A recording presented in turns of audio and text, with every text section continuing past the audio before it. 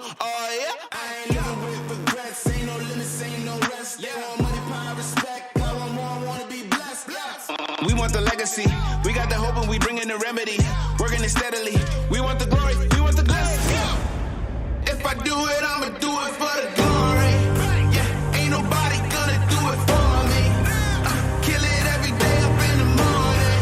It's a blessing, so I do it for the glory. Ay, the glory. Ay, the glory. Ay, you know I do it for the glory. Ay, the glory. Ay, ay, when I do it, yeah, I do it for the glory. For the real, I know how they used to feel. Now I'm here up in the field, making these moves, making these deals. I made something out of nothing. I ain't bluffing, no discussion. Look at the numbers, I've been hustling. Little rough around the edges, still I made it though. Still I just been laying low. Man, I just feel grateful though. I know where I come from, man, I ain't alone. Yeah, and I feel so blessed, too blessed to be stressed. And I'm with the day unos, they don't ride to the death. We got the legacy, we got the hope and we bring in the remedy. Working it steadily, we want the glory, we want the glory. If I do it, I'ma do it for the glory. Yeah, ain't nobody gonna do it for me. Kill it every day up in the morning. It's a blessing, so I do it for the glory.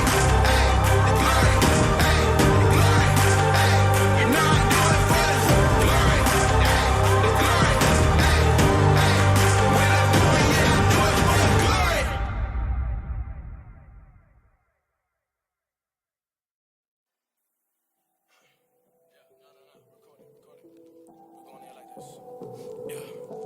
The summer of 2011, I lost everything and I witnessed the drought. Totaled my vehicle out on the road and I barely could breathe when they mentioned amounts. Look to the sky, know I need help. Look for the sun, all I get is the clouds. Called up my sister when I hit the campus, she answered the phone and she hit the account. Now I'm back up, looked at my plan and adjust. It got so harder to trust. Cancel my friends after graduation, cause when you a giver, it's never enough. I had nothing to say. Slept in the garden of snakes, far from me playing it safe. I was running from God, his plan and his call. I didn't even know he was keeping me safe.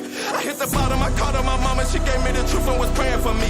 Life in the game, but you in the circle and running from purpose and playing for keeps. They scream YOLO, I went solo. That same night I went dropped on my knees. The weight of the world I kept on my shoulders for all of my life was traded for peace. Yeah. Cool. Yeah. The game getting pressed like articles. Yeah, and for delivery, taking where marchers go, they wanna limit me. I'm with a ceiling be he been taking all of my enemies. I've been body bagging up the energy. I'm in the streets like a city with Mardi Gras. Hot in the crowd, and I'm turning it down. You're not a king, I don't see thrones in your crown. It ain't a show when the truth's coming to your town. A new heaven and earth, I'm going to life on the clouds. But anyway, I reach for a mic and a dinner plate. Having my home in a house so big, I'ma need a tour like I'm selling dates. Hold that thought, I meditate. Lost my way in 2013, got the key to life, that's a better place. I'm really from that bottom. I ain't have a dad with the richest rags, so I focus on what matters. And my coach put me in, now I'm on the field and I got him. Well, I guess it's safe to say, it's really about to be a problem.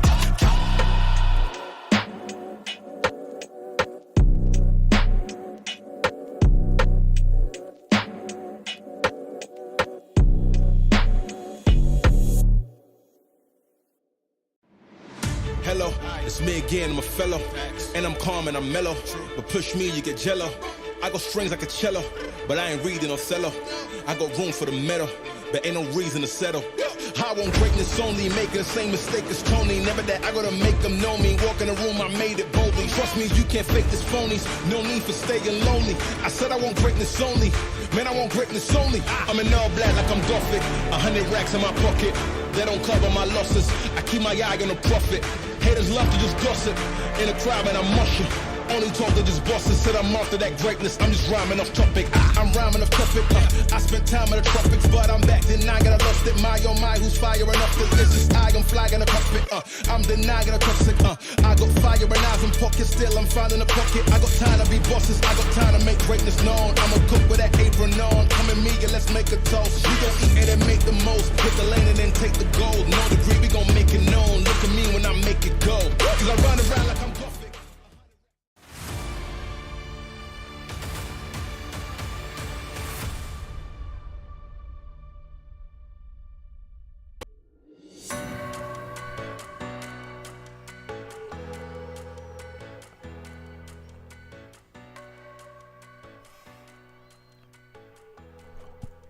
Ladies and gentlemen, welcome to the inaugural T3 Arena League, where it's an absolute pleasure to be here today. And finally, we have some massive esports coming through for this lovely mobile game. I'm Digital Cast, all the way from Melbourne, and with me, my best mate, Ben Smash Lahane. And of course, behind us, all the way from America, Shuri. Yeah, no, it's going to be a great day, Digi. And yeah, it's great to have Shuri in here as well. I mean, obviously, we're down under at the moment. It's a bit cold, a bit chilly, hence the jackets. But Shuri, it's going to be great to see some T3 Arena live now. Yeah, I mean, I can't wait. It's going to be really good games. We got 2 exclusive teams in this group, so I mean, it's going to be just some killer matches. Well, I certainly do hope so, because look, as far as I'm concerned, right, this first group, it's only a few teams, but quite a few of them are really stacked, and the level of competition this early on day one, it's quite a force to be reckoned with. And one other thing to mention about later on is that the new format in gameplay. Not only is it double elim, but there's also the factor of hero pick bans coming in, which should spice up the meta a little bit. Isn't that right, Yuri? Oh yeah, it's definitely going to change up some stuff. And another team that's also getting overlooked is our first actual organization, Team Mobility's in this group too. So there's just a ton of stacked teams, like you were saying. Yeah, it will be fun to see how they kind of work with those hero bans. Of course, we've seen the meta kind of define itself and go played over and over, lots of mirror matches. But now with the bans, it's going to open up. Some of those counters are going to be banned out. We're going to see some new stuff coming through. And as you mentioned, we're following 4 teams today, so we're going to get to know them very well, and that will kind of also set a precedence for the next group of teams coming through as well. They'll be able to get a bit of information and start seeing what teams like Team Mobility are going to start playing. Indeed. Well, hey, look, outside from hero bands, from me just looking at a lot of the characters as well, I think a really interesting thing to mention on with your point is that aside from having the mirror matchups and everything, this should force teams to be a little bit more creative and maybe play outside the comfort zones. So I wouldn't really be too surprised if we see, some of the, how should I say, the teams struggle a little bit and maybe like a dark horse team making a run. But hey, look, enough about that. Let's have a look at how this entire league is going to work, because it's a little bit of a interesting or different format to what everyone's used to. 3 phases, essentially. Phase 1 is going to be the qualifiers. 16 teams invited from the previous community tournaments. You got Lovebeck Esports, you got the Rampage, bringing the teams into this. And the 4 winners directly qualify into Phase 3, the finals. Phase 2, the wildcards. 32-team open registration. The teams that didn't make it through Phase 1, of course, are more than welcome to join Phase 2. Once again, top 4 go straight into the finals. And then, Ben, the finals in Phase 3, 8 teams from the Phase 1 and 2 winners compete to find out who is the league champion. Yeah, and we could see some of those teams from that wildcard phase come through and do or have a big run into that finals, because it will give a little bit more practice time under these new rule set with the hero bans and picks. I wouldn't be surprised if there were some upsets early on, just because as players are starting to figure out what they can and what they can't play, what they can get through. Yeah, it's going to be interesting to see that. But I reckon them 1 or 2 of these wildcard teams might make a deep run. What about you, Shuri? What do you think? I definitely think that. And to your point, these bans can come into handy because a lot of people are like 1 or 2 hero tricks. And being able to ban that is super important, especially because these teams scrim all the time and they all know each other so well. They know who to take out with those bans. And I think that could be like a really crucial part of this. Well, we will definitely have to find out later on, but hey, look, we've already explained to you guys how it works, and as you can see on the graphics, it explains the entire route to get there. Now, today, the main matchups. Today's schedule, well, the first match, Goofy Goobers versus Exclusive Argons, and then in the second matchup, Exclusive Easy versus Team Mobility. Shuri, these teams, you seem to know them very, very well.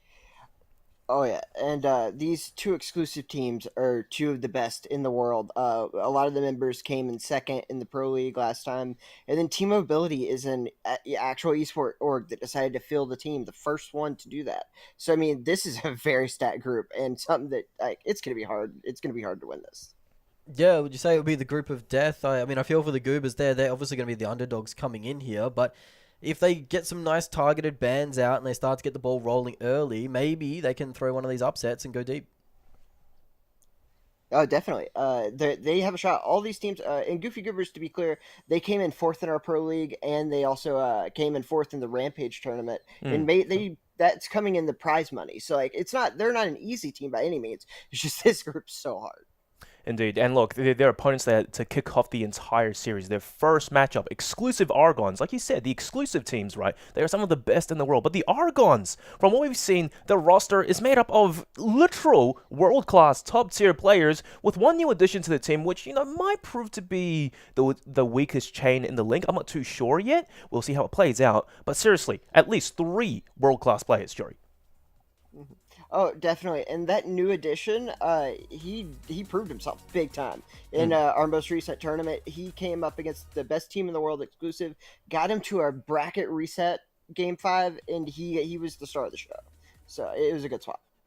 Well, look, let's check out the first matchup in detail now, because I think we've done a great job of talking about all the matchups, but let's focus on what's coming up on hand right now. We've hyped up a little bit about Goofy Goobers versus exclusive Argons, and, well, Ben, look, I already heard your initial bias. What do you think? Who might actually have the edge out in this initial matchup?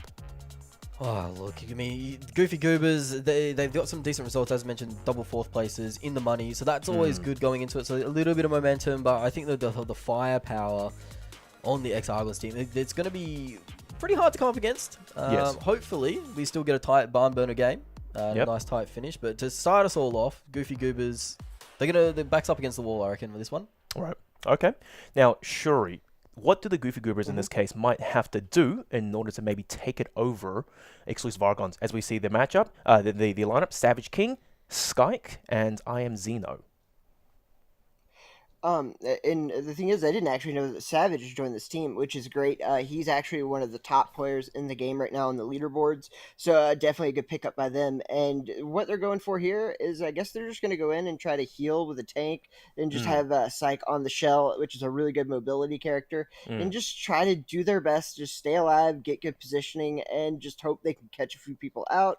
And that's the great part about some of these game types is if you just get a good few kills and just to get some lucky kills, you can really start to roll those scores and get really big leads. So I think that might be what they're trying to do here. All right, well, that does seem to be the case because I see they have the Ruby pickup, and obviously her not being much more mobile than, say, Jabali's, Shields, and whatever. It does indeed seem to be true that they are going to be running a much more mobile, on-the-fly, kind of a skirmish composition of sorts. And on that note, though, do you think there's maybe just a slight maybe disadvantage they would have potentially? Because from what I can tell, it's not exactly the highest DPS output, if anything. They might be afraid of Aletta, and Aletta, one of the things you can do to counter that is Ruby, because it has a really big spread on its firing, and so the mobility of the Aletta is a lot less effective that way. And so I think that might be what they're going for. And also Johnny Jet is a staple of control, and the one thing that can counter that hard is the Chemist Healer, because its heals also do damage in an area on effect, and it's really easy to kill Johnny's that way. I think that might be what they're going for.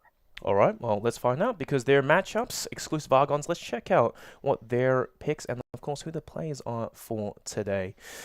Now, on the screen, once it comes up, of course, we have, hopefully, I would be expecting to see a faster playstyle, and there you go. You have Johnny Jet, you've got Victor, and you have Jabali. So, 2 tanks right off the bat. A very, much more slower playstyle, I would say, compared to Goofy Goobers. Yeah, Shuri, what do you think? Is Goofy Goobers going to be able to outposition them, kind of pick them apart? Obviously, these tank-centric heavy lineups, they play a bit slow-rolly. Is that going to favor the Goobers in this situation? I think the Goobers are favored a lot. So Victor's not very good right now, except for one thing, and that's to stun Jabali, because it goes straight through his shields. Yes. But if you don't have Jabali, it kind of does nothing. So this can be really hard. Yeah, indeed. It's a stun Jabali, however, the problem is Jabali's on your own team, so what's the story here? And for most part, Ben, from what I can tell, right off the bat, it's just the initial Goofy Goobers. They might have the mobility advantage coming into this, but Shuri did mention one thing, is that Johnny Jet might actually be the winning key for the ex-Argons, and especially maybe with his invisibility traits, but I don't actually know how much good it will do when the support that he has is going to be 2 rather slower tanks, and as Shuri also said, Victor, he's just not that great. The shotgun, it's a huge spread gun. You have to get really up close and personal to do major damage, and just in general, he's a bit slower. Yeah, the slow roll tank compositions, they're hard to pull off. Well, actually, they're probably a little bit easier to execute. The high mobility, squishier characters, a little bit more healing. That's going to be looking to slice and dice, little dissection there, trying to get this Johnny, because it looks like it is going to be pretty much on the Johnny to deal out that damage, and we'll have to see. There's a lot of eggs in the one basket there. Shuri, one last time now. We've talked about basically two teams. We've broken it down. What's your take on maybe the team that might take home this first matchup? Honestly, I'd never thought I'd say this, but Goofy Goobers. The biggest problem they're going to have is the bulk of their damage is coming from Johnny Jet, which is a character that is notoriously like low damage all at once. So it's kind of just a really bad matchup for exclusive. Okay, well, look, we've seen the initial picks. Now let's go into the hero bans, because like we mentioned earlier, this is going to be the interesting part, at least, of this league. One hero ban per team per match. And that's, like we mentioned earlier, it might actually throw off the meta a little bit. Wow, right off the bat, Goofy Goobers, they ban Fade. And as for the exclusive Argons, they ban their own choice. So, Shuri, take us away with these. What's your take? I have absolutely no idea why they banned Iris. No one plays that. But Fade is a horrible thing to play against. It's terrible. Like, I would ban that too. It's just very, very hard. He can stun everyone on the map. Like, it just sucks to play against Fade. So I get why they would ban that for sure. Yeah, as you mentioned, there's not many bans on the banning Iris. Is that kind of like a decision to kind of just, throw away the ban, make sure everything's in the pool, or... Yep. So exclusive, especially this team of the exclusive, the Argons, they have the widest map pool of anyone. So I guess just keeping all your options open is really the thought behind that. Well, interesting enough. Iris is definitely an interesting pick, but I can definitely see the appeal of banning Goofy Goobers, but of banning Fade for the Goofy Goobers. But I guess we'll see how it plays out, because overall, I think aside from exclusive Argons, Goofy Goobers look just fine in terms of their pick bans. So my main concern is going to be for exclusive Argons. What kind of like a synergy play will they have, especially with Victor, because it's two tanks, and we've seen how slow Jabali can be. He has to be close range to deal decent DPS, and Victor as well, the shotgun. It's just not the ideal situation you want, but it's going to be control, so that might be a slightly different story. Maybe they want to maintain side control, just duke it out on site. Shuri? I think they really thought they were going to have a Jabali on the other team. I think that's what it comes down to. And Fade is a really good pick by the other team because he can also charge and stun through shields. And so Victor's the only thing left. And I'm just assuming they saw that. They were like, oh, if they're banning Fade, 100% they're going Jabali. Let's pick Victor. And they just didn't go Jabali. Well, Ben, it looks to me that as if exclusive Archons may have jumped the gun a little bit and outthought themselves. Yeah, and... ball in Goober's court now. They've got the draft that they wanted. They've got all the matchups they could ever hope for. They've got that advantage. So it is going to come down to who in the server can execute their strategies. Of course, we've talked a lot on the Victor and it not being that impactful. Egg's going to be on our face if they can pull off that Victor and make it look absolutely stunning. Yep. Of course, it's going to be hard to get up in the face of some of these more mobile heroes, but if you can catch them slipping, then all of a sudden you get a big advantage with the Victor. That seems to be the case, but then again, like as you were saying, Victor is mainly the hard counter to Jabali because, he gets knocked back when the Victor dashes at him. But then again, the issue is, when you do have Ruby instead with the mobile shields that she deploys, Victor, he's going to be running hard into a brick wall. So it really is, I think, the game plan for X-Argons to start things off, just to get onto the site and hopefully stay on the site while staying alive. But here's the problem, Shuri. They don't have much in terms of healing. They have a huge health pool to deal with, but when that chips away and scraping at the bottom of the barrel, you might just be in a really rough spot. I guess they chose different... Are they choosing different characters? Yeah, it looks like a little bit of a change up in that those picks coming through. Okay, then that's not bad then. Okay, well, that is good. Well, hopefully then, turns out the initial pick might have just been a little bit of a debate, so they won't have to be struggling too much with the double tank on a control, close quarters combat, super skirmishy kind of a playstyle. Now, Shuri, real quick, take us through these new picks, because this is going to change the game a little bit more. Oh, it changes everything. You're actually going to have a much harder time. And wait, did they pick Iris? Isn't Iris banned? I think the big band's going to be slightly different. Regardless, though, carry on. Oh, okay, sorry. Well, either way, it is a lot different now because you have the Hunter. And the Hunter is the hard counter to Johnny Jet. So they still hard counter the team of exclusive, which is great for Goofy Goobers. And it is going to be huge because the sonar balls of the Hunter get the Johnny Jet out of his invisible form. He's super easy to kill after that. And all the advantage of having a Johnny Jet of sitting in the hill, not doing anything, it's just gone here. So, and it looks like they're going to be pushing in early.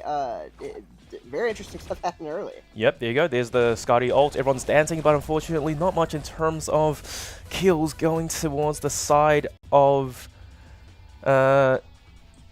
exclusive Argons. They just struggled completely there, and I do like to think it's their single ultimate from Goofy Goobers that completely shut them out. Now they're stuck in their spawn, waiting to regroup, but it's already 30% cap coming out from the Goofy Goobers.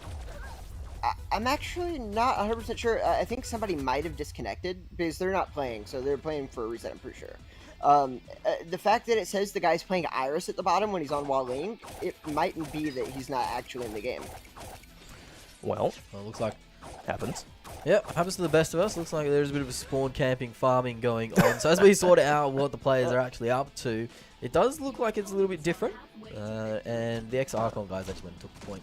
So, well, aside from that, you know, Sherry, let's actually talk about the at least the first map in this series, because obviously it's going to be Control and it's going to be Arctic Express, which it's pretty small, and the major point of congestion is whether you spawn inside or outside spawn, and of course left lane and right lane. So Sherry, what's your take? So, I mean, this map's very good. I love it competitively. The one problem is, in this game, you have what's called wall peeking. And it basically, if the wall's on your left side, you can sit there and shoot people and they can't shoot you back. Yeah. And so the team, whoever spawns where they are on the open side on the right, they have a much better wall peek side off the bat, which good news is it does switch sides each round. But look to that team to basically just do a lot better in that round. Yeah, indeed. You know, we talked about it earlier, Ben, as well. It's just the nature of this kind of thing, over-the-shoulder mobile kind of a shooter, and the right-hand, well, what I like to call it is the right-hand peak advantage. Because especially on Arctic Express, if you have the outside spawn, always go towards the right lane, and automatically, just not even quite arriving in mid yet, you already have that right-hand pick advantage, and the idea is to get a little bit of info, try and pick off maybe one of the players on the other side with the inside spawn. But then again, if you ever play on the inside, your strategy change a little bit more, because if you go to your left lane, which is going to be running into their right, that's not the right one, the right one. If you go towards right, over towards balcony, you're kind of exposed. I mean, you also have a bit of a right-hand pick advantage, but so it's just a little bit of that cat and mouse game, both teams running around each side, and then eventually, when the point unlocks after about 20 seconds, you're going to have to dive into a site, so it's all about information play at the start. Yeah, they're playing that ring around the rosy, trying to get on the right-hand side. Of course, with that, you're a little bit more protected on that right-hand peak as well, so you're not exposing yourself to get killed early in the game. Yeah. When they dive onto point, though, it will be interesting to see, because that's when all hell breaks loose. Well, speaking of breaks loose, it's time for us to go to a short break, because, you know, technical breaks, it happens, guys. Look, don't go away, stay hydrated, because once again, the first matchup of two Titans is about to go down.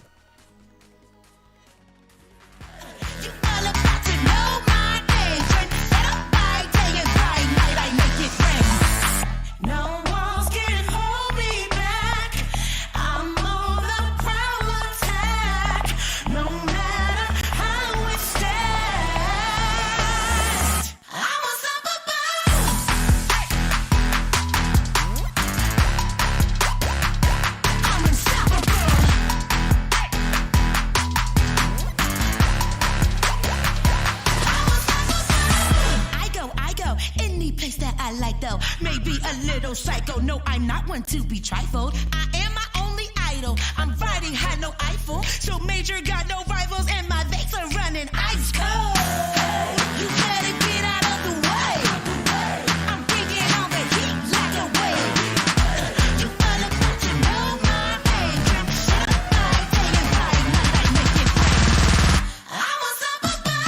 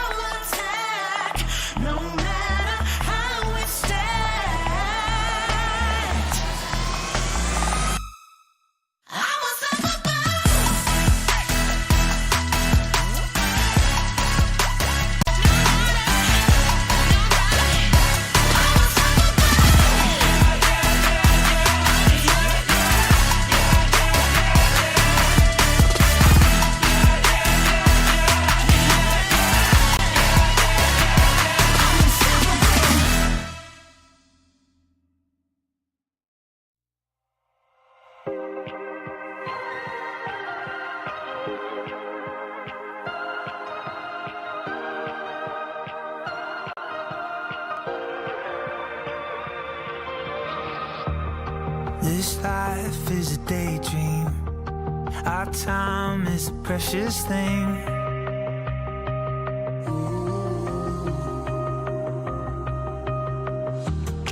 We're searching for meaning in the highs and the lows we've seen.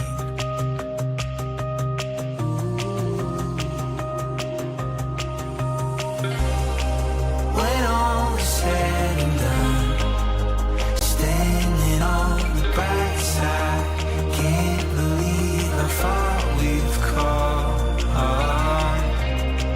We've only just begun. See the world through new eyes, taking us to great heights. Anything is possible, everything is new, and we'll carry each other, running wild into the night, technicolor blue, and we'll carry each other.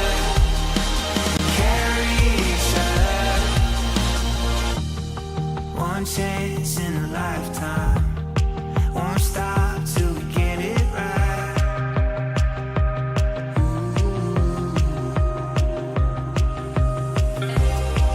When all is said and done, standing on the bright side, can't believe how far we've come.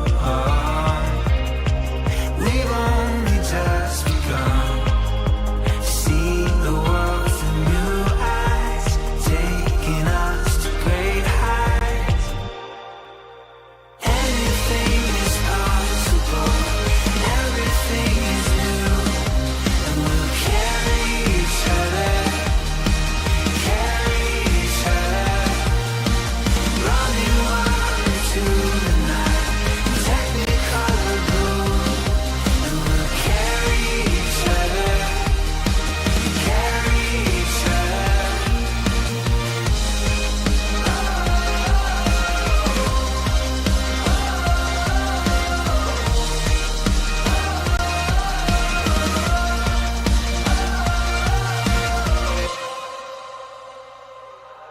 It's our time to believe it. We can fly through the ceiling. Our time to believe it. We can fly through the ceiling.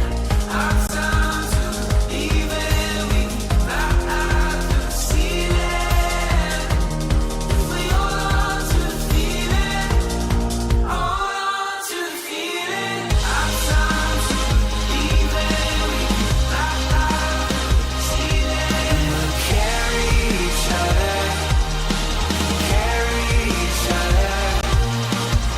Our time to believe it. We can fly through the ceiling. And we'll carry each other, carry each other. Anything is possible, everything is new, and we'll carry each other, running wild into the night, technicolor blue, and we'll carry each other, carry each other.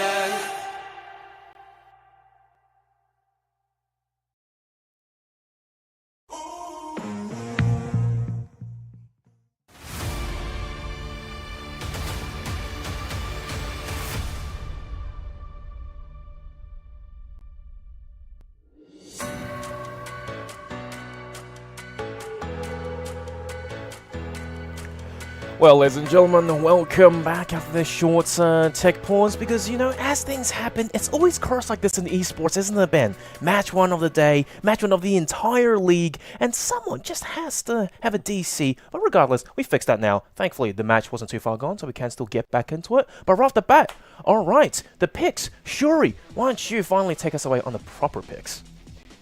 Okay, yeah, so like I was saying, is Hunter is a very good counter to the Johnny Jet.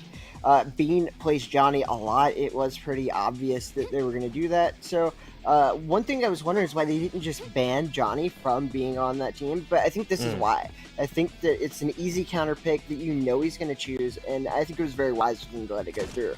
Because his whole thing is to sit in the hill invisible, and you can't do anything about it. Well, you can if you have Hunter, and so I think they're going to try to get Bean out as fast as possible and kill him, and then have that easy 2-on-3 battles, and it's just really good plays right here by the Goofy Goobers. Well, right off the bat, finally, a little bit of a congestion. There goes Johnny Jet diving in, and he actually outmaneuvers the Hunter. Shuri, you just lied to us. You thought Hunter was going to get the better of Johnny Jet. Not the case. But regardless, though, even though there are a player down, it does still seem like Goofy Goobers are still going to try to contest for a site, and if anything, things are not going well. It's all down to the last player, Hunter, who just respawned. And for the most part, X-Argons, they've got the site, and they've started to cap, and there's the equalizer. Yeah, so X-Archons, they did end up getting the cap point. You can see there the 8% ticked over to X-Archons, and I think now it is in Goofy Goober's favour. But Savage King getting taken out straight away, kind of put him on the back foot. Of course, that Hunter can be very, very squishy if caught out. And you can see now the arrows going through, and more Nox getting down, Bean getting down and dirty. Already got 2 frags on the board. Yeah, team wipe. Back to square one. Little health pack here, and you can see the ultimate's already coming up on the side as well. So Bean is definitely going to have that ultimate up, ready to go. See what they can do with the Johnny Jet. That ultimate. Sure, it seems like so far the Johnny Jet, Wildling, and Scotty pick, it's working wonders for X-Argons. Yeah, I mean, it totally is. And the thing is that I said that Bean could not sit in the hill because of the Hunter being there. But I didn't say anything about him just going straight at the Hunter. You don't normally see that very much because it's really hard to do. But being able to get him again. But Vert able to take everyone out here. Virtuoso doing a very good job here. Yes. Hey, they got exclusive on the back foot, and that's exactly what you want. You want to get them on the back foot because this team can set up really well with that Hunter, and it's going to be hard for them to break. But they got to win the gunfights. Yes, they do indeed, but so far the gunfights are going rather one-sidedly for the most part of exclusive Argons, though not by too much. Granted, they got the first team wipe of the entire series thus far. And there you go, Wildly, nice snipe. Close range quarters combat. The shield up from Ruby doesn't make her job easy. And she does indeed go down. Ruby, with the 3 cards, flinging it at her face, gets the best of her. And there's the recap once again, going into the favor, actually, of the Goofy Goobers. They're back into it, Ben. Tied up once again. Yeah, that Goofy Goobers, now they're starting to solidify on the points. Of course, those shields, they're going to have to push through and push through. And you can see Bean already going hell for leather through the shield, trying to push through again onto the second player. But he's going to get very low dropped around. They're going to have to back off back to those health packs. And it is going to be a more contested point. But all this time, the Goofy Goobers are building that percentage. But Bean is not having a bar of it. No, absolutely not. You know, I guess the whole strat of Bean is to leverage his mobility and dive right in there onto Hunter and just consistently getting the better of him. I'm pretty sure if we can even see the head-to-heads, he's just basically up in kills versus Hunter, who's barely managed to take him down at all. The sonar grenade, unfortunately, not getting much value out of it just yet, but bear in mind, the Goofy Goobers, they are in the lead. That's about 30-odd% that the exclusive Argons have to regain back. They have fully respawned back for the most part, but just getting back onto the site, that's the real problem for them. Yeah, the Argons, they do have the ultimate advantage coming through here, so they could put it down into that one-fight territory. You can see now getting on the aggression as well. Cole dropping very low, but you see the damage put through. Cole does get taken out, but the trade is going to be there as well. So it's a 2v2 situation at the moment. Alive, the shots are going to come through from the Wily, but not able to hit much, and it is going to be another capture coming over. Oh my God. Getting close, and what's that? The Stimmy gets dropped. Bean dropping very low though. It's going to go percentage-wise down to the wire. Oh dear, dearie me. Finally, exclusive Argons are in the lead, but not by much. I can't believe it. Our first matchup of the day, and it's already this heavily contested. Okay, exclusive Argons, time is running short now. You guys have to get a move on Bean once again. A tale as old as time, trying to duke it out versus Hunter. And he actually does get strapped over towards balcony. Can't move out just yet. Now, 99%, and that should be the initial first point going over towards Goofy Goobers. Shuri, this was unexpected, wasn't it? In a way, yes. But while the Hunter was not getting all the kills in the world there, his sonar balls were trapping Bean out of the fight. And Bean only had 2 deaths, while his team all had 5 deaths. And the reason for that is Bean sitting over in a corner while his team's fighting 2v3. So while the Hunter wasn't getting all the kills, he was trapping Bean, and they were just winning the fights 3v2. Sabine was just basically forced out, denying that space. The Hunter was denying Bean the space to go through. So Bean eventually got the kills on the Hunter, but was it too late? Was it all that space denied already, and Bean couldn't really get through and help the team too much? Exactly, and that's the biggest problem with the pick of Johnny Jet, and why it's so easy to counter. And I think that's exactly why they didn't ban Johnny Jet. I mean, Bean always plays it, and they knew that he would go if they let it go through, he would play it. They just picked Hunter, and it was a great pick. Yep, seems to work out reasonably well, at least for them. And also one other point to mention as well is for the Goofy Goobers. Their Ruby spent so much time on site just anchoring it down time and time again. She was basically one of the major reasons in which Goofy Goobers managed to get such high percentage in rather a short amount of time. And even despite the best efforts from exclusive Argons trying to force her off the site, you saw they were struggling. You saw Bean trying to leap through her shields, trying to do damage, but it was simply too much for them to handle. Ruby as well, getting the extra shield buff for being close to her shields. It just buys that much more time for her teammates to rejoin the site. And that's the team leader, Virtuoso, very good player. And oh my god, you were right, man. The way he was throwing those shields and just dancing around him, there's nothing you can do. Yeah, exactly. You push through the shields, and all of a sudden, they're at the advantage. You've got the backup there from the Ruby as well. So it's very difficult, I guess, to push through, especially on there didn't look like there was a lot of HP left on the side of X-Argons. So Johnny Jet didn't work out this time. Maybe it was a trap set by the Goofy Goobers, knowing that they were going to walk into it. So how do you think the first or the second map is going to go? Are they going to be able to even up on 1-1, or do you think the Johnny Jet will stay around? Oh, I definitely think they're gonna know that, they're just gonna pick something simple that can't really be countered too much. Probably have a Scotty and a Walling and maybe a Lobula, and just something that you can't completely counter, because there's no way they're gonna choose another Johnny team. Yeah, and now that you mentioned Waling as well, one of the really good points to mention is that Waling, right, her arrows usually on full charge can instantly destroy one partition of the Ruby shield. We didn't see much of that though, and even though Waling has the passive being able to see everyone on the map, mainly the opponents, right, that was not leveraged to their maybe full potential. And in a sense, I guess if you read deep into it, it seems that the Johnny Jet pick, trying to maybe counter Hunter, they might have just tunnel visioned a little bit too much into it. You always saw Johnny Jet trying to leap onto Hunter, take the advantage, and you know what Hunter did? He did not care. Just stunned him with the sonar grenade like we saw in the past, and then he just runs away to play the objective. Isn't that right, Yuri? Definitely, and it goes the other way around. The Hunter's what counters the Johnny Jet. That's why the Johnny has to go on him to get him to stop hitting those Thunder balls. And the thing is Johnny just dies to that in every way. The ultimate of the Hunter knocks the Johnny back, and since he's off the ground, he can't be invisible, and all it takes is there's body shots from the Hunter, and it's an instant kill. So he just knocks back, shoots him, it's death. So the Johnny just can't do anything against that. One other thing to mention as well is that before the reset, we actually saw Scotty have her ultimate online real early on, and she got everyone dancing, and that kind of swayed, I believe, it was the exclusive Argons getting the initial favor into the matchup. What do you think went wrong this time around, though? I don't know. Honestly, I think they just didn't take the Ruby seriously enough.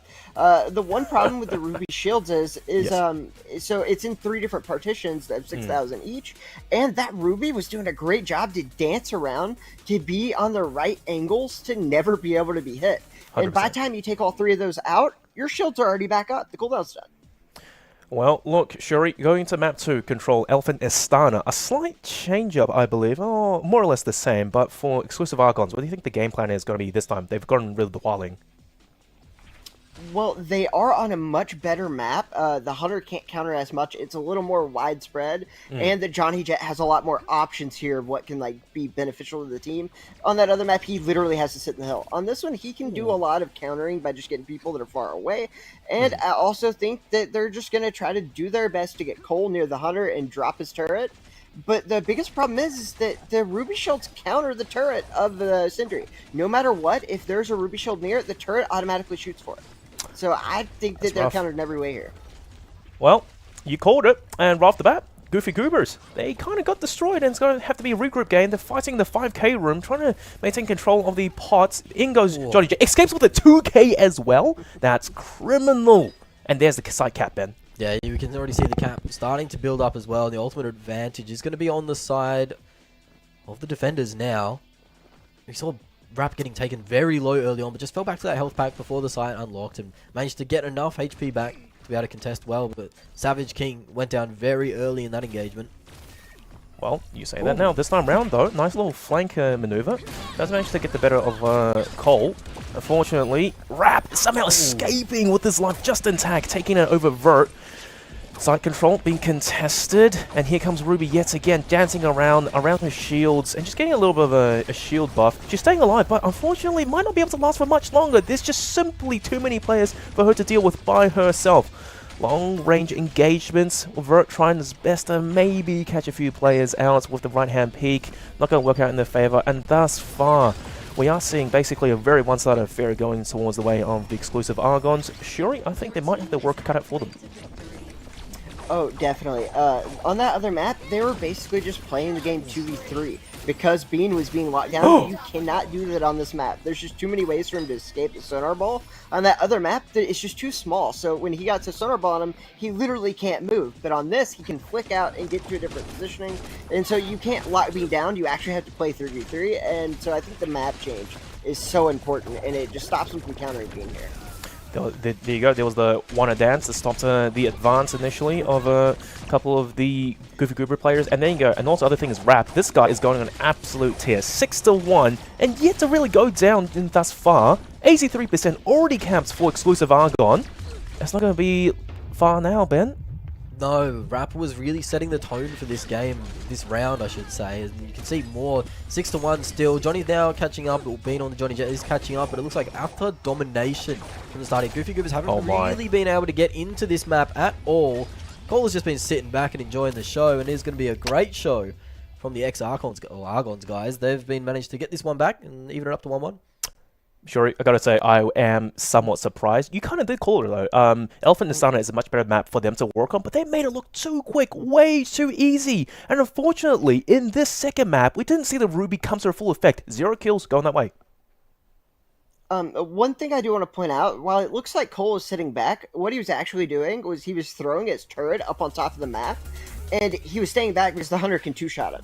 So Cole's literally just sitting there, letting his turret do all the work and staying alive. That's why he was hiding back there. And that's why you're seeing the Scotty get all those kills, is he was literally just shooting once and it would kill people. Because Cole's turret's doing all the heavy lifting early, the other team has to focus the turret, and while they're up shooting towards the sky, and then Cole just recalls the turret and places it again. And then everyone one-shots, and so that's why his entire team just went so positive there. Cole, it looks like he wasn't doing much, but that's just because he can die so fast that he wants them to have to focus on that turret. So he has to stay back. Information play.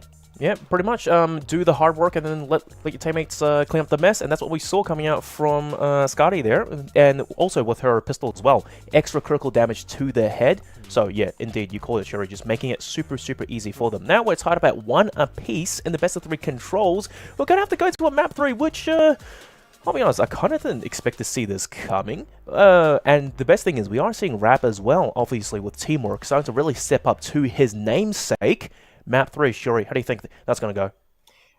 I mean, the side of exclusive, it has to, because they just talk way too much crap to lose this match. But a little behind the scenes stuff. There's a rivalry between exclusive and the Goofy Goobers.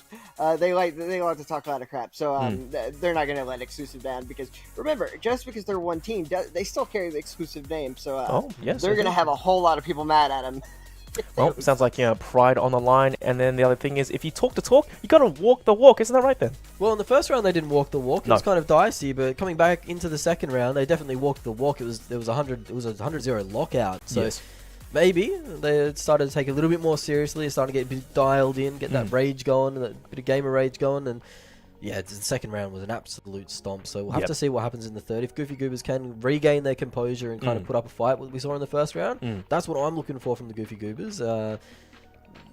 Ex-Argons, they probably just want another easy one. Maybe. Well, look, map 3, right, it's going to be a bit of a different story. Emmental, a much larger map, and 3v3, it can be a little bit different. I'm not quite expecting a slower playstyle, and if anything, from what we saw from map 2, exclusive Archons getting off of the Wildling pick, they don't want the info anymore. They just want to set up the turrets and maybe just a fight on the site. Map 3 is going to be a different story. Shuri, what's your take on this?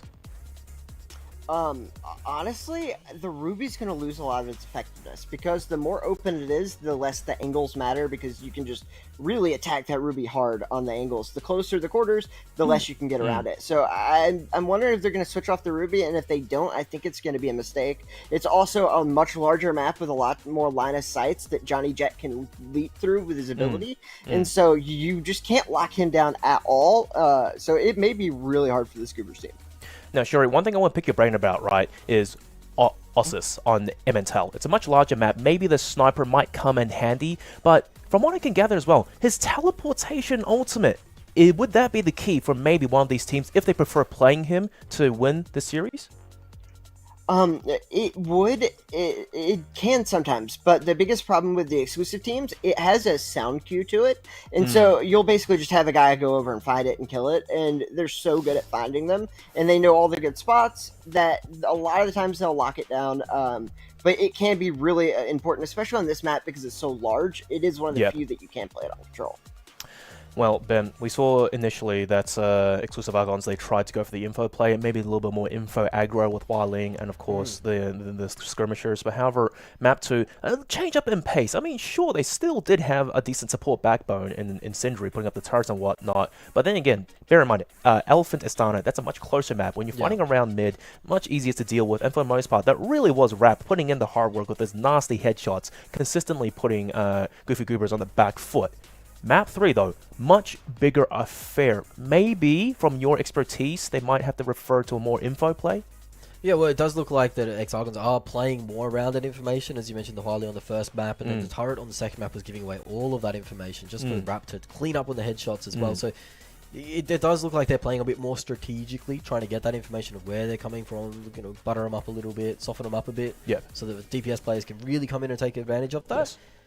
Goofy Goobers, how are they going to get around the information game? How are they going to be able to circumnavigate so they don't give that information away early? Are they going to play it themselves so they can kind of figure out what's coming their way before it hits them?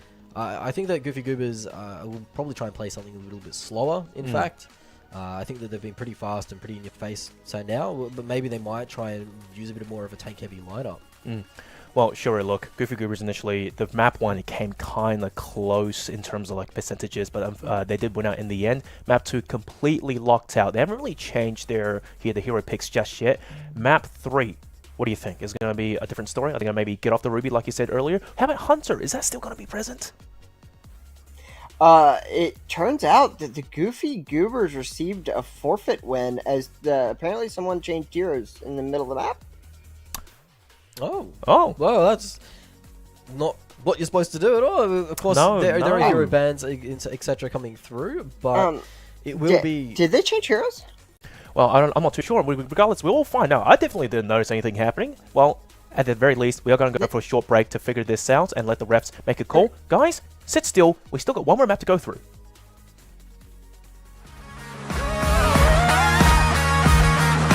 This is our champions I made. All the way, all the way, all the way up. All the way, all the way up. Best of the best, cause I'm sitting on top. All the way up. All the way, all the way, all the way up. All the way, all the way up. Top of the game, cause I'm too hot to touch. All the way up. I'm a champion. I'm a champion. I know it. I deserve the name of a champion. Give my anthem. This is our champions I made.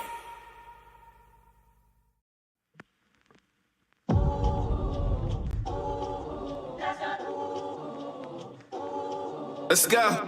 Bring it in. We about to do what we did again. Nothing to prove, but you know what we've been against. We got a call to do it. You know we issuing it. You see the evidence. Yeah, you see the homie. I'm going from holy to holy. Going from glory to glory. I ain't just living, I'm telling the story. I had an episode better than Maury. I had a step and they couldn't ignore it. I had a shot and I hit it like Ori. I feel the glory. I feel the glory. Let's go. If I do it, I'ma do it for the glory.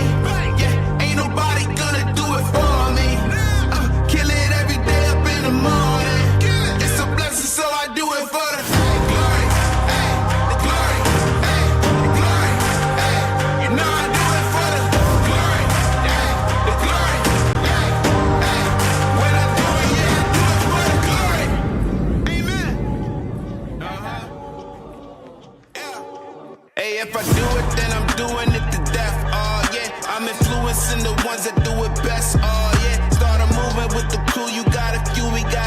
trying to do what they said that we couldn't do. Oh yeah, I ain't living with regrets. Ain't no limits, ain't no rest. They want money, power, respect. I want more, I wanna be blessed.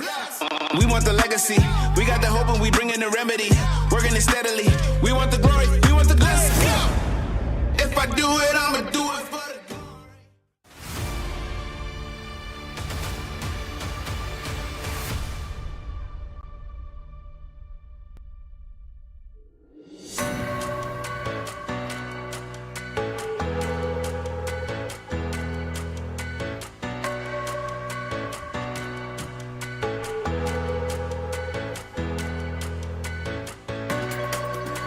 Well, welcome back, guys, and indeed we do have some bad news, but also good news if you're the Goobers, because in Map 2 we actually did indeed have a hero change mid-game coming out from the exclusive Argons. Bear in mind, guys, at least for this entire first phase, that is a hard call. We are not allowed to do that, and because it's just the rules, we don't have the hero bans. Don't make things overcomplicated just yet before having changing heroes mid-game might, affect the thing with that much time remaining. Regardless, though, the first map, the first game mode of the series, best of 3, goes over towards the Goofy Goobers. It's a 2-0. It is by forfeit, not exactly the way we wanted it to go, but hey, Shuri, if you're the Goofy Goobers, you'll take that.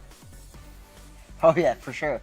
And luckily it is double elimination, so they're not limited out of the whole thing. They get to go to the losers bracket. So I mean, it sucks that it went that way, but hey, that first map, they won it fair and square, and if you cheat, you cheat. Yeah, so Goofy Goobers, they do take out the control portion of this best of 3 series. Now we'll move over to the payload, the escorts. Of course, X-Argons, they probably would have wanted to walk away with a 2-0 and make it clean and tidy, but now they're going to have to move over to that escort and show a bit more of their hand about what they've got. Yep. Of course, if they do end up dropping the one of the escort maps and go down to Goobers in this first matchup, as you mentioned, it is double elim. So we're always going to see the best teams come out on top. Yeah. You get surprised once, what is it? Shame on you. Shame on me, sorry. Fool me once, shame on you. Shame on me. Fool me twice, blah, blah, blah. Yeah, exactly. Awful. So you know what's going to go on here. X-Argons, if they are the better team, they're going to rise to the top. And they're going to come back with a little bit more fire in the belly as well for these escort maps. Being forfeit win for the Goofy Goobers on map 1 never feels good. It's happened to me in the past as well. You always put a little bit extra into those next maps because you do want to get it over and done with, get that clean dub. Yeah. Gamer mode, focus mode on for the X-Argons, because ideally, like you said, Shuri, there's pride on the line. They are carrying a prestigious name. They don't want to go down into the lower bracket to fight out from there, which is kind of extra games. So for these last 2 payload escorts, extended by the way, they are going to have to put in their 100% and go harder out. Now look, for control, it's a bit of a quicker game mode, smaller maps. Now for payload escort, we should ideally be looking at a more tanky setup, but we're not necessarily seeing that in terms of exclusive Argons. But however, for the Goofy Goobers, Jabali pick right off the bat. Yeah, and it's a good pick too. And also, I did figure out what happened to the exclusive team. So in other tournaments, you can change your picks between rounds, but you can't in this one. And they didn't read the rules. That's why I was confused. I didn't see him change during it, but it's a between rounds thing. And a lot of top players, they forget to read the rules. They just assume they know everything. It happens to me too. Well, hey, look, in a tournament this big, to at least kick things off with his decent money on the line, you don't want to, skip over the finer details. But some of these players maybe, oh, I'm here to play, I'm not here to read. Anywho, regardless, look, Shuri, no tanks for the side of the defenders. Exclusive Argons shouldn't really be an issue for them, looking to do max damage overall. And right off the bat, payload getting unlocked. And as for the Goofy Goobers, going out the left wing, Jabali getting clapped a little bit hard, but he does make his way up, and looks like they're going to try and push the players of exclusive Argons off of their pedestal in big red, just so maybe they can get onto the payload with 3 minutes, more than that, to spare. Yeah, again, Raph laying something out of this heat. Gets taken out early though. Shuri, who are you favouring on this lineup now? Now you've seen the full rosters. Yeah, I'm going to definitely have to go with exclusive here. This team in particular has Cole, who is one of the best players in the world at this game type. I don't think he's ever lost this map in tournament play before. Oh, all right. I don't.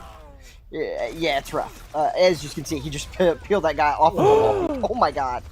Yep, close quarters combat, doesn't matter. He snipes one, gets the second, guns him right down in front of him, and now it's just poor Jabali trying his best to stay alive. This is just cyberbullying Shuri. He even gets ulted by the Scotty Wanna Dance, so he's just dead to rights. It's instantly a massive regroup, and it's already basically roughly almost a minute off the clock, and they've barely pushed it, Ben. Yeah, Jabali in the kitchen. What's he cooking? It wasn't a whole lot at the end of the day, was it? Burnt. No, and you can see now a little bit more defensive effort put in, but it is going to be Cole leading the way with that 3-0 KD. And you mentioned that he's an absolute weapon on this game with the full flash. Cole struggle does go down there actually.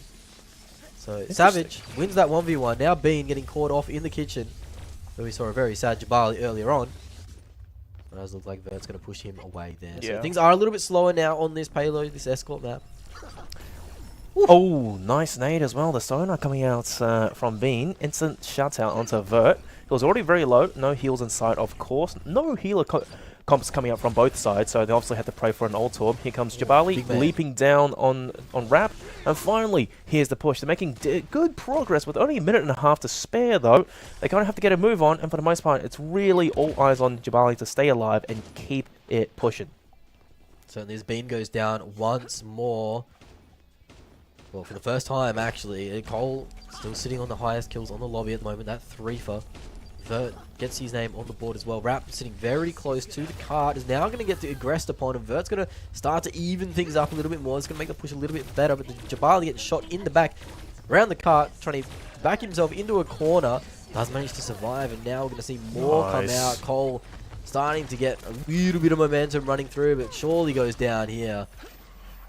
Does end up getting pushed away, and it is going to be the Goofy Goobers starting to get a little bit of push on. Get through that first checkpoint, yeah. You can see the meterage just climbing up and up and up in that top corner. There we go. The Wanna Dance once again. Scotty Ultimate completely shuts out Jabali, and I do believe that was a quick 2k as well. Health replenished, and for the most part, it's all about exclusive Argons maintaining control of balcony. A little bit of BM there as well from Cole. Shuri, is he usually like this? He's feeling himself.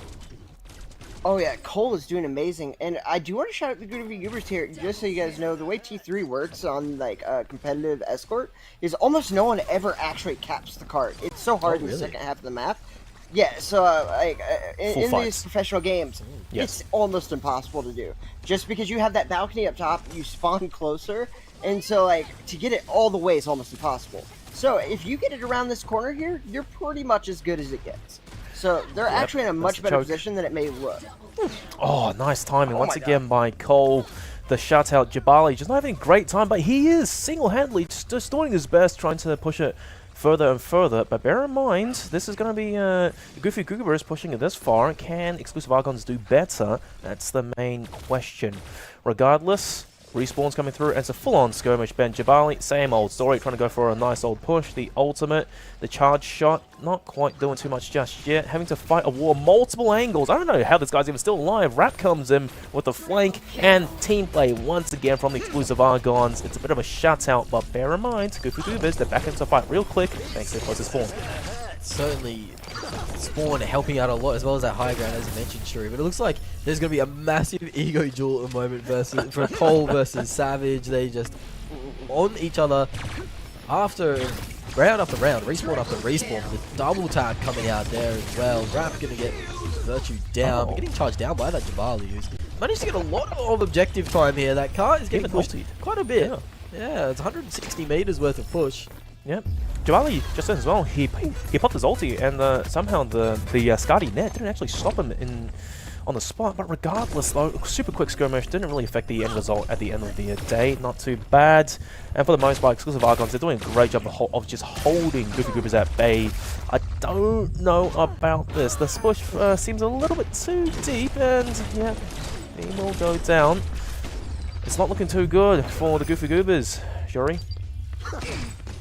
Yeah, so the biggest thing that happened there, as soon as that Jabali hit the ult, what they did is they had Rap hit his ult and dance the Jabali off of his shield. Oh my goodness. That's gonna hurt. Yeah, it was off camera, but that's what it set up in the top corner though. So it was off camera, but that's how he killed him, which would have been impossible because with Jabali, when you use that shield reflect ult, it gives you a brand new shield after it. So you would have had a 50 damage shield. Jeez, Rap is just having an absolute run of things. 10-5, tied up with Cole. It's a full decimation coming out right now for Exclusive Argons. 1 second left, and that is as far as they will get. 159 meters push, just shy of 160. At the end of the day, though, I gotta say, for the Goofy Goobers, it's not a bad effort towards the end. They did kind of contest balcony. They cut some of the players off, but just was not enough. Shuri, how do you think it's going to work this time for Goofy Goobers now that they're on defense? I just hope they're allowed to change characters for the attack portion, and I don't, because the other team's keeping the same characters. Yeah, well, looks like something's due to ring for Exclusive Argons. Might not be reading the rules. Hopefully, this does still work out in their favor, though. Because bear in mind, for Payload, it is going to be a different affair compared to Control. Yeah, and it should be different because you're not supposed, even though the other team is playing the same characters, you're not supposed to necessarily, strategy-wise. But I am surprised to see Cole playing Ruby. He is a person who is one of the best Jabalis in the world, so it's actually cool to see him playing a more mobile character. And I think the reason for this, Savage is on the top of the leaderboards for Shell right now. Yes. And Shell can get behind a Jabali very easily, but it's a lot harder with those Ruby shields because you can dance in and out of them. Exactly. And so I think that might be the pick here, is to counter Savage King.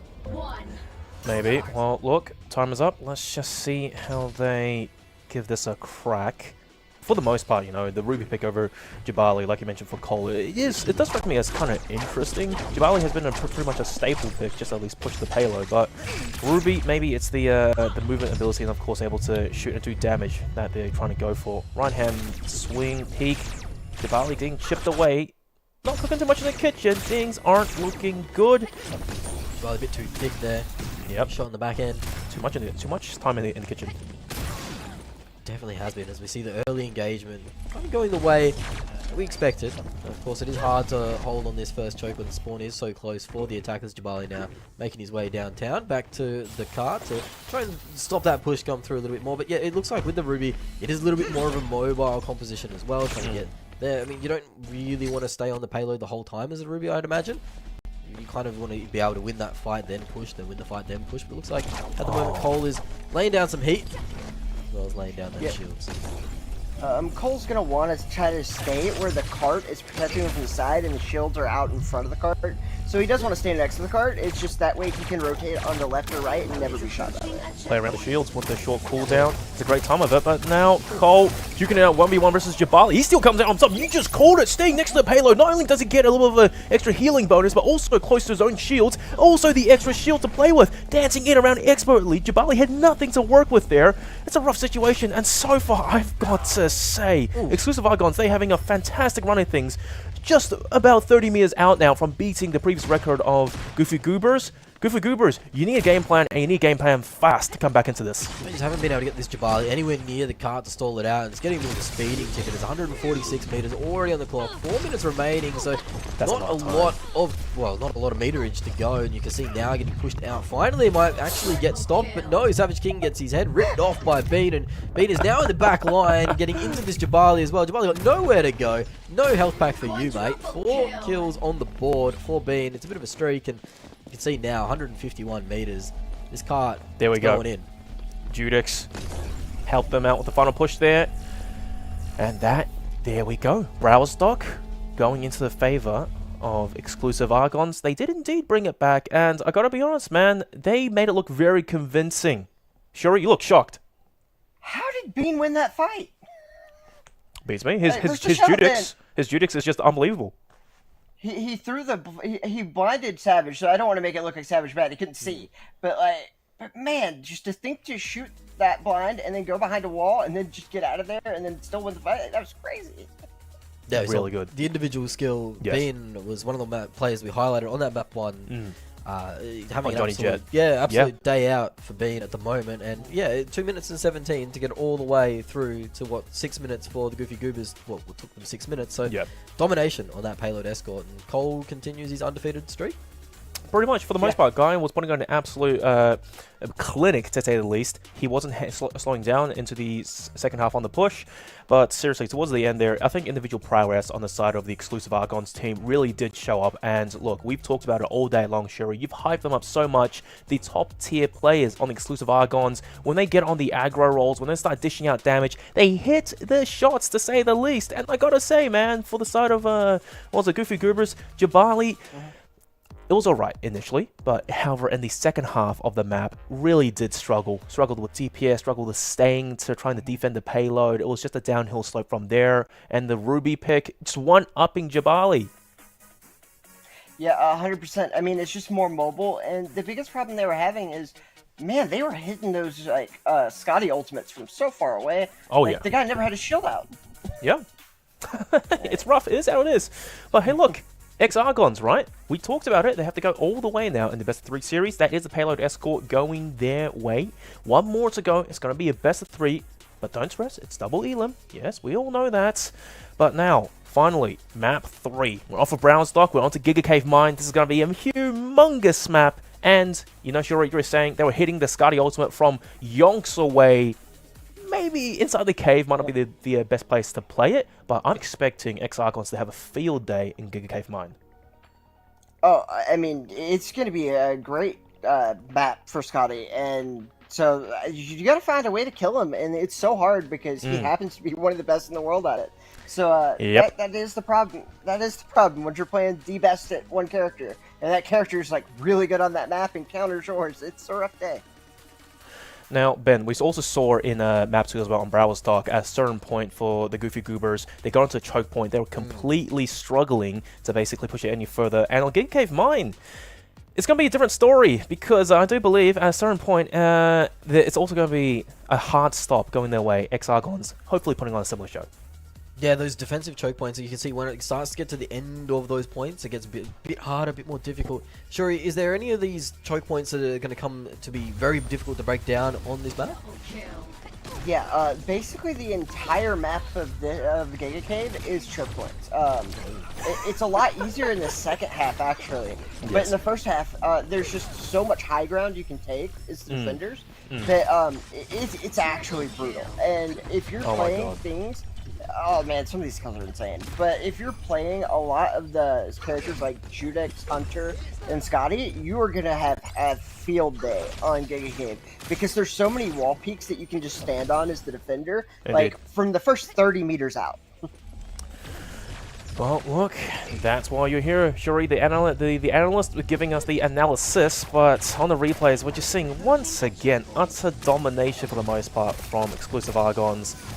Oh, I can't believe it, man. I can't believe it. This Ruby pick, 1v1 basically with Jabali on the payload, which you would think Jabali close range with his weapon might have the advantage given he doesn't have to aim too much with it. Well, into map 3 now. This is going to be the one to seal the deal. Shuri, make a call right now. Who do you think's taking it home? Oh, exclusive for sure. All right. Exclusive for sure. That sounds very certain, very definite. So, I mean, I'll have to go for it as well. Exclusive Argons. They looked so dominant on that second point of the control as well as that payload map. It's hard to bet against them, really. And the replay pack, the common theme of that was just a really sad Jabari, wasn't it? Yes. It was awfully sad. Yes. Well, look, if you guys go for exclusive Argons, I'm going to be the game changer here. I'm going to actually back Goofy Goobers. I think they actually came in today with a really good showing. I want to back the underdogs. I hope they really can take it home on Giga Cave Mine. Easier said than done, though. Well, let's go through the hero picks right now. And for the most part, well... Wildling's back for exclusive Argons, and there's the Aletta. Shuri, I know you love probably talking about how abusive Aletta is. This is going to be a bit of a brutal firefight. And Cole happens to be a long-standing title holder of the best Aletta in the world. Great. So, it's going to be very rough, especially the characters they have. Vert's going to basically be in charge of taking Aletta down. Yep. And I would hate to have this job because playing Cole's terrible. It's not even fun. It is fun to watch though. If you're not the one on the other team, it's if you're a fan of Cole, indeed. Something Cole, and they're in a mine as well. I feel like there's a pun coming up. Don't you think so, Ben? I think it's the wrong Cole, but You can use it, I guess. Yeah. Coal mine. Coal going ham in the mines. The only call that we have here in Australia is the supermarket Coles, but nonetheless, look, Aletta, let's just see how it plays out. Best in the world, one of the best in the world. No pressure for the Goofy Goobers. I'm still going to back them. Whoa, that's not a right great off start. the bat. There we go. Aletta getting in there. The instant escape as well. We're barely like, what, 10 seconds or so around. That's already a pick, and the Goofy Goobers have to regroup and just really try and get the first pick initially. So for the most part, it's 1v1 duels with the assistance of Rap from long range away. Ling, of course, expertly communicated to his teammates as well for exclusive Argons. That's one massive advantage I think they have throughout this entire series. Team communication, and one thing we haven't really talked about too much, Shuri. Yeah, I mean, they did a great job communicating that for sure. And the biggest problem that the Goofy Goobers are going to have is you're going to have Cole coming in every which way, and you have to pay attention to the Waling. And not only that, you also have Bean able to teleport himself in there at will. And also, when you are at the level they are, level 10, you heal yourself when shooting a shell. So it's going to be brutal. Yeah, look, this is going to be a bit of a spawn trap moment now. No, I was warned about this. I didn't expect it to be this bad. And in hindsight, I kind of think that for the Goofy Goobers, if they maybe picked a tank, they might have a better time going at the payload, because they've yet to push it any distance at all. It's completely rooted into the ground. 2 minutes left. Exclusive Argons. They've got their work cut out for them in the second half at this rate. Yeah, meter 80 is the push at the moment. You can see Rap 4-0, Bean 4-0. You can see them just absolutely dominating. They can't be taken out, really. The only one to go down was Cole, but just mobility there to get back awfully quick. You can see them locking down this spawn angles, and mobility is just too much at the moment for the Goofy Goobers, man. Oh, you know, Shuri, I reckon the Wiling info gathering communicated through, it's giving them a pretty decent advantage. But in saying that, though, they are pushing the payload a little bit further. Progress is being made. And indeed, Cole does go down briefly, but then again, the problem is not much time left. So they do manage to break out of that first chokehold. Sure, yeah, these things going to get a little bit easier from here. Probably not with Bean just going absolutely ham with a 6-piece now on the board. The problem is they haven't even gotten to the hard part for the attacker yet. Because the problem is, this is where all the high ground starts for the other team. Yep, indeed. And also, it doesn't help as well that Bean is, with his literal Bean cannon, is just tearing Goofy Goobers apart. Could this be it, Shuri? And what's interesting is Bean hasn't been taking the heals either. So the man's on a 7-0, letting his teammates take every heal that's come up. Yeah, he's just playing off of his passive and just doing so much work by himself. This guy's unstoppable right now. Shuri, this is abusive. Oh yeah, did you see that movement? How do you hit that? Well, you better have a really quick wrist, I'll tell you that right now. Now, exclusive Argons, 30 seconds left to burn. The defense going so well for the time being. Savage, dead to rights, being swarmed by the entire team. Then it's looking to be a bit of a sad affair, but 37 meters, I mean, you take over a meter 80. You certainly do. Bean could maybe go down here for the first time. My Cole goodness. does get knocked out. Bean very low as well, so a little bit more push on the board. 5 seconds on the clock remaining. Bean does go down. It is just Rap alone. Ulti. Ulti does go out. Rap is going to have to try and go for some heroics, but unable to do it. But Stall's long enough for Cole to get back as well. So you can see the contested overtime wick burning through now. But of course, with the players all on the cart from the side of the Goofy Goobers, it's still going to be alive and active. And spewing comes through, and Savage King getting very low, but that's when you take out Bean. So they're still holding on and getting that small bit of push. Some Savage. shots from Huali here. Got the point. Oh, they do manage to keep it. Yes! They're going to get the cap? No? Maybe? Yeah, Savage So in the close, 1v1. Savage! Savage live! No, the overtime wick does burn down, and so close, yet so far. 68 meters on the push, though. My goodness. Man, they could use that extra 3 minutes. Yeah, they could. They really could. Savage giving it his all towards the very end there. Unfortunately, getting chased down by Cole, and who, for the most part, right, best Aletta in the world.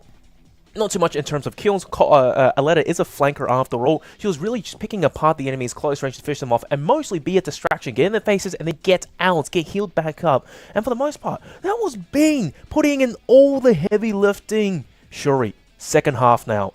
Exclusive Argons, they're on attack. What's the game plan?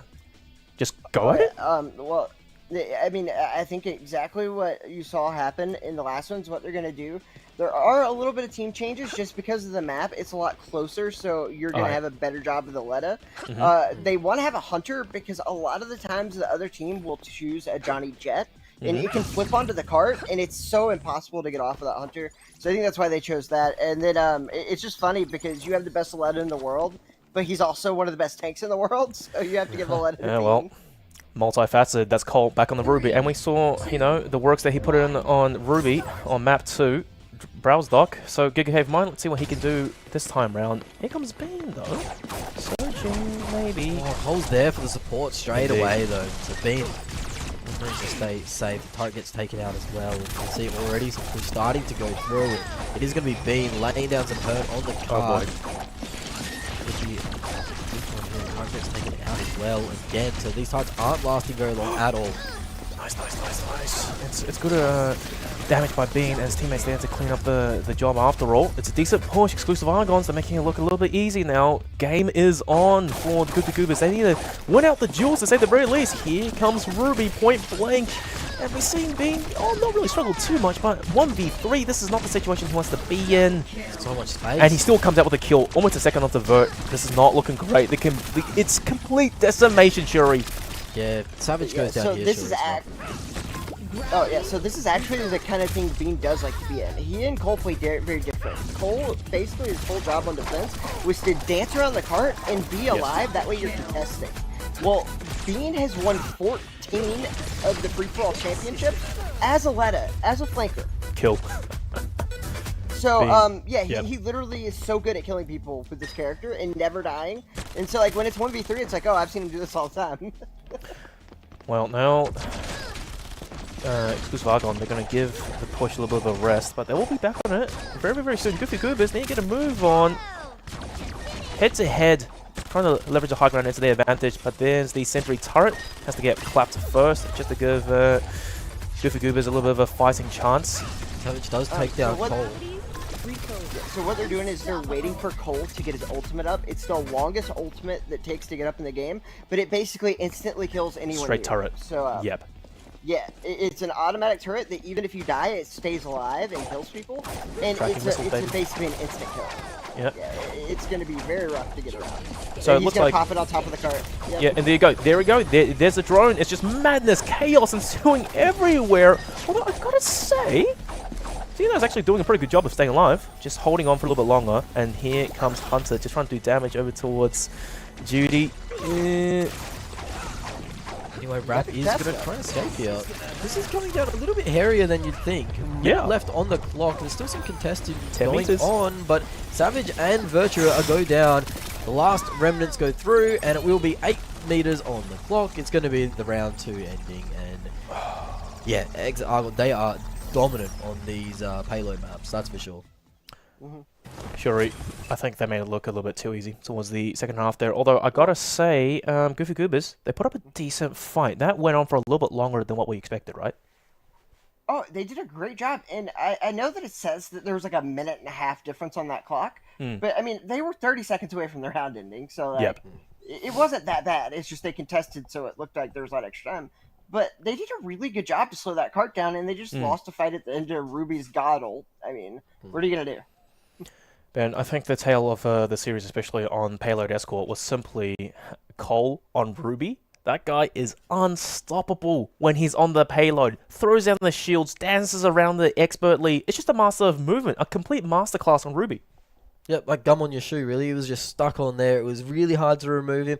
And you saw them identifying the win condition as well to wait for that Ruby ult. They knew that they only really needed that one fight win. It didn't go as clean as possible, but they only needed that one win. They get it. They push it through. So, yeah, they could have done it faster maybe, but they did it the safe way. Well, look, on that note as well, congratulations, Exclusive Argon. You guys take home the first win of the series, the opening match of the day over the Goofy Goobers, going 2-1. And Shuri, let's be honest, you don't look too surprised by that because you're probably expecting it to be a 2-0. The initial first control forfeit win kind of swung things over towards one side, the Goofy Goobers, but it didn't really change the result at the end of the day for you, right? Yeah, but the thing is, Goobers did so good there. Yes. Because, and as you can see on the second one, like, it's a lot harder to cap that card on the pro level than it looks. And so I mean, even exclusive barely got it before the round did to get it to that point. I mean, to be able to get it as far as they did on that round one, while the second half didn't go great. Yes. They did a really good job in the first half of that attack, and Yes. then exclusive barely got it that far on theirs on Giga Cape, so they did a good job getting as far as they did. And so this was a very competitive match, and this is one of exclusive's best teams. So I think all the respect in the world. I mean, Goobers has gotten my respect more than anything from that match. Yes. Well, thankfully, it's a double elimination matchup, so Goofy Goobers aren't out of it just yet. They can probably watch this back, revise on what might have gone wrong, and come back in the lower bracket hopefully stronger. They gave exclusive Argons a run for the money, but at the end of the day, they did fall short. Exclusive Argons will be the first team to move on further up into the bracket. And guys, we hope you enjoyed the action for the first opening series. We'll see you after this break for the second matchup. I put the work in, yeah, that's for certain. And it was worth it, 'cause I'm all the way on top. I'm a champion, I'm a champion. I'm my way, I deserve the name of a champion.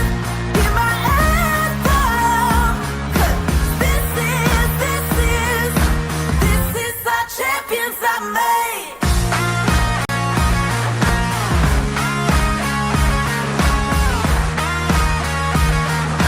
This is our champions I made.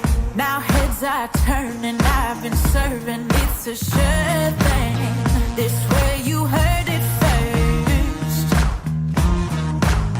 I got the title, my arrival's like a tidal wave. Let's stay on high alert. I'm a champion, I'm a champion. I'm my way, I deserve the name of a champion. Hear my anthem, 'cause this is our champions I made.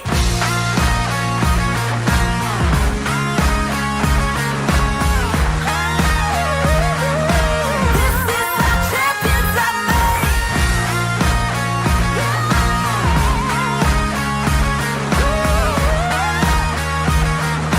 This is our champions I made. All the way, all the way, all the way up. All the way, all the way up. Best of the best, 'cause I'm sitting on top. All the way up. All the way, all the way, all the way up. All the way up. Top of the game, 'cause I'm too hot to touch. All the way up. I'm a champion. I'm a champion. I'm my way, I deserve the name of a champion. Hear my anthem, 'cause this is our champions I made.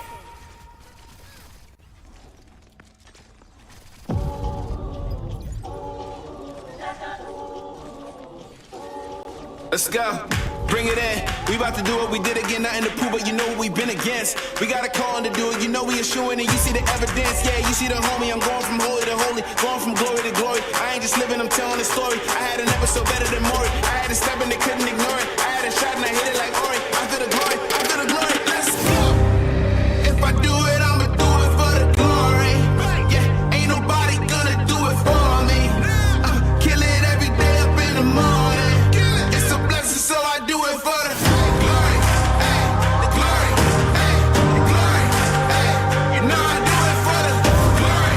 Ay, the glory. Ay, ay, when I do it, yeah, I do it for the glory. Amen. Hey, if I do it, then I'm doing it to death. Oh yeah, I'm influencing the ones that do it best. Oh yeah, started moving with the crew. You got a few, we got a slew. We trying to do what they said that we couldn't do. Oh yeah, I ain't living with regrets. Ain't no limits, ain't no rest. They want money, power, respect. I want more, I wanna be blessed. We want the legacy. We got the hope and we bring in the remedy. Working it steadily. We want the glory. We want the blessing. If I do it, I'ma do it for the glory. Yeah, ain't nobody gonna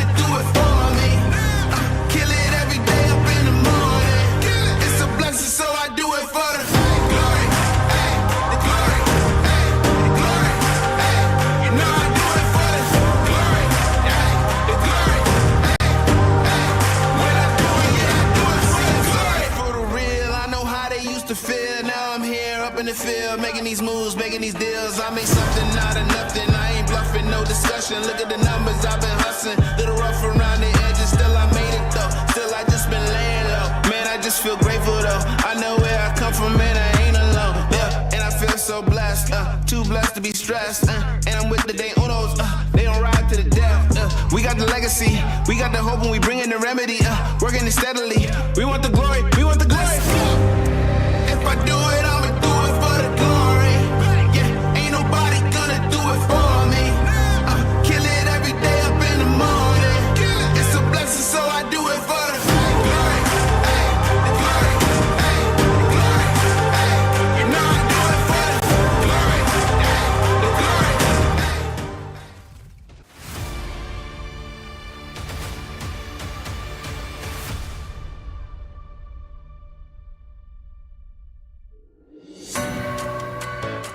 Well, guys, ladies and gentlemen, hope you have enjoyed the first matchup. We got some little small tech issues out of the way, but it's bound to happen. Welcome to the T3 Arena League. I'm Digital Cast, William Zane with me, Ben Lahane, Smash Shouts, and of course behind us, Shuri, all the way from North America. We just finished our first matchup between exclusive Argon versus the Goofy Goobers. It was a bit of a one-sided affair towards the end, but Ben, I guess things kind of worked out well for the best in the world, supposedly. Yeah, I mean, there was some dominant plays there, and you can see on those payload escort maps, that kind of showed the way these exclusive players, apparently they're pretty good, Shuri.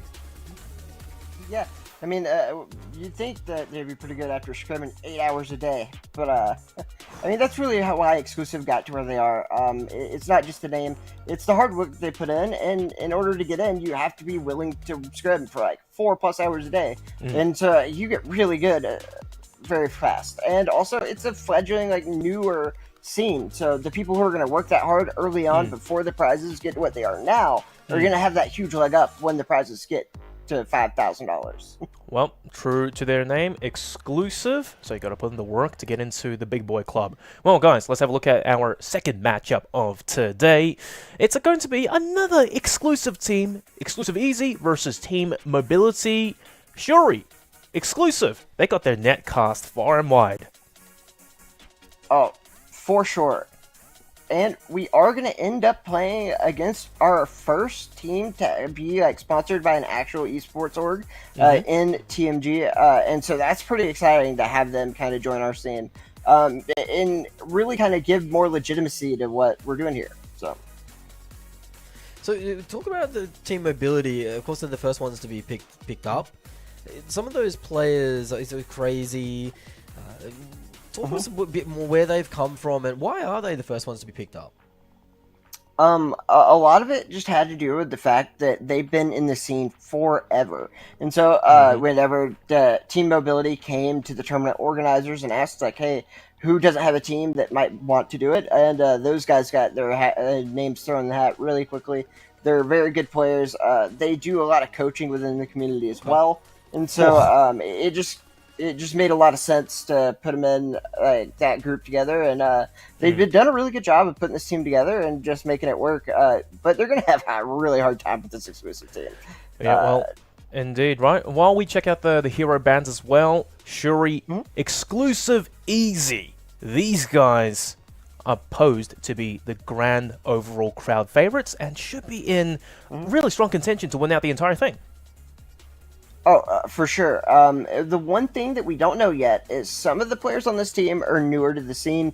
Slime just had an ungodly performance, getting like double round fives, like on our bracket reset, and he absolutely slayed the other team by himself almost in some of those games. And the other team was the like undefeated exclusive team. So it's pretty crazy to see this man do this great, and that's why I got picked up 10 minutes after the tournament. He is already on this team. Wow. And then you have Rafa, the greatest player in South America. He is one of the most winningest people in the game. And then you have a new guy to tournaments, and this is where that wild card comes in. Yes. And Fio is our newer guy to exclusive. I think he joined 2 weeks ago, and he is absolutely just putting on a show. And this man's one of the most impressive people we got. But when you play in your first tournament at a high level, things are a lot different. You get that like adrenaline in you, and it's hard to know how you're going to react till it happens. Indeed. Well, look, as we saw on the pick bans there, the hero bans for Team Mobility, they have decided to ban out Hua Ling, which, by the way, the ban affects the other team, not you guys. So Team Mobility, they will actually pick up the Hua Ling, and as for Exclusive Easy, they decide to ban Skadi, which is why TMG does not have that right now. Regardless, though, really early on into things, we're seeing yet another Johnny Jet, already invisible for the most part, staying onto the objective before it even unlocks, Shuri. Yeah, I think a lot of that's just to kind of get your positioning, that way that people can't get to you. But the biggest problem that they're going to end up having is the reason that they banned the Scotty is so you have free reign with the Aletta. Although they did just absolutely destroy him with the Waling, so that was job. He's the only one who can take down Aletta on that team. Nice Ooh, netting what a as win. well. That's why they banned Scotty. Yeah, well, there you go. Already off the bat, Scotty with the trap and a couple of sharp shots. Shuts one player down already, and Team Mobility having a tough run of things, and Exclusive Easy, though, they also lose a couple of their plays. So for the most part, they are having a head start in terms of capping the sites, but in terms of duels and firefights, I would say it's rather even. All that matters at the end of the day is that percentage capping. You see Rafa now getting into that 1v1 situation. That's the Oh other my. Rafa is just absolutely putting in the dirt too. So 30%, and all the time the cap is going up, and you see this kill streak continue on. It is all too easy at the moment. Jeez. For the side of Exclusive Easy. Shuri, Rafa is something else. We're like really early into this game, and he's leveraging his active ability and of course his ultimate to perfection, along with teamwork as well. It's a complete shout out for Team Mobility, one of the earliest, you say, in teams that are picked up by an organization in the scene. But Exclusive Easy, you know, these guys are built different, almost 60%, and it's going to get further and further out from here. Oh, yeah, I mean, Rafa is just so good, and that's why he's one of the best. I mean, he's been in the scene for years, and he's won dozens of tournaments. The man's insane. And he picked up two of our youngest, like, most up-and-coming talents. And whenever you see a team, like, have that backbone veteran core player, and then they pick up just two cracked guys, I mean, it always works out. Like, and we're seeing it here. And seeing that, Ben, a little bit of a sneaky side attack from Hua Ling manages to swing a couple of kills into Team Mobility's flavor. And besides they challenge the objective, it's not going too well though. Oh, they do start to get that cap going up now, but it does look like he's going to go turn back over towards it. Exclusive Easy. See now more positioning being set up. It'll be hard to push them off this time, as the ultimates are well and truly in the favor of Exclusive Easy as well. Unless, honestly, the movement is just straight up ridiculous. Getting off of the mid-bridge over towards balcony. Super quick as well. The chase subs. And look at Shuri. This guy's just having a blast of things. The movement, the teamwork from Exclusive Easy compared to the first matchup of today. This is on a completely different level. Team Mobility, they're getting dumpstered. I mean, that web, he used the web not only to get the Aletta wedge, but it also knocks him back, and he knocked himself back onto the balcony on the other side. The movement from Rafa, the play, and he actually hit the web too. Like, that's crazy. The guy dashed, and he hit the web into the dash. Like, well, Ben, that was too quick. That was a dominant start. That was a real. I don't know. You come out of these tournaments, and you mentioned there's some two young players on that team. They could have had that nervy start. Bit unsure, but no, they just looked fully confident. They just went in for the kill. I mean, that can be these young ranked players as well, where they don't have that fear. They don't have that fear holding them back, so they just go in for it. And yeah, look, Rafa's picked some pretty good eggs here. Yep, focus is good, and Rafa, like you said, Shuri, it's the backbone, it's the old dog, and in all senses, I would believe he will be the one calling for the team, IGLing, and so far, it's working to perfection. Teamwork was on point. We saw so many backstabs coming out from Exclusive Easy there over towards Team Mobility, and overall, it was just a one-sided affair. The scoreline kind of painted the story. Mobility, they got a 25% cap, didn't really, matter too much at the end of the day, so Shuri, that was rough. I mean, they got spawn killed. I mean, but what can you do? The biggest thing is, it's like, they had the Waling getting like 2 kills, but then you still have one guy just invisible, making sure you can't cap. Everybody respawns and gets in there instantly. Like, I don't know what they could have done any better, to be honest. Yeah, well, look, that's rough, but regardless, though, map 1, that's done and dusted. We're going to have to move on to Elephant Istana. Now, this map is going to be a little bit different, but Shuri, you don't look convinced that Team Mobility can maybe swing things around. The biggest problem here is, now that we know you can't switch between rounds, that means they have to contend with a Johnny Jet with no Hunter, no way to counter it in any way. Like, except for the Watling technically can, if you hit their ability, the feathers, you Yeah. can kind of see an outline of Johnny Jet. That's still a Yeah. really hard kill to get. And you're gonna have Rafa in just a godlike performance out of him, and then you have a really good Aletta all over you, and you have no Scotty to counter that either. So the band pick was just phenomenal. Mobility back against the wall. They did Yep. manage to get some caps, so they won at least one fight. There's hope. It's not all doom and gloom, but I do think that Easy, they really just had a dominant running around in circles there on that first map. So it's gonna be hard to get back in for the side of Mobility.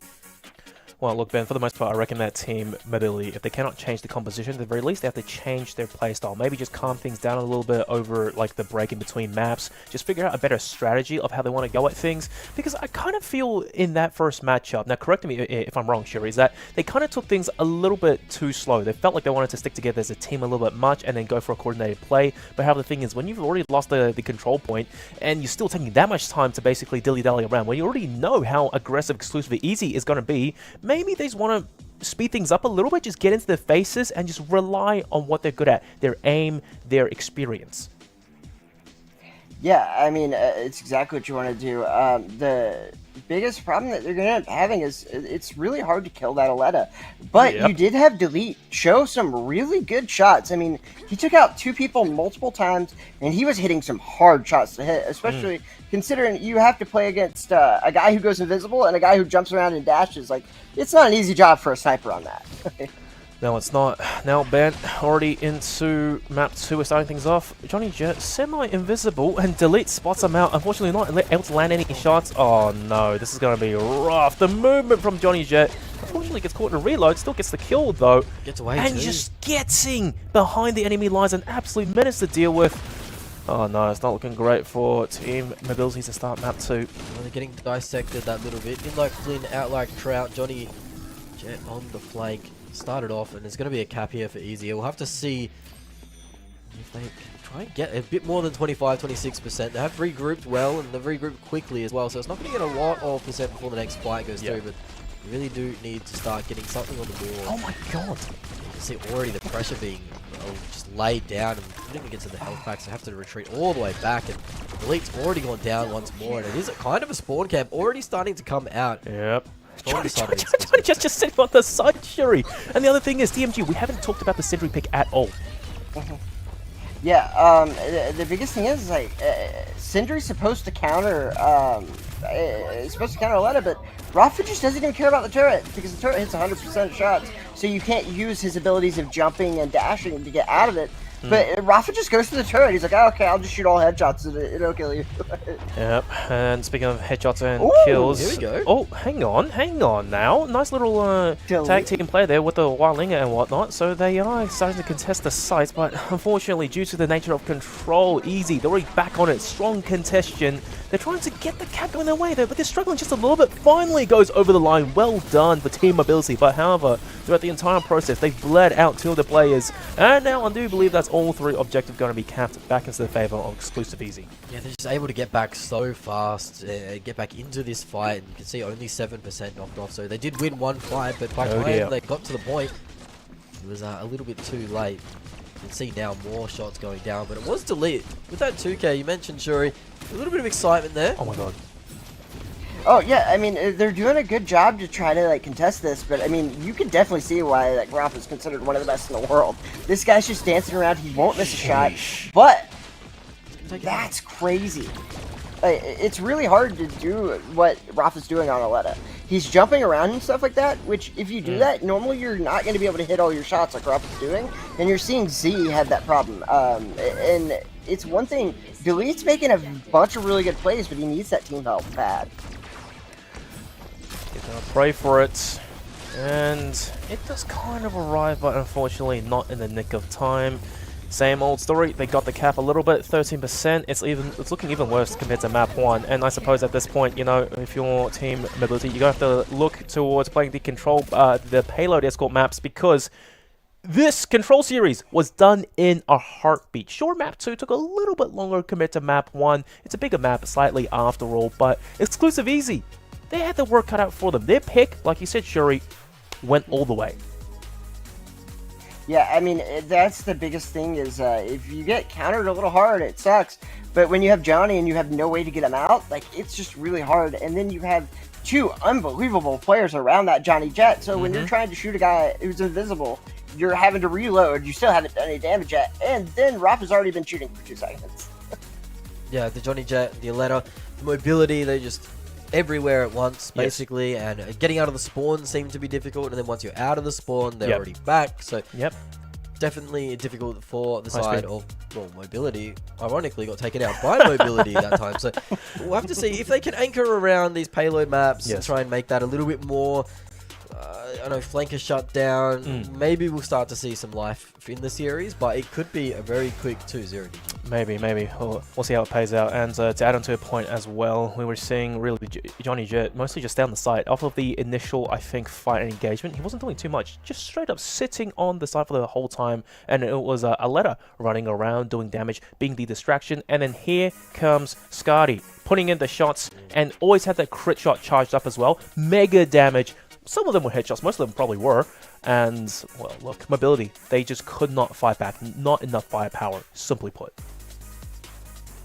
Yeah, and the thing is that I do want to give them credit on one thing. They were always making sure that they didn't stagger themselves, which is super hard when you're getting caught out like that. But, like, even though they were playing really good as a team, as you can see, they're like, trying to get back to each other, Rafa would just go through that turret. He didn't care. Nope, didn't care. Well, look, the turret can't kill you if you just run behind it and then kill the kill Sindri. But for the most part, on the replays, oh man, you know, it's like you said earlier, it was a very sad Jabali. This time, it's a very sad team. Mobility against the old dogs. They're just getting outpaced by the young kids around the block, and just kills. Yeah, I mean, sure, you mentioned that Delete had some good plays there, getting a few multi-kills that did get them a bit of that percentage. And you did highlight as well that there was that discipline there to regroup really quickly, so at least they're showing like the fundamentals that are there, and they're able to kind of stand up and make some plays against it. Do you think if there's a little bit of a strategy change, a little bit of a pace change now, we're going over to that payload escort, there's a possibility for them to try and show a bit more of a fight? Maybe. The biggest problem that I'm seeing here for the team mobility is you have Rafa, who's one of the greatest mods we have in the game, and he picked up 2 of the best Slayers there are. So it's going to be hard. You have a guy that's literally just not dying on Aletta, and he's making great calls, and he's like, his teammate, the communication is so good by the exclusive. Oh yeah. And so he calls for him to go somewhere, and they drop what they're doing and make sure that person dies instantly. And that's going to be hard for anybody to go up against.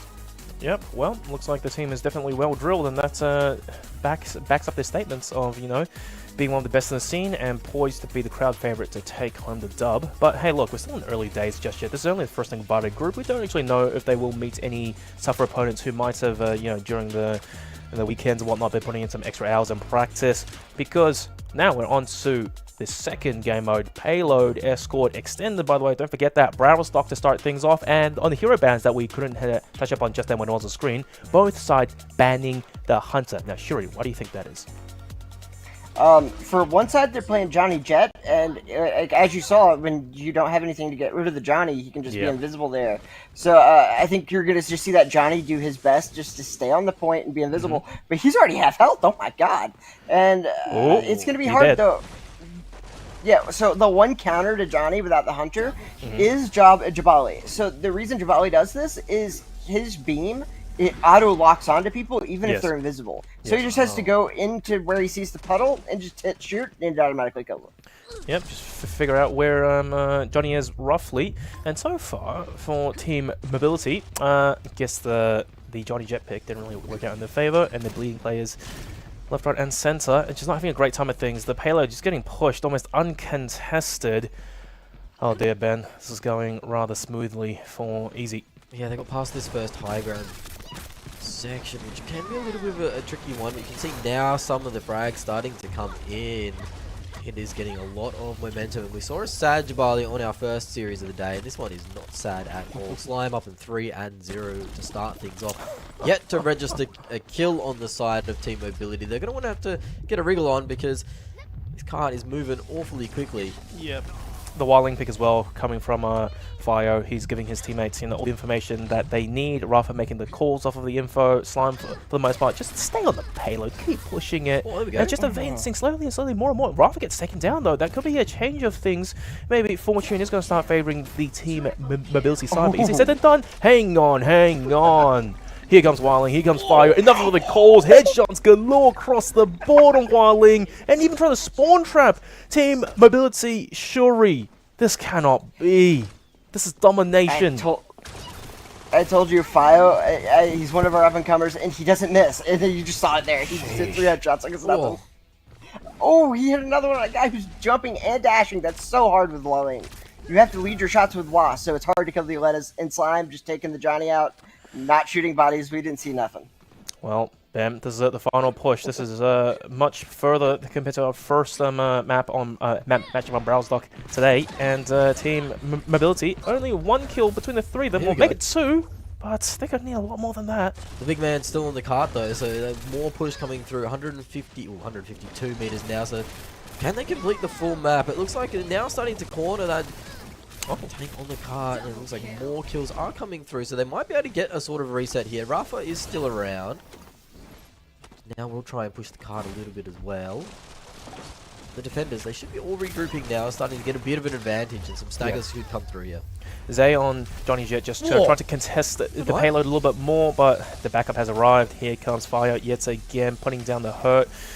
Crazy doesn't seem to want to challenge too much, not fancying that duel. Hand a letter on Rafa from the backstab. That's the good, quite get the kill. The backup arrived in the nick of time, but doesn't matter. Jabali's still pushing the payload. He's going all the way, can finally contest him with 10 meters left. It's going down to the wire bend, but still almost 3 minutes to play with. TMG, they shouldn't have this in the bag, but they are giving it the best crack. They might invest some ultimates here on Rafa and Slime to try and get this through now instead of trying to regroup. And yeah, here we go. Rafa is starting to rain hell on above. Yeah, you can't get this guy off the cart. Slime, they're going to full cap the map, mate. Shuri, you called it. Jabali staying on the payload. Zay, he tried to buy time. He tried to get his teammates, back into the action by just being invisible, staying on the payload. Did not work out at all in their favor. There's a cap all the way for exclusive easy.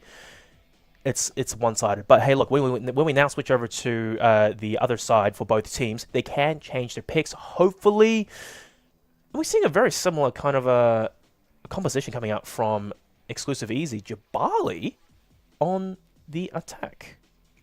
Yeah, you want that tank on the attack to help you kind of dodge the damage.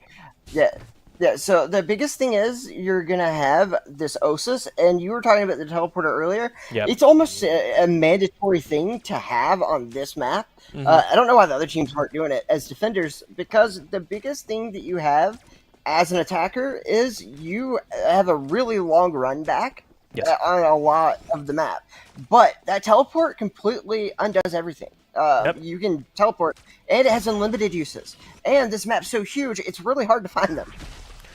And then again, being the map size as well, it's not only that, you got to focus on the payload, guys. And you only have 3 minutes to push it halfway before you need extra time. So, easier said than done. Regardless, right-hand peak, early damage coming through pretty decent. And already contested, very similar story starting off the second half as well for TMG. Although things aren't going their way. Picks across the board, though. It's not bad. Osus is down. Crazy. I think he stayed alive just for the time being, getting close to the payload. He'll back up in time. Rafa, Johnny Jet, once again, just staying on the payload, contesting it before it even leaves the door. Yeah, you can see the stalling out. But you mentioned, you mentioned that Dell was hitting some nice shots in our first control map, and it seems to on the attack here, still carrying on. Oh my! Slime. Oh, it's a snipe out of nowhere. That's a shutdown and a half, but nonetheless, though, the push is healthily underway, but close quarters combat seems to be the name of the game for exclusive easy. Oh, and honestly, this come out on top. Clever ulti, keeping some of the players locked in bay. And Johnny Jet, he's putting in the works, isn't he, Shuri? Yeah, and just so you guys know, the game's technically almost over. So it takes 2 minutes and 20 seconds uncontested to cap. Yep. And it's already been 1 minute 10 seconds, and they have almost all the way to go still. The one problem is, even if you've hit the time the other team took to cap, the game doesn't end. So if they do hit the middle, we just get to watch them play for 4 minutes. But so the biggest thing is, I don't know how you get out of this. The reason that Jabali was able to do all that work against the Johnny Jet was he didn't have to worry about 2 of the best snipers in the world hitting them. This Jabali can drop a shield. Well, now it's still a mad brawl, and the payload hasn't moved much yet. Contested, and the payload has barely moved back by its own. Johnny Jet, Rafa diving to safety, doesn't want to have to deal with Jabali for the time being in his invisibility puddle, and just still being an absolute nuisance in the backsides of TMG. But nonetheless, though, back on the objective, Dell needs to land a shot. He was invisible! Did you see that, Shuri? Oh, I did. He definitely did some work there. And like I said, the one thing you can do against Johnny is hit him with your feathers, and it'll give you a vague outline, but it gives you no aim assist, and it's still very hard to hit. So great shot by Dell there. And he played it perfect, hit him with the feathers, and went for it. He's got to do that a lot more and a lot quicker. Yeah, then it doesn't look like that any fights can really be lost from here on out. Dell does get taken out, but it seems like Dell is pretty much the only hope at the moment, as we see Murray actually manages to get a kill onto the Johnny Jet, but they're coming back so fast with this teleporter as well. The fight's just kind of spewing on over and over and over. They haven't managed to look and take that out. You saw when Dell tried to go and try and take that teleporter out, did get slain as well. So this is... These 2 snipers are so good. Oh yeah, they're absolutely doing a lot of work. And you mentioned that he can't drop his shield on the side of Crazy. As soon as that happens, double headshots come through, and all of a sudden HP bar ain't looking too great. It's like they will try and go for a high ground rotation, but Dell just can't get there. And besides the teleporter, which is absolutely insane on this map, the biggest difference between these 2 teams is, one, the Jabali was able to go... That was a curry headshot, but the Jabali was able to drop his shields at will and just kill the Johnny Jet. Yep. And they couldn't do it here, so the Johnny just stayed on the cart invisible, and the cart just never moved. And that was really just the big difference between those 2 teams, was you had a Johnny Jet there, no one could do anything to him.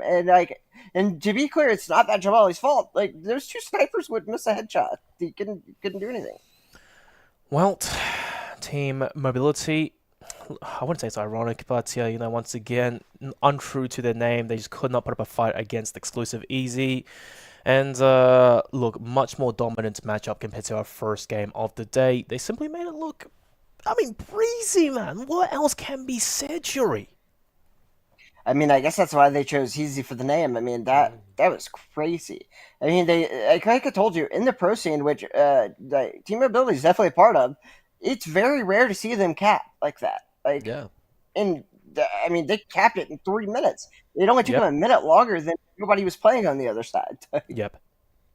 Overall, I guess Exclusive Easy, just a really fighting, super fast pace, not focusing too much, on, say, when they were playing Jabali. Sure, Jabali was there doing his job, but really it was the backbone, his other teammates surrounding the enemy, consistently distracting them. Good communications as well. They want one person attacking from the front, and then you have the letter flank Rafa behind. It's just time and time again, kills, racking up, and Mobility, it was just being run around in circles. Yeah, but it's blockbuster matchup coming up, though. The exclusive in-house clash coming up.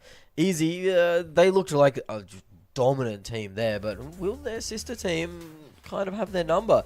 You'd imagine that they'd scrim a lot between each other as well, so they probably have a lot of information. So, yeah, it could be a very tight game, but we will see more Mobility as well. They will drop down to that loser bracket, but of course that double elimination means that they're not out of it just yet. Exclusive Easy, though, so far, they're looking the best on the eye test. That's far. So they do take this home 2-0, but then again, bear in mind, our first matchup of the day, Exclusive Argon, I reckon they probably could have taken it 2-0 as well. So maybe we'll discuss about how better these 2 exclusive teams are versus one another. So we might have to also consider about Goofy Goobers versus Team Mobility as well. I'm not gonna lie, Goofy Goobers, they put on a pretty promising performance. So guys, we'll talk about those matchups, lower bracket and upper bracket further on after this break. Don't go away. This is the T3 Arena League.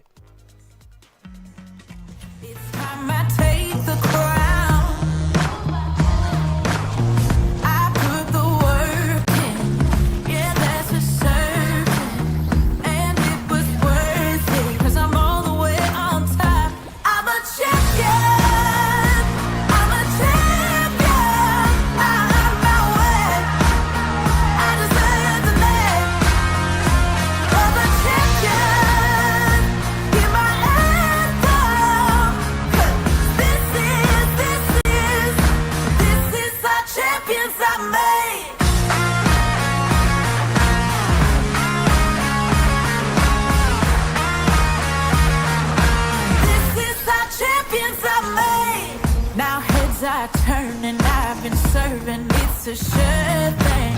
This way you heard it first. I got the tide on my arrivals like a tidal wave. They stay on high alert. I'm a champion. I'm a champion. I earn my way. I deserve the name. I'm a champion.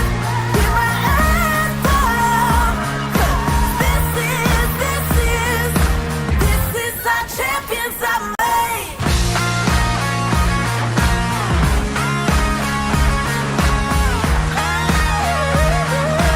This is our champions I made.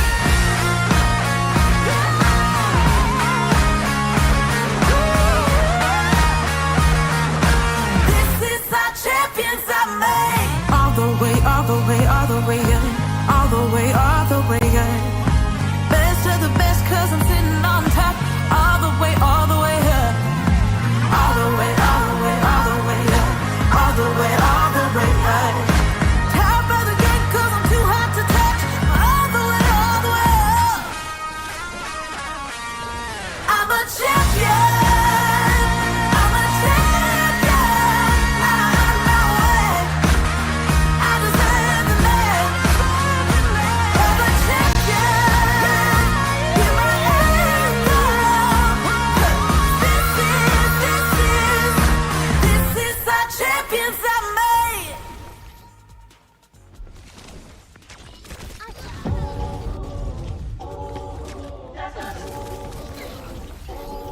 Let's go. Bring it in. We about to do what we did again. Nothing to prove, but you know what we've been against. We got a calling to do it. You know we assuring it. You see the evidence. Yeah, you see the homie. I'm going from holy to holy. Going from glory to glory. I ain't just living, I'm telling the story. I had an episode better than Maury. I had to step and they couldn't ignore it. I had a shot and I hit it like Ori. I feel the glory. I feel the glory. Let's go. If I do it, I'ma do it for the glory. Yeah, ain't nobody gonna do it for me. Kill it every day up in the morning. It's a blessing, so I do it for the glory. Ay, the glory. Ay, the glory. Ay, you know I do it for the glory. Ay, the glory. Ay, ay, when I do it, yeah, I do it for the glory. Amen. Hey, if I do it, then I'm doing it to death. Oh yeah, I'm influencing the ones that do it best. Oh yeah, start a movement with the crew. You got a few, we got a slew. We trying to do what they said that we couldn't do. Oh yeah, I ain't living with regrets. Ain't no limits, ain't no rest. Yeah, money, power, respect. All I'm on, wanna be blessed. We want the legacy. We got the hope and we bring in the remedy. Working it steadily. We want the glory. We want the glory. If I do it, I'ma do it for the glory. Yeah, ain't nobody gonna do it for me. Kill it every day up in the morning. It's a blessing, so I do it for the glory. Ay, the glory. Ay, the glory. Ay, you know I do it for the glory. Ay, the glory. Ay, ay, when I do it, yeah, I do it for the glory. For the real, I know how they used to feel. Now I'm here up in the field, making these moves, making these deals. I made something out of nothing. I ain't bluffing, no discussion. Look at the numbers, I've been hustling. Little rough around the edges, still I made it though. Still I just been laying low. Man, I just feel grateful though. I know where I come from, man, I ain't alone. Yeah, and I feel so blessed. Too blessed to be stressed. And I'm with the day unos. They don't ride to the death. We got the legacy. We got the hope and we bring in the remedy. Working it steadily. We want the glory. We want the glory. If I do it, I'ma do it for the glory. Yeah, ain't nobody gonna do it for me. Kill it every day up in the morning. It's a blessing, so I do it for the glory. Ay, the glory. Ay, the glory. Ay, you know I do it for the glory. Ay, the glory. Ay, ay, when I do it, yeah, I do it for the glory.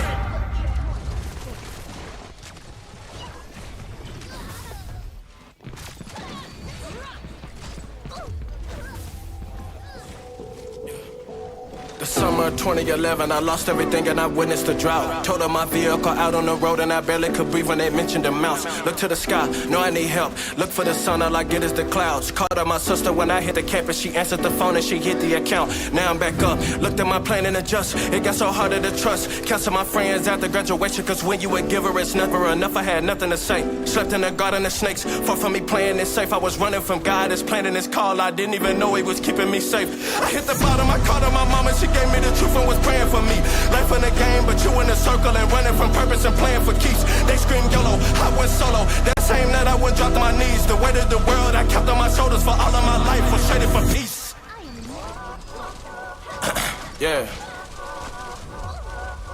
Cool. Yeah. The game getting pressed like articles. Yeah. After delivery, taking where marchers go, they wanna limit me. I'm with a ceiling be. He been toe tagging all of my enemies. I've been body bagging up the energy. I'm in the streets like a city.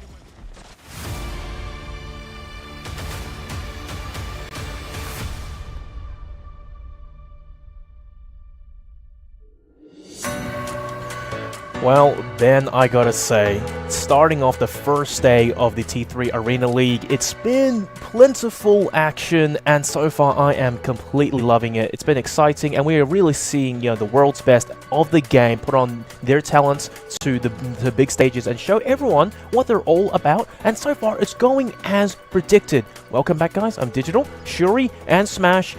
We will be covering these games for you today. So, Shuri, let's have a quick, summary and talk about the first two matchups, right? The exclusive clan. Honestly, exclusive as it is, they only like to get dubs.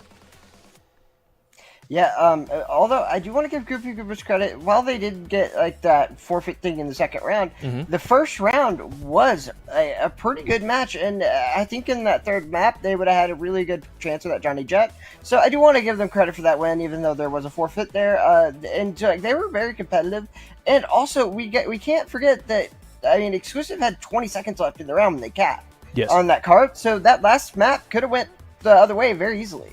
So I do want to give them all the credit in the world. They did a great job. TMG, they just had a really rough hero pick, and it just didn't work. But and also Rafa, God, picking up those two guys, and he said they could shoot. He wasn't lying. That's crazy. Yeah. Well, look, Ben, honestly, I think Exclusive Easy, and you're talking about pre-break, right, versus their sister team, Exclusive Argon. Easy might actually have the advantage over in the sense that they've got the so-and-so better players, like the up-and-coming prodigies and talents. But you know what? Let's check out the bracket as well, because the first matchup we will be covering after those massive games is actually going to be the Goobers X versus Team Mobility in the lower bracket. What do you make of this, Ben? Goobers, they're great. Mobility, also great, but I think their opponents were just extra tough in their first matchup. I think that Mobility definitely didn't get to showcase what they're about in terms of they did get that outdraft a little bit, which made it a little bit lopsided. Sure, you were saying that. Goofy Goobers, they had a bit of a better showing. They looked a little bit more solid on the board. Now, we don't know if that's because Argon's is the weaker team versus Exclusive Easy. We don't know. We won't know really until both sides have played on the pitch, is the old saying, which basically means we won't know until the day's done and everyone's played each other. But I reckon I'd back in the Goobers here, definitely, in this lower bracket final. They looked a bit sharp. Yeah, I'm definitely going with them too. It just seemed like they were the more complete team, and they faced adversity really well. And also, it's super hard to go against these exclusive teams and do bad at the start of a game and come back and have the ability to just keep your mental in check. And you saw Goobers do that on that Giga Cave. They were really good at making sure they stopped that other team. Even though they got hit by the ult from the Ruby, they really came back and stayed alive and regrouped. And that showing that mental toughness is so hard to do, and something that not everyone can do, and they got it. So I think that alone is going to show me that if the going gets tough, I trust Goobers more to be able to stick it out and get that one. The mental fortitude to go the distance. That seems to be what the Goobers have going for them. But team mobility, man, I'm not too convinced from the first showing, you know, being one of the oldest orgs in the entire league. I really expected more, but once again, I really do think Team Easy, Exclusive Easy just dumps it on them. So, you know, they were just unable to really get the game flowing, get the momentum going for the most part. Now, with these two teams, Ben, you kind of favored the Goofy Goobers. Really, nothing for TMG? I think that there's definitely potential in TMG. We don't know how strong Easy is versus Argon, so we don't know if they were coming up against, you know, the biggest team, the best team in the league. So it was not great in terms of it was all over in the blink of an eye, and they didn't really get their feet under the table. Yes. But that being said, sometimes it's easy to just, all right, throw that one away. That happened. Yeah. Let's focus on the next one. Goofy Goobers, they've had a bit of time. They've had that series break. Well, not a lot of time, but they had time to take that series break and watch as well. Yeah. Well, TMG, they might just choose to switch things up in terms of their strategies and things like that, just because it was such a shellacking. Yep. That they might try and go back to something more comfortable if they were trying to play out of their field a little bit. But there was some highlights there. Dell was looking pretty decent. He was getting those double kills. That was the highlight for me. Yep. If Dell can carry over that form, maybe Goofy Goober's a bit of an easier opponent. Yep. Dell might be able to dominate the scene. Maybe, but then again, one man does not, like, represent the whole team. It's 3v3 after all. Yep. Now, Shuri, I gotta pass it on to you. Ask this question, right? You said that maybe that's Goofy Goobers. They've got the mental game to go all the way. TMG, do you think that just wasn't the case? It just completely collapsed on their end. I mean, these guys do have the mental, and while they are some of the oldest players, they haven't teamed for that long. So that does actually factor into it. So even though they are older players in the scene, they still might need to get their teamwork and stuff down. The one thing is, like, this is a very strange comp from both sides here. Yep.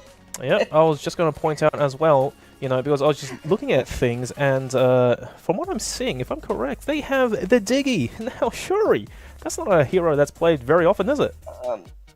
Diggy is what we all affectionately refer to as the worst player in the game. And so, yeah, that's not great. But on the other side, you have Gatlin, which is a character that can't move when it's shooting. So that's rough. Well, who knows, really getting Diggy with it. Diggy looks great in terms of, like, the kit looks great. I've seen a little bit of Diggy gameplay, and it's very exciting, of course. But we're talking about these bans as well. Looks like Johnny Jet getting taken out. Did we even see Team Mobility play Johnny Jet? I don't know if we did or not, but every team is so scared of that uncontrol because the guy can just sit in the hill and you can't see him. So, like, even if no one's good at Johnny Jet, he doesn't even have to be very good. He can not, he can just not play. Like, you even saw that a little bit with Fio. He literally would just sit in the hill while his two teammates were spawn killing. Yep.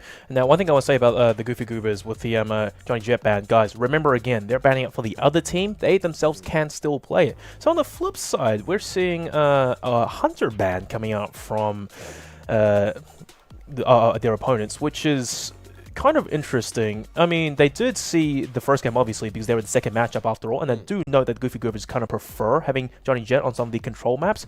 So the Hunter ban, that also strikes me as interesting, because they themselves, they don't play Johnny Jet as much. So what's going on? Are they reading into this a bit too much, Shuri?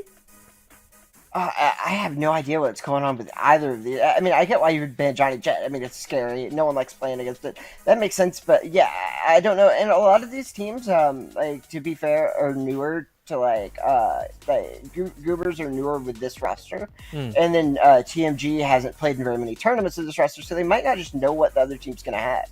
Right. So it might just be an all-around general pick of, like, we know this is a popular hero, and people who play Hunter are almost always one tricks for some reason. So if you can get that, like, it can be just a good percentage play. I'm not 100% sure, but I just know that Johnny Jet, I mean, there's so many people who have PTSD from that character.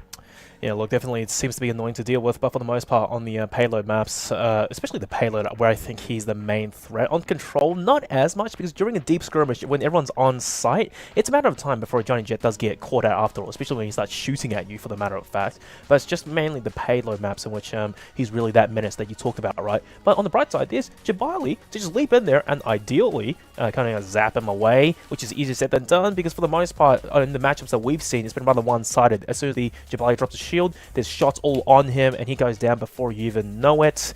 It's just not a great, seeing that what we had on display previously. But this time, though, the two supposed weaker teams. Maybe do you think this will be a different story, Shuri? Do you think actually Goofy Goobers they're gonna have a better time with a worse time actually playing the Johnny Jet? Honestly, with you, I would have, if you asked me who would win this, I would have said Team Mobility coming into this tournament. But like Goobers they showed up, and like what they did against that exclusive team, like those are some really good players, some of the best exclusive have, and they looked like they belonged there. And not a lot of people can say that against exclusive top teams. No. Well, Ben, let's hear it from you. Do you think the Goofy Goobers or TMG? Let's hear from you. Oh my goodness, there's the Fade pick. I talked to you about this guy, man. Like the pirate captain with his grav gun and his sucks. It's gonna be a menace to deal with, especially on map 1, on a map this small. Yeah, and this is really the first time we've seen these really heavy, these large and in-charge tanks being picked out for the control. So it will be changing it a little bit. Control was previously very, very, very fast. So Jabali's going to be difficult to get out of these chokeholds. You can see now, like, the shield covers a large area. Large and in charge on the point. Yeah, I can't wait to see the Pirate Captain, especially that ultimate. It looks a bit goofy, but I've been told it's quite potent. Yeah, and of course with his cannonballs as well, decent damage. Well, we're at the point already getting unlocked. There's mad action. Oh my bloody lord. It's a full team like pretty much to start things off. Vert, the only player standing not for long. And TMG, they've just stomped all over the Goofy Goobers. Shuri, the picks, talk to me about them. Oh man, one thing about Fade that a lot of people know is if he charges with his thing that's up every 9 seconds, it actually goes through the Jabali shield and pins him to a wall. Wow. Yes. So it's the ultimate counter to Jabali. Like, there's nothing better. And that's going to be rough to get through. I don't actually know how you are going to get through it. But one thing I do want to say is some of these shots from Crazy on the Scotty have been nice. Scotty gameplay today has been absolutely just top notch. And you can see now this pirate laying down the pipes. Oh my. Polos is not taking anything for granted here. It's absolutely raining hell, and you can see already used that ultimate once, and on fire graphic is well deserved as Polos' damage right now is insane. Oh, one of dance, Scotty, here we go again. But this time was crazy on the receiving end of a Vert Scotty prowess. And for the most part, we're coming out with TMG. They managed to cap at about 60%. There's the pin! Oh no, Jabali couldn't do anything by himself. However, backup has arrived, and Fade, he goes down. It takes teamwork to take down Fade. A couple of stuns coming through. A contention happening on the side, but overall, short-lived. At the end of the day, TMG, they've got the better DPS damage outputs, and as a team in general, I think they're getting across the line, so it's going to be a really stiff uphill battle here for the Goobers. Yeah, Savage is getting smoked at the moment. Shuri, what do you think about this? Because it's 81%. Are they going to get an opportunity to win a fight here? Nope. The thing is, even if you do win the fight, it's going to take so long that everyone's going to get back there before you can do anything. In Fade, the best thing they have is the Jabali, and Fade goes through that shield and pins him to a wall. And every time they've taken Fade out, then you have Delete his, like, tornadoes in the air. Like, there's nothing you can do against this team here. And the thing that worries me the most is, since you can't switch between rounds, that means they have to play this comp again. I don't see any way you can beat it. I said it, Delete 7-1 on a 7-kill streak. Absolutely dominated that point. So that's what I was looking from Del. Of course, they had that space creation as well from the Fade. That was really making sure that there was all that area. Those cannonballs going into those hallways as well. Impossible to dodge. Really well drafted. And yeah, you mentioned that there isn't the switch. So how are they going to try and combat this going into the next round? So the other problem besides having a counter to the Jabali and Fade, the way that you play Shell is you have to be really close to people. And so you don't want to get close to Fade, and then you, like, so everybody's just staying next to Fade, or at the very least the Walling is, and so they can't get close to the Walling to kill him. The Walling's one-shotting everybody, and then whenever the Jabali tries to help his teammates, he gets charge stunned. Like, I don't know what you do against this. I don't know if there's anything to do. Well, it seems that the strategy is definitely flowing the way of TMG to start things off. At the very least, the counter pick has been brutal, but look, you know, we control it to best of 3. Elephant Astana, map 2, slightly bigger, different lanes to work with, and the 5k room as well. It's a little bit more close quarters combat. Maybe Shell will have a better showing there. Time will tell. Of course, easier said than done. On the replays, at the start, it was a little bit chaotic, you know. It was just a mess of bodies everywhere here and there, and it's funny to see as well that the cannibals is rolling around on the site. So not only do you have to maintain mobility, trying to outplay the other players, you also have to watch out for the cannibals, because if you're not too aware of their positioning right after you finish a fight, assuming you come out alive, you won't be coming out alive healthy, and then you walk into a cannibal, you're done and dusted. So it's almost like a martyrdom, like post-mortem ability, still on play on the field for TMG. Yeah, you can see here how powerful this Fade really was. You can see that charge coming through. Absolutely destroying the front line of the Goofy Goobers. Now, that was a complete and utter strategy change from the side of Team Mobility, right? They completely switched it up, which is definitely what I was looking for. Didn't look like they were too comfortable on that faster pace, and now they kind of have that Fade to play around and disrupt things. Yes.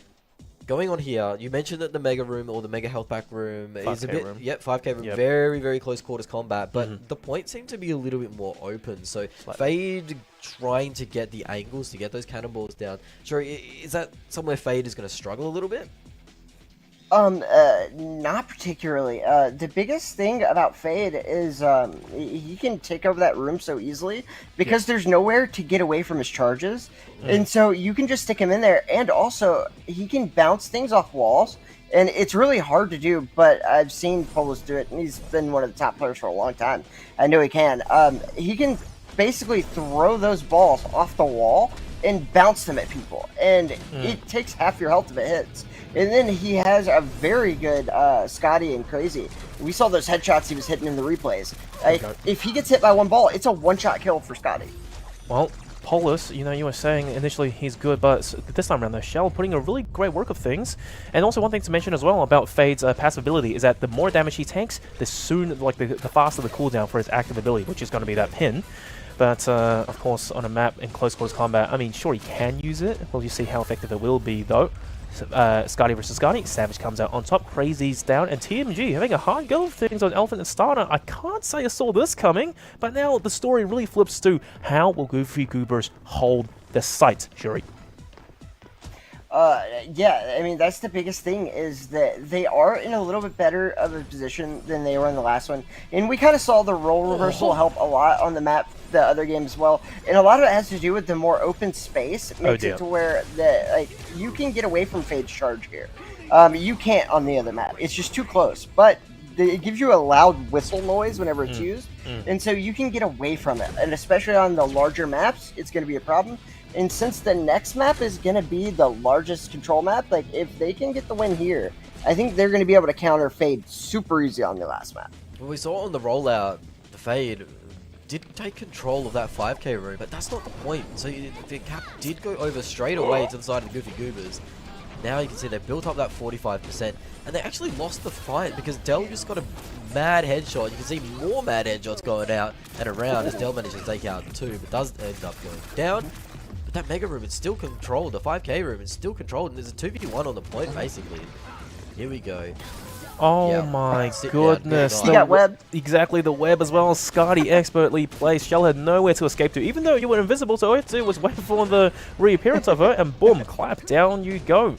Now, for the most part, the cap percentage, yes, it's much closer to map 1, and now we are seeing Team G take the lead. There's still 5 fights and 5 fights. Scotty, for Crazy, true to his name, putting the works in for his character. And unfortunately, the points still go up only for TMG. Goofy Goobers, they had a good run of things at the start, but now it's going a little bit one-sided, Shuri. Yeah, the biggest thing I think they stopped doing was trying to control that 5k room. And a lot of people try to control it because it ends up being a very good strategy. But the thing is that the other team is just avoiding Fade. They're like, okay, stay in there. We'll cap. Yep. And so Pulse coming out of that room helped a lot. Yep, and then just when we saw as well, the Fade Ultimate sucked the Jabali into his cannon and then blasted into his teammates and just double teamed him. He was dead to rights. Oh man, this is going to be a mad dash over towards the site to the dying seconds maybe of this map. They've managed to secure a few kills here, so they have managed to get onto the point as well and start building that capture up. So at 91 or 90%, they can't afford to lose any more fights after this, but it is going to be taken out. One more on the board for Dell. Another stun comes through. Dell with a double dinger.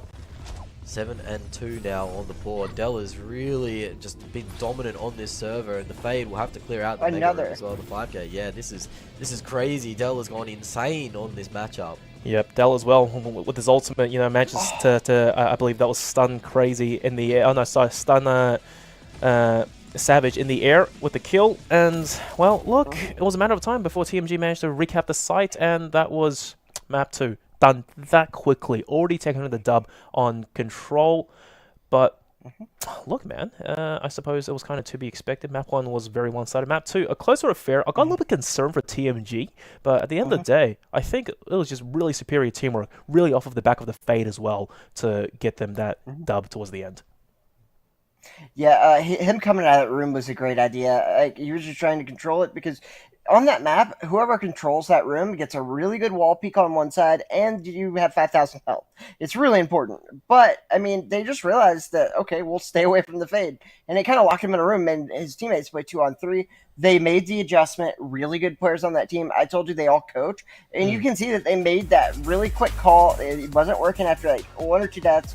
And they completely changed their strategy. And it was a great call. And you don't see that a lot. You don't see teams that can understand, hey, our strategy is going wrong. The strategy that works almost every time, by the way, that's the just like standard strat. To make the call to switch it up and do it like that and it working out that great. And oh my God, what have you called it? You said that Dell hitting those shots, and if he's able to do that with a little bit easier of a team, will it make the difference? And you were completely right. That's exactly what made that map. Yeah, the disruption caused by that Fade. I mean, I'm surprised we didn't see it Series 1. It was so dominant in that small little control map. Of course, it did help that it was against something that it was a Jabali counters it essentially, so that helps out a lot, of course, in making the hero look good. But definitely Dell was just sharp as attack. It was beautiful to see, and what was scary in terms of their previous series, looks like they've come back pretty strong. Oh, 100%. And that's one thing that I wasn't sure about is, like, I mean, we saw them just get beat up against that exclusive team. I mean, you can't really sugarcoat it. And to have the mental fortitude to come back, just like we said, the Goobers did have the mental fortitude in the middle of the game. Yeah. Like, this game's directly after that. Like, and you saw the other team competing pretty good, and you just got slaughtered. It's really hard to go into that next map thinking, oh, we can do this. But that's exactly what they did, and man, they're just showing out, and they're really showing that they want to be here. And I mean, it's just really good to see it, because it is a little worrying when, like, one of your teams that, like, is supposed to be one of the top teams, like, has a rough showing. But remember, they did get counter comped on one of the maps, and it's just really hard to play against some of the comps, especially if you have 2 good snipers, and that means you can't take the Johnny out. So in all fairness, they had a really rough go of it because of that, as well as anything else. But they're showing they can bounce back, and they belong to be here, and I love to see it. Well, look, TMG, I guess, long story short, not only did they bounce back strong indeed, but also won the pick bans. That was the major thing that I think really swayed this entire series into their favor. But now, enough about Control. Let's go on to Payload Escort. Same old story, Brown stock to start things off. So, pick bans, right? We got to talk about them. This time, maybe things will be a little bit different. And the funniest thing is, you know, I always like to think about it. What if one team actually bans Jabali for, you know, the opposing team Fury? It might actually call... Oh, there you go. I called it right on the spot. Goofy Goobers, they ban Jabali for TMG, and TMG bans Hunter for Goofy Goobers. So it looks to be a little bit of a different tank approach for TMG, but also on the flip side for Goofy Goobers, no Johnny Jet, maybe. Oh, wait, well, they will have a harder time countering Johnny Jet for TMG. Yeah, so TMG could pull out that Johnny Jet and try and use that to push the payload and to occupy that space, but they won't have the Jabali there to use. Double counters. Yeah, very interesting. Shuri, what do you think about this ban on the Jabali? I mean, we've seen Ruby being used as well, so there are options around it.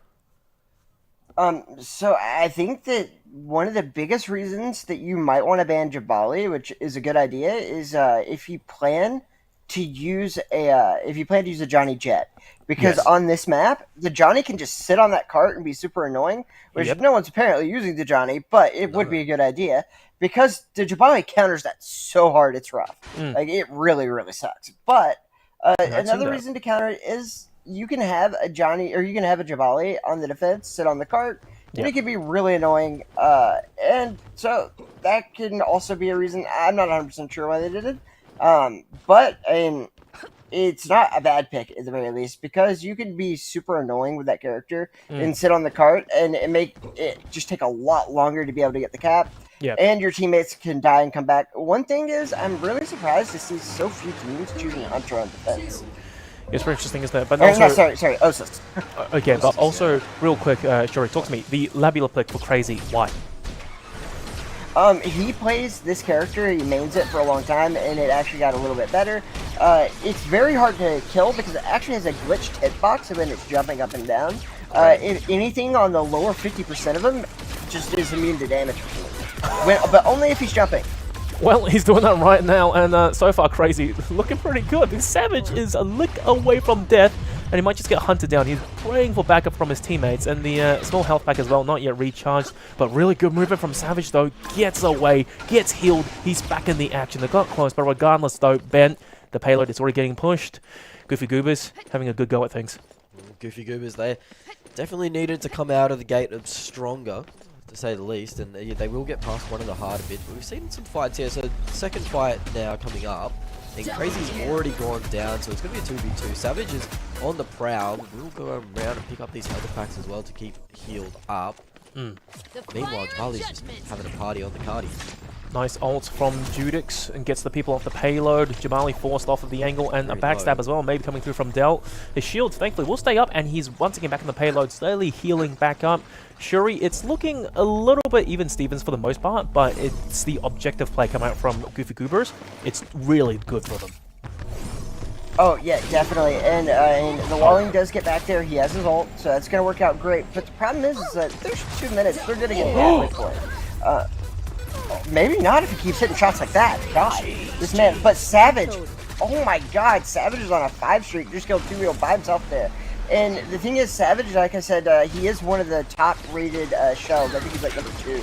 And so that is a really hard thing to contend with. A great shell, there are not that many of them, but it's very annoying because they have such great movement and their abilities just allow them to kill everybody. And right there, Crazy used his ultimate, and Savage is able to get 2, all 3 kills, and that is going to be huge. They popped 2 ultimates, both the Judex and the Lobula on that, and he killed all 3 of them anyway. So this is going to be huge for that side because, I mean, they don't have to contend with ultimates. That's a huge push here. Lovely as well, the pick is not going too great, and for the most part, Goofy Goobers behind the enemy lines. Here comes Shell, that's mega damage. Onto Polos, he's done. Judix out of the equation for the time being. 0 kills going his way as well. This is not a great start of things, and Savage still going unkilled. Deathless for the time being. He might make this a flawless in the push in its entirety. Oh no, Ben. We're reaching towards the final stages of the payload push. It's not looking great at all for TMG. They're getting torn apart completely. Certainly are. Savage now nets up the 10th on the board, hitting double digits without going down a single time. Polos yet to hit the scoreboard, really. This has not worked out for the side of TMG. Team Mobility, they are too mobile at the moment. The double shot, though, will take out Virtuoso. Savage dropping very, very low down for those 2 health bars, but you can see again, Polos just gets taken out after getting the burst. The cart fight spews around, but who's winning it? Well, at the moment, it is actually the side of the Goofy Goobers getting stopped out just at the end, and 2 minutes 40 to get that last 4 meters, you'd say, is very possible. But it has been just a domination from Savage. Having to go in and pick up the backlines. Crazy hasn't really had a lot to write home about. Stagger comes out, but it has been the Savage show, really. You look at the scoreboard right now, and Savage is lighting it up. Not happy about the results from the first game. Sure, you said that he'll be number 2 Shell. This is ridiculous. This is going to pad his stats a little bit. Oh yeah, well, and that's on the leaderboards. I mean, the guy might be the number 1 shell in the world, like, skill-wise. I mean, the other guy just has one hand to play, maybe. Because this guy's saying. He just refuses to die until he gets at least 2 kills. His teammates are coming up and just doing everything they can, and it's just really good teamwork by this team as well. And this guy, it's really nice to see Bert here, waiting for his team to be able to get here, and he's just trying to slow everyone down. Yeah, they need to regroup here, though. Yeah, it seems like a little bit of ill discipline pushing through. Of course, these last few meters are going to be incredibly difficult to push just because of the spawn advantage for those defenders. Savage will have to go back and put the team on the back. You see the ultimates building up. We have 5 out of the 6 available now, so this fight is going to get a little bit messy, that's for sure. Well, Jabali once again with The a lob shield miss. back on the push. And now Judix ulti as well onto the sides just to force Jabali into an unfavorable engagement position. It's just absolute madness. Bodies on bodies. No, Jabali goes down this push once again. Not going too well for the side of Goofy Goobers. Have a TMG. They get almost team wipes. Crazy. Miles away trying to get back onto the site. And that should be a cap. Savage King pushing it all the way. Few meters left remaining. They have to get on the site right now. And just in time. 0.75 meters. 1 minute to play. I cannot believe it. Shuri, this is definitely the most contested match we've seen all day. And it's coming down to the wire. Judix trying to put up a fight. 1v2. Still wins it out. And in 1v1, teammates have arrived. Here comes Jabali. Crazy. He's trying to stay alive for a little bit longer. He's going to get decimated. Now or never. Jabali, ultimate being used. Recharging. And just sitting on site. He's buying time. He's sandbagging. Still 1v1s on the site. Polo's trying to give it a charge of things. Savage is here as well. 2v2. Less than a meter, by the way. Still contested. 30 seconds burn off the bat. And we're still going on and on and on. Finally, there's the cap. Shuri. Complete, utter madness towards the final minutes on that payload. Oh my god, the thing that's so crazy is they had the easiest cap of all time until 0.1 meters left, and then they couldn't do it. Oh my goodness. But, oh my goodness, Ben. One thing I do want to say, it's very hard to be able to get that far. So even if they never capped it, I don't know how you're going to get it that far. I mean, that one exclusive team did it, but that's a very rare thing to actually cap on this map especially.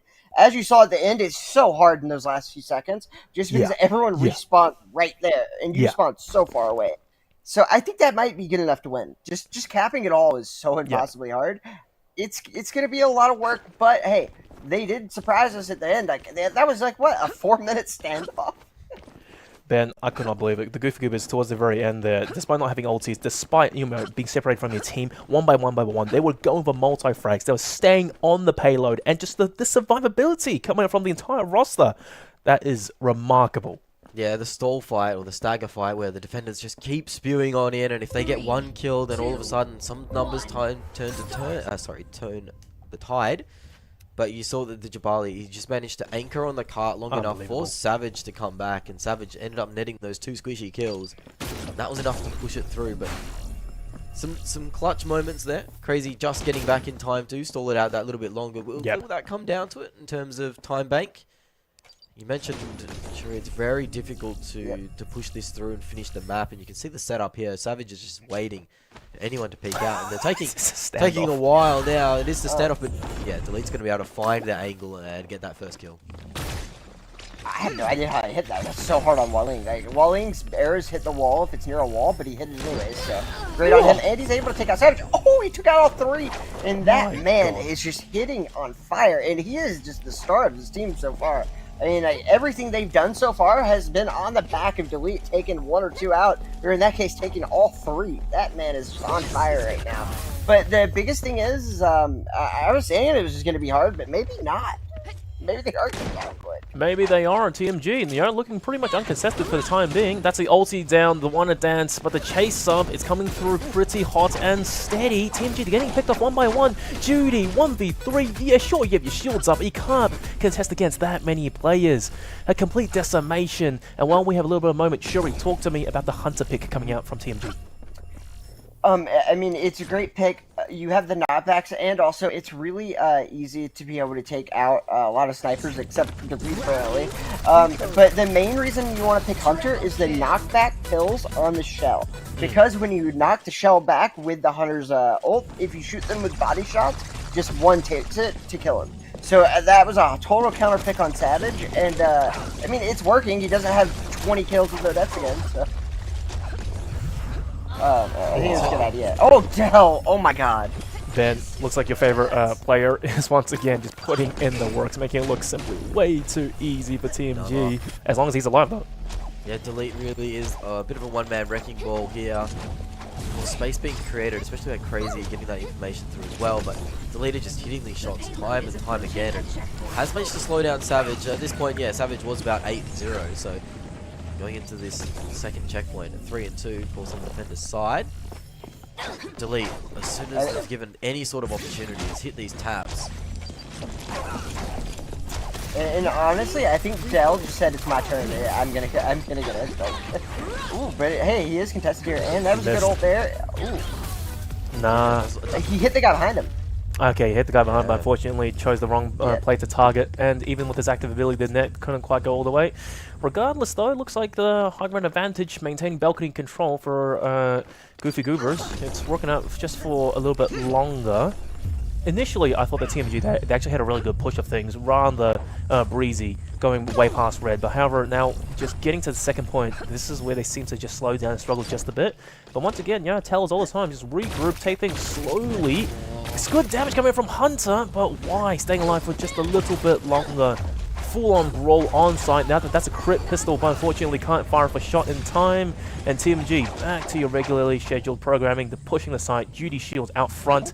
It's going to be a complete regroup coming up from the Goofy Goobers, Yuri. Yeah, I mean, they're doing a great job here, and this is the hardest part that they're at right now.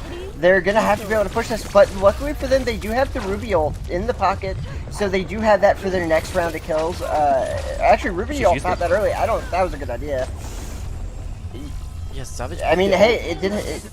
Yeah, it got him through. Yeah, Savage popped the ult. Was looking for Dell, but didn't manage to find Dell. Popped the ult, didn't manage to get any kills off, and now it's getting really close to getting that push in as well. They're going to have to try and contest, but none of these characters are really that good at staying on the card. You can see now, Savage goes in, gets knocked down as well, and this push is going through. Both teams are going to cap the map, and wow. We've seen both teams now finish. What on earth is going on? It's the lack of the tank characters on these teams. They're going through. It's too easy. Hot knife through butter. Well, Shuri, in that case, when both teams manage to cap, what does it come down to? Whoever did it faster. I mean, it's a 2-0. They won. Yeah, it looked like. Yeah, that's right. TMG, it was much smoother, especially I think really, on the first half of Bravo Stock for TMG, it was just that time delay, fighting for that much longer. Granted, though, the Goofy Goobers, they won at the end, but it was just the extra time, the 1v1 individual prowess. It came down to Crazy touching the car when Savage was pushing it in, and Crazy managed to get out of the spawn door just in time. There was just half a meter left or something like that. It came down to Crazy throwing themselves at the cart. Delaying it out that much to get that 2-0, so I mean every second it does count. And the glitch not even being able to hit the lob, it also really affects that character because his special ability heals his armor whenever it hits. And so he was jumping around like that, and he was hitting his special ability and never missing. And so he was healing himself while not basically being immune to damage. Unbelievable. Shuri, to say the very least, I really wanted to see this go to map 3 because this is probably the most hotly contested matchup we've seen all day. Team Mobility going toe-to-toe against Goofy Goofers, but unfortunately towards the end, the Goobers, they just fell short. Like the first map, the control game modes, that was just a clean sweep. Fade, the counter pick made all the difference. But on payload, I dare say, it was really even Stevens. But however, like you said, the Labula, maybe it was the hitbox, maybe it was just individual survivability brought Team Mobility out towards the very end. So that's got to be no map 3, Ben. Yeah, Goobers, I mean, we tipped them going into this series because Mobility looked like they just got absolutely run over by Easy. Yep. But Mobility, they pulled up their socks and they came into the series playing hard. And they dominated on that control, and they're moving over to that payload escort. It was tight, but they did a really good job at just doing the 1%ers, getting on the car, stalling it out. It was a fantastic showing. Well, guys, unfortunately, that means we will have to say goodbye to Goofy Goobers. They put on a ridiculous show against, one of the exclusive clan sister teams, exclusive Argon. Unfortunately, they got sent down to a lower bracket. And then against, probably the best matchup. Once again, I'm shocked by how close this was versus Team Mobility. They put up a show, they did their best, but unfortunately at the end they did fall short. It's going to be a 2-0 going the side of Team Mobility. The scoreline does show it to be a one-sided sweep, but that definitely wasn't the story. Guys, that's one team out, and we have much more teams to go through today, so stick around. We'll be back. Psycho, no, I'm not one to be trifled. I am my only idol. I'm riding high, no Eiffel. So Major got no rivals, and my veins are running ice cold. You better get out of the way. I'm bringing on the heat like a wave. You all about to know my name. Shut up, bye, take it right, make it rain. I'm unstoppable.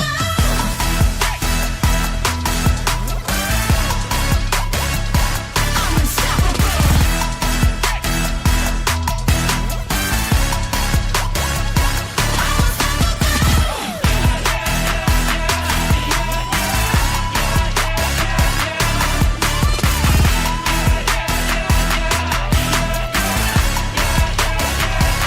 unstoppable.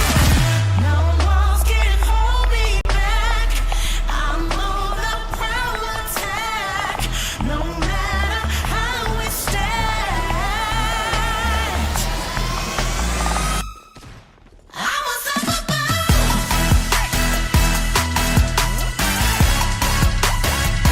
I'm unstoppable.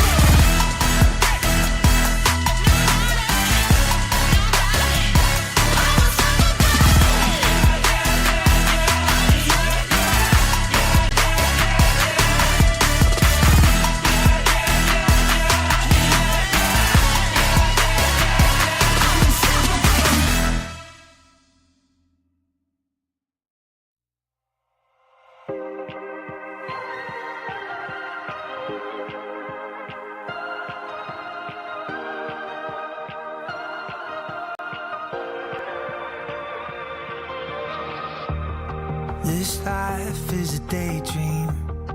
Our time is a precious thing.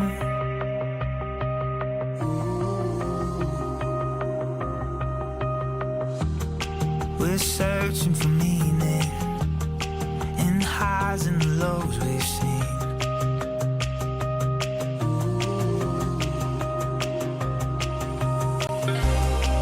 When all is said and done, standing on the bright side, can't believe how far we've come. We've only just begun. See the world through new eyes, taking us to great heights. Anything is possible, everything is new, and we'll carry each other. Carry each other, running wild into the night, technicolor blue, and we'll carry each other, carry each other. One chance in a lifetime, won't stop till we get it right.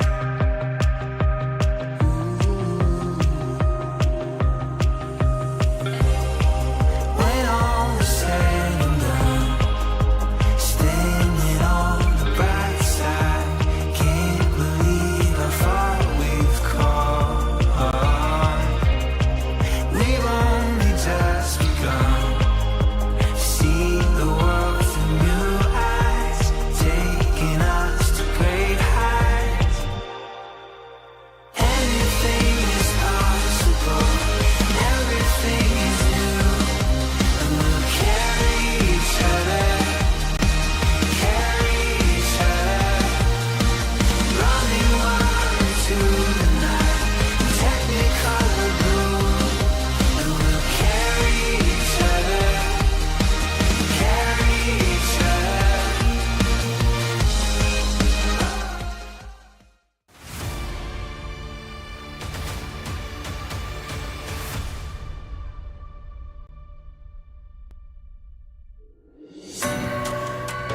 Ladies and gentlemen, welcome back to the T3 Arena League. Today we've seen a bountiful amount of action. We've seen teams go toe-to-toe. We've seen one-sided sweeps. But now we've got done with our first lower bracket matchup, and we just said goodbye to the Goofy Goobers. Thank you for playing. Now, unfortunately, they will have to get relegated into the open qualifiers into Phase 2. So they're not out just yet. We might see a comeback now that they have time to basically, flesh out their opponents a little bit, have some time to revise their strategy, and hopefully come back stronger. I'm Digital. This is Shuri. This is Smash. Ben, How are you feeling about all these games today?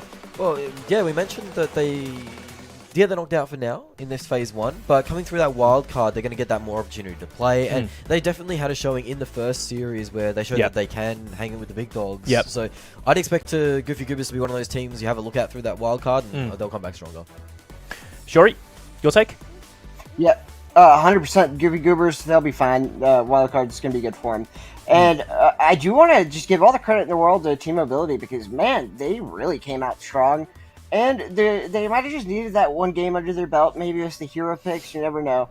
Yeah. But the good news is that in the rules, the winners bracket team just gets like one team doesn't get to ban for map 2 or something. So it's not the worst in the world to come from the losers bracket. It could be worse. So I mean, it might be good to get these extra games in and kind of get those confidence games, and then be able to come back strong. Indeed. Well, you know what? That's enough about the teams that were in the lower bracket and they got taken out. So let's focus on the matchup we have at hand. This is going to be probably, maybe, I would hope, a hotly contested matchup. It's going to be the Exclusive Clan versus themselves, Exclusive Argon versus Exclusive Easy. Exclusive Argon, maybe game 1, day 1 jitters. They kind of struggled a little bit versus the Goofy Goobers, but at the end of the day, it just looked rather one-sided. They completely flushed them out. Exclusive Easy, though, there was no question at all. It was simply, true to name, too easy for them. Ben, I want to ask you, what's your feeling about this matchup? Well, this is the pinnacle matchup, right? This is what the fans have come here to see. This is definitely the biggest one. I wouldn't expect. I wouldn't be surprised to see this later on in the day as well. Again. Yep. I think that Easy definitely on the eye test they looked better. They looked a bit stronger. But you never know until both teams have played. Everyone's played each other. Then you'll get to figure it out. Yep. What will be interesting is to see. Okay, they play this series. What happens here? Is that going to happen again later on in the day if they do verse each other again? Who's going to adapt? Who's going to overcome? So winning this series isn't exactly the be-all and end-all. Because you could give up a little bit too much. Yeah. Well, Shuri, traditionally speaking, between these two exclusive teams, it's got to be easy, right? They are the dominant one. Actually, no. It's almost dead even. That even? Okay. Yeah, it might be close to 50%. The one thing is that Rafa just he is so good and he's been that way for so long. That experience, it just comes through when you're playing those top teams. Right. Having that guy that knows when to make the calls and how to do it, and then he's just a really good overall teammate to have, and his two teammates are so good. I think Easy might have a little bit of an advantage here. Just because he's got those killers, man. All right, now hero bans. Let's see what both sides want to go for. We've seen a variety of really hero bans come through today. I do like to think it changes things up a little bit. Yeah. Here we go. This is probably the biggest change thus far. I like to say, Exclusive Argon, they choose to ban Aletta from Exclusive Easy, and Exclusive Easy, they choose to ban Scotty from Exclusive Argon. It's kind of like they're exploiting each other's strong points. Shuri. Yeah. Yeah, no, I definitely would love to be the team that made it where the other team can't use Scotty. I'm playing Aletta, but hey, that's probably why they banned Aletta. So I think basically what happens is one team gets to choose the ban first, and so if you see them banning Scotty, you're gonna be okay. Well, you can't use Aletta, maybe even vice versa. So I think that might have been how that went. Yeah, definitely. I mean, they're very, very targeted bans, and taking out that Scotty is sad because I've really enjoyed watching Scotty, especially the plays that we've got on hand today. Watching the Scotty gameplay has been absolutely brilliant. Of course, Aletta, very impactful in that series with GG Easy, not GG Easy, sorry. GG, well, it was easy, wasn't it? Yes. But it's very impactful hero, and now we're going to have to see some different flavors from these two teams. What are they going to rely on when these trump cards are taken out? Yeah, indeed. Like you said, Scotty today, I think we've seen more highlight reel clips out of her. It's mostly that the revolver crit shots, the headshots and everything. The ulti, the one of that, yeah, I would say, as a whole, Scotty has been the standout hero for us today. And Aletta, yeah, she's annoying, but overall, she's been more of that fly on the wall around your head, buzzing around, annoying you while the big hitters, finish the job, such as, Judik, such as Scotty. That's what we've seen today. But Shuri, how are you feeling about this one? I mean, I'm feeling great about it. I think it's a great idea to ban Aletta. It can be so annoying on these maps. And so the biggest thing about Aletta is not getting the kills. It's about what's called having a touch character. So in this game, you have infinite overtime. And so basically, if you get a character that can touch, that means that you can let the game go all the way down to 99%. And as long as that Aletta can dash in there and then dance around without getting killed, and on this map you can do that a lot, and so you can on Elf and Astana, and so you're going to see that touch character come into play really big, but that's why they got rid of it. And so I think that it might have been a play to try to get the other team to choose Johnny Jet. It's one of the only other good touch characters, but both these teams know that. I think that's why Cole's playing Jabali. I think they wanted them to choose Johnny Jet. And well, at these high levels, those counterplays, man, like at middle games go crazy. We see counterplays even with the rosters here. We see Rap not actually being on the starting roster this time, so they've changed it up a little bit. Maybe a different personnel, and it matches up a little bit better on this one, but we already see the capture point going over. Rafa commanding the troops to get down there early on, but does get taken out for the Troubles. Bean on the board nice and early, and Bean was one of the star players of that first series, and yeah, it is going to be the side of Argon's taking out the first really the first solid capture. Is only 13% got knocked up here by the Easy squad. And we also had Ozelet come in too, so both sides had a roster change. Yeah, and exactly, Thomas is there on the Ruby. Unfortunately, I think early on they didn't really manage to hold the site down too much, but so far pretty hotly contested, toe-to-toe. The cap points relatively even, so we are seeing at least a very strong fight from coming out from both these top dog teams to start things off. And Smoke only goes up from here. Wiling on both sides, good info. Hopefully Rafa has the better calls, that's the idea at least, but it's just a mess of bodies in the trade back and forth. Both Wilings down. Finally, sites being capped slowly but surely by Argon. And he's maintaining control for a little bit longer. Slime dead to rights. He got forced back. He got double teamed. He's out of the equation for the time being. It's going to have to get a complete regroup for Easy. And yeah, I guess you're right, Shuri. This is really going toe to toe. And not only that, right now, they're getting pushed even deeper. Wanna dance from Skadi. It forces the opponents, Argon, into unfavorable duel. And now they've just lost the advantage. But didn't catch Slime with that Wanna Dance, so Slime manages to get the 2 kills on the board. I thought it was going to be very difficult, but Cole had to use the ultimate in the fight where they got the cap, so now doesn't have that available, and it is going to be the side of Easy taking control once more. Back and forth we go, 40 apiece on the percentage. Thomas has to get on the board here. Has been a bit of a slow starter, but needs to warm up, and as we say, that starts to contribute now. It does go down, a 2-for-1 trade, but in the back, getting shot in the back, not a great showing for Cole. Goes down, and they do manage to contain the point, or maintain control, and it's actually Rafa putting in some hard work, some hard yards for the side of Easy. Well, Shuri, it's literally neck and neck for the most part. And one thing that really happened in the North American Pro Finals is Slime came in with a Scotty, and he would not stop killing people. It was crazy. He also used Walling a lot, too, and it's one of the reasons he got picked up. He literally was making the other exclusive team look like he was playing in a bot lobby. It was nuts. And so, if you want to see a highlight reel full of Scotty, this is your man. And he's living up to exactly why he got picked up. He's one of the guys that he just can't stop killing people. Man's at 7-2 already, and we saw how good this team is. So going 7-2 is no easy goal. Exactly right. But then again, bear in mind, kills is one thing, but percentage caps is the other. Argon, they've regained the site yet again, and then they're just taking the fight really deep, practically over towards exclusive Easy spawn. And one by one, they're getting picked off. That's the ultimate coming out from Jabali, and it just puts the fight a little bit deeper in. He gets the kill onto Skadi. Slimer's down, and one more onto Thomas as well. Exclusive Argon. My goodness, it's literally toe-to-toe. They're butting heads, they're trading haymakers, Ben.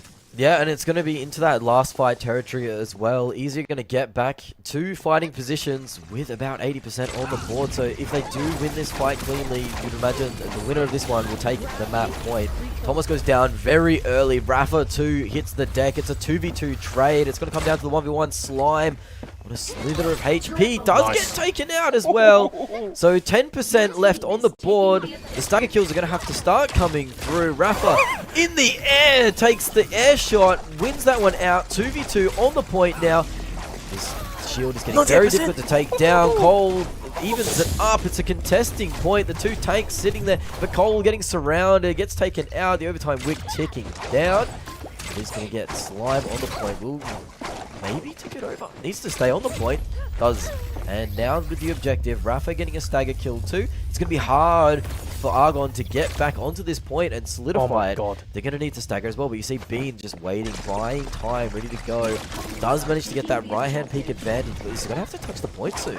Yeah, indeed. There you go. He gets onto the side, wants to duke it against Rafa, but it's a 1v2 situation. Judy he basically gets the kill. Here comes Slime again, only good for one before he gets destroyed. Here comes Jabali. Ultimate onside. It's going to flush Judy away. That's the cap. 97% on both sides, but ultimately, exclusive Argon, they are going to take home map 1.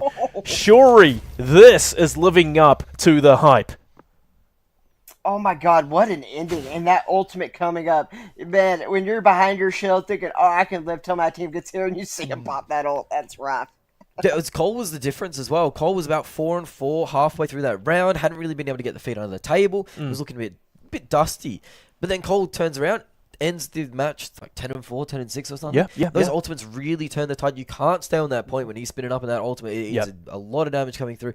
So Cole really hunkered down, played the role, and turned the tide for that point. And it was fantastic to see. Slime as well with some big showing. So this match is all it's cracked up to be, really. And the best thing about this as well is that compared to the first matchup we saw here today, it's a completely different meta and like a play style compared to from both these teams. First off, we saw the Goofy Goobers. I believe they played Johnny Jet a little bit, try to play a little bit sneaky, more like skirmishy, just dueling it out, fast paced. But however, now we're seeing. The pace is still there, for sure, don't get me wrong, but we're seeing more tank action as well, even on the control map, really up close and personal. Sure, I gotta say, Hualing was, beneficial for both sides here, but I think ultimately the tank advantage in Jabali really changed the entire match. Oh, 100%. And also, Ozelic, he was like 1-5, and then he got back to even pretty quick. And that was when kind of the tide started to turn. And then, as you said, Cole also in that same period of time started going off. And so, they just started getting the kills, and that really helps. I mean, when you're one-on-ones, that's going to just make all the difference in the world. And another thing that I've noticed from these two teams, what they did was they realized that they have to play the same one on every map. Yeah. And so you can't pick anything that gets countered. And so they didn't. They just went safe with their picks. And so I think that's one reason it's closer as well. Is Johnny Jet is a great character if you can choose something different the next round. Because if the other team chooses Hunter or something that can counter you really hard, then you have no player. So I think they went really safe, and it's a really good idea. Yeah. Because if you get countered, I mean, you just got to play that for 3 rounds. It's rough. Now, onto map 2, Elephant Istana. Last time we saw Rafa play with Exclusive Easy on this map, I mean, it was a completely dominant affair. Though Thomas, this time on the Ruby pick, might make things a little bit different. Regardless, though, Ben early poking and prodding. Yeah, and it looks like it is going to be the side of Easy prioritizing that 5k room. And now it's starting to move players around, trying to position themselves to get away from this Jabali shield, but they are going to meet it in the face, and Jabali does go down early on. Cole and Bean take a fall. You can see the ultimate starting to build up as well. Slime has the third, so it's clean, even across the board. Interesting play, though, going for that high ground to try and do the poking from there instead of trying to take control of that mega room, the 5k room. You can see now Cole going down very low already, and Bean stuck in a corner. Bean's going to have to try and dash out of there. Won't be able to do it, but we'll throw him up into the air and get the trade kill. So now it's sort of a 2v2 situation, but Bean is so low, it's going to take them a while to try and get those hit points back up as well. You see more action towards this side of the 5k room. It looks like Easy is prioritizing that very heavily, but they are going to have to touch the point to stop the cap. Cole in the air, getting stunned out and taken out once more. 0 for 3 star for Cole. Not looking great in the Jabali for this map. Yeah, indeed. And also to mention as well, Rafa on Skadi got the initial first pick there off of the One Dance Ultimate, but unfortunately the second being hoisted above Shell and Bean just couldn't really aim down in time. Regardless, it's still tit for tat for the most part. Now, Sight's finally been capped by Exclusive Argon.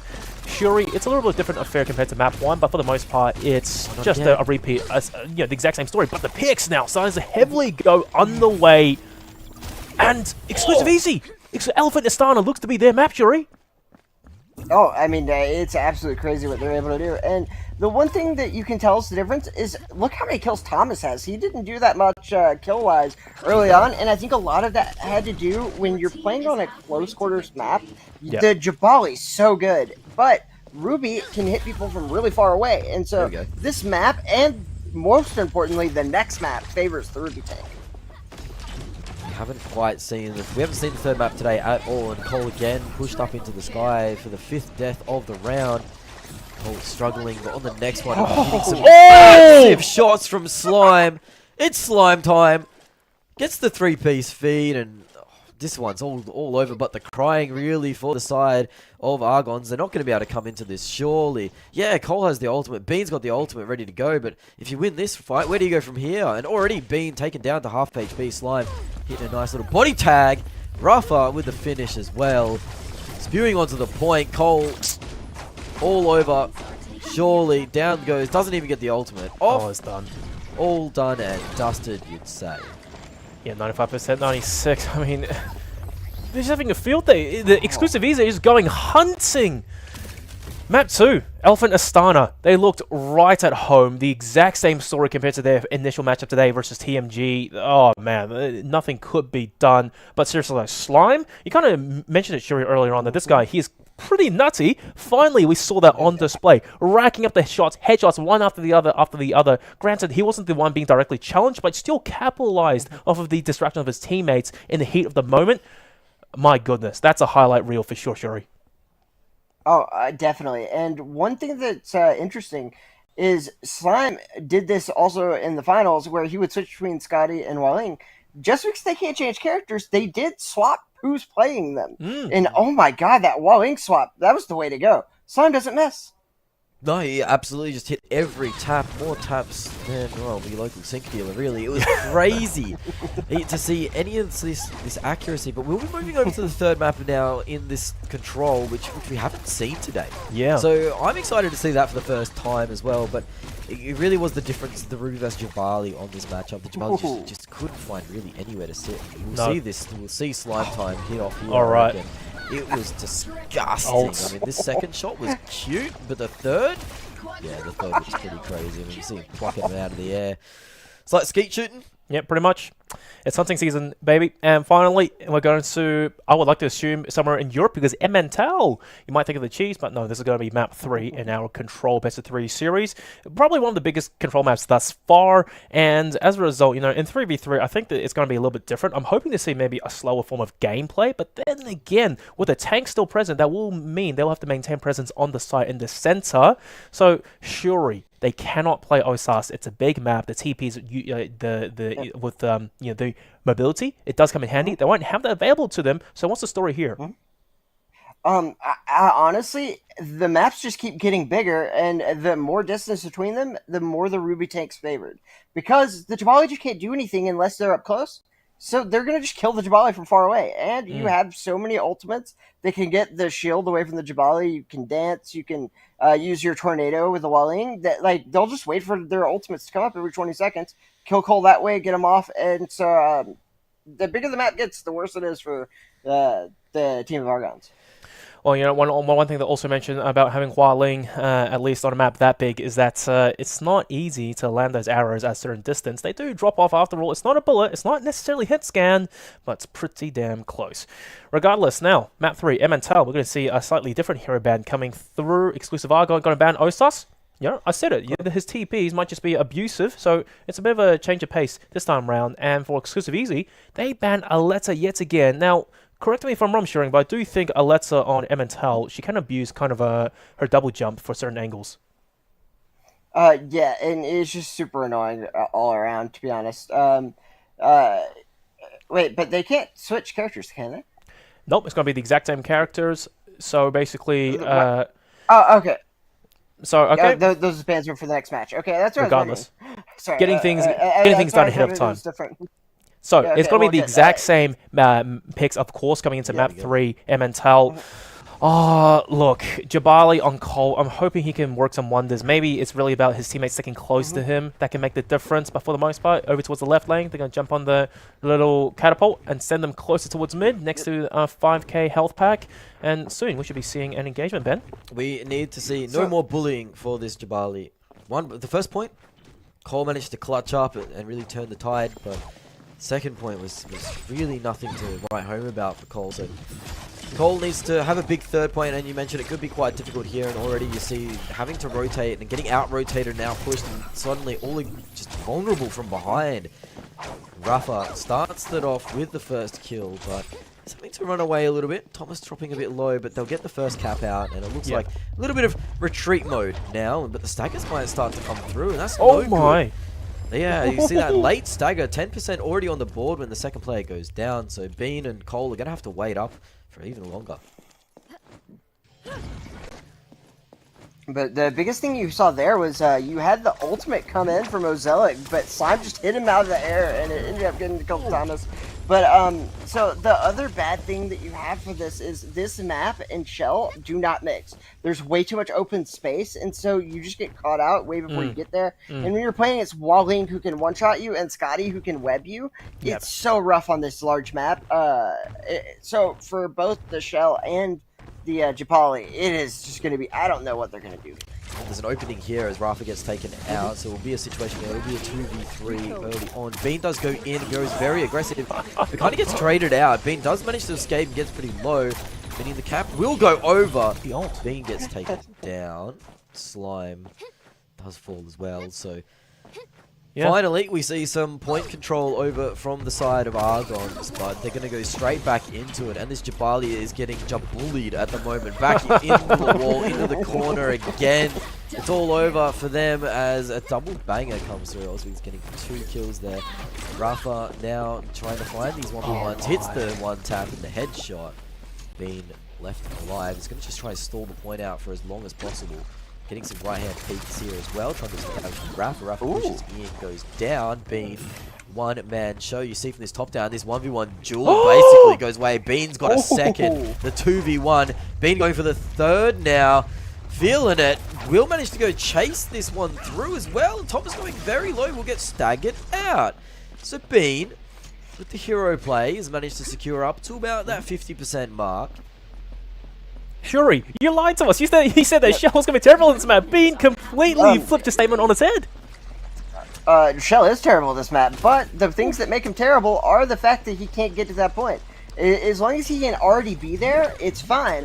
And that's why you're seeing them push up on them, is because you don't want that Shell to have to go in the open area, so they're trying to push up on him, but then they just got hit by a tornado and swung across the map. Like, certainly that's do, right. but it looks They like cannot Bean's lose still this fight. playing. Bean's still getting these kills. Oh my. It's again another team wipe, and what looked to be a dominant start from the side of Easy has been turned on its head as some absolutely mega plays from Bean. That hero play has got them up to this last fight territory. Okay, Rafa has the ult, so does Thomas. What are they going to be able to do with it? Slime, 99%. So it will be everything and the kitchen sink for this fight. They're trying to find an isolated player. They managed to find Cole, and Cole's vulnerable. Jeez. Cole's exposed. Taken out easy peasy. Bean dropping very low. No trade kill looks like it's even near being on the board. They've invested 2 of these ultimates. Slime still has theirs, and they'll get the cap. Cole will have to return, but they don't lose anything else on the side of Argons. That was all Rafa starting that fight as well with the clean triple tapper onto Cole, the initial shutout of Jabali, so no tanks they have to deal with on site. They managed to regain the side in the nick of time, but now they've managed to go a little bit too deep. It's being contested once again by Argon. Easy, they may have fumbled the bag there. Cole with the ulti, picking up 2, looking for a team wipe. Oh, Shuri, it's done. Surely this has to be it. They don't have the movement speed to get back onto the site. Overtime, no matter. This entire best of 3 series control is over and done with exclusive Argon. They take home the first dub. That came down pretty close, I'm not gonna lie. I thought Easy kind of had it, but towards the end, like I said, they just went too deep. They overheated, they went hunting, they left the site unguarded. Yeah, and it really was Cole on the clutch. I mean, Cole on the first point and the third point of that series. It was Cole. He's had a really rough start on that Jabali. He was really pinned up against walls. He was taken out from all angles. But as soon as that ult came on, the 2 really big decisive fights. Gets the ult, gets the win, as well as that Bean heroic play, hitting that 1v3. Is it not weird though that Bean only had 3 kills? I could have swore I saw him kill 10 people. Yeah, well, you know, that was the thing. He did a lot of the damage, but actually, I do believe it was Ozelik on the wild link getting the final picks. So, regardless, though, he did a lot of the heavy lifting, and despite being at a disadvantage on Shell, he still put up a really good showing of things. And I guess suppose, you know, team play, at the end of the day, that's what matters. You can't be Rafa, you can't be an insane Scotty. It does not matter if your team isn't with you, if you guys aren't focusing on the objective. And across the replays, we're seeing a mixed bag of things to happen. Rafa, well, you know, this guy's just nuts on Scotty, getting the headshots coming through. And then, in clutch moments, Bean gets that 2k. Insanity chases up for a third, basically. They regain their sight. And Bean again isolates a couple of the individual players for his teammates to pick off. And then towards the end, I mean, they got the recap again for Exclusive Easy. Sure, great, but I don't know, it felt like they had a grudge to settle, Shuri. They chased down some of the individual players. Yeah, I mean, Cole, man, those ultimates, you were saying it, just they were the game changer in both round 2 and 3, and it really just won them the games. It's so crazy how good that Cole's ultimate just happened to be. Like, you could take out basically all 3 guys at once. Yes. And it didn't work as well in the middle map just because Astana is so huge and everybody was staying away from Cole. But, I mean, when they all had to come together, he was able to just kill all of them. It was very good place by Cole and great ultimate usage. And when he used it and chose to and had his team there to capitalize, and that's what's so good about it. They didn't outslay heavily, but they dominated. Yeah, I think they might have lost track of Cole, actually. He went out in the fight very, very often, and then Cole comes back. Yes. And they lost track of the big fella, and the big man comes charging back in, and yeah, they are stacked up because they need to be on that point. So very, very well done from Cole to you know, maintain the composure, not burn the ult before dying. Realize it, I'm going to die, I'm going to come back, I'm going to win the game.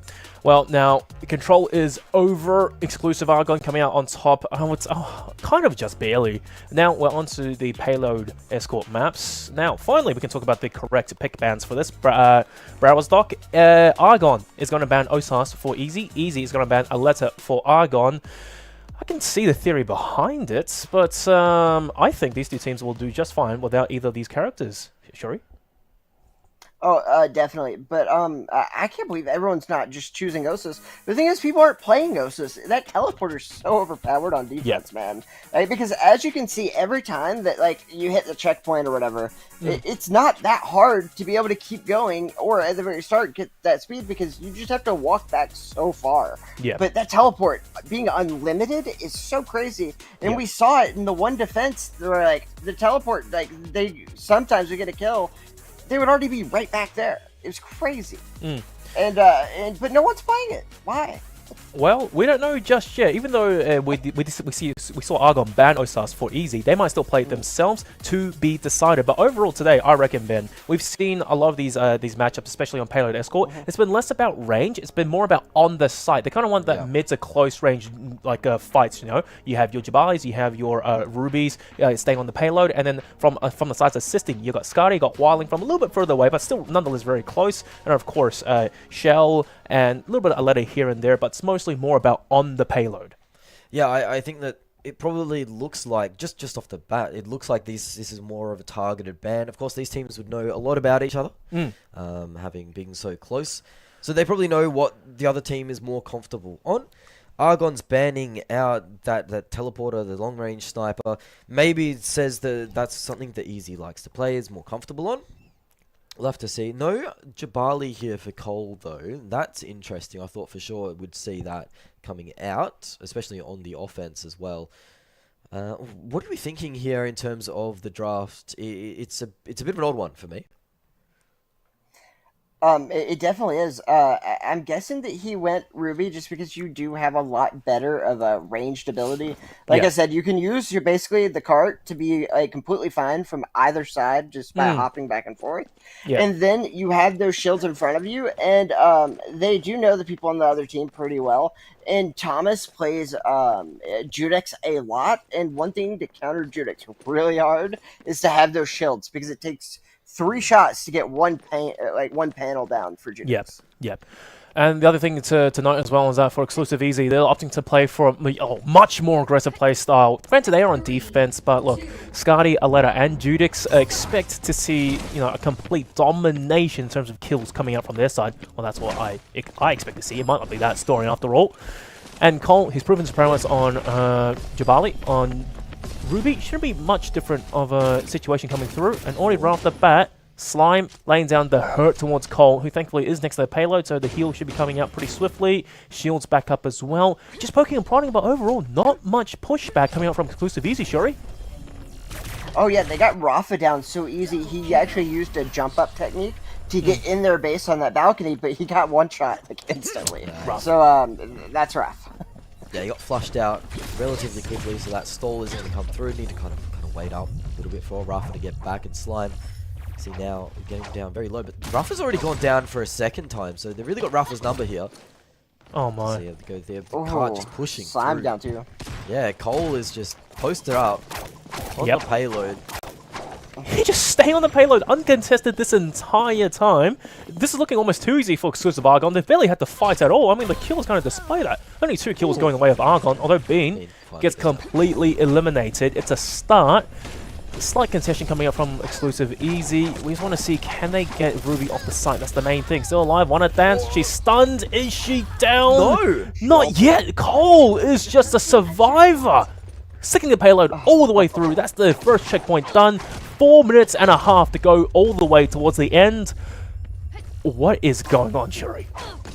Oh my god, I don't think I've ever seen anyone do this to this team. This team has never had anyone dominate them on Escort like this. But like I said, Colt's never lost this map for a reason. They're by themselves, man. It's like Exclusive Easy towards this first map of Escort Brown's Dog. They're falling apart. They're going out individually. Rafa, I don't know what he's going on about. By himself, as Aletta gets completely dumpstered on.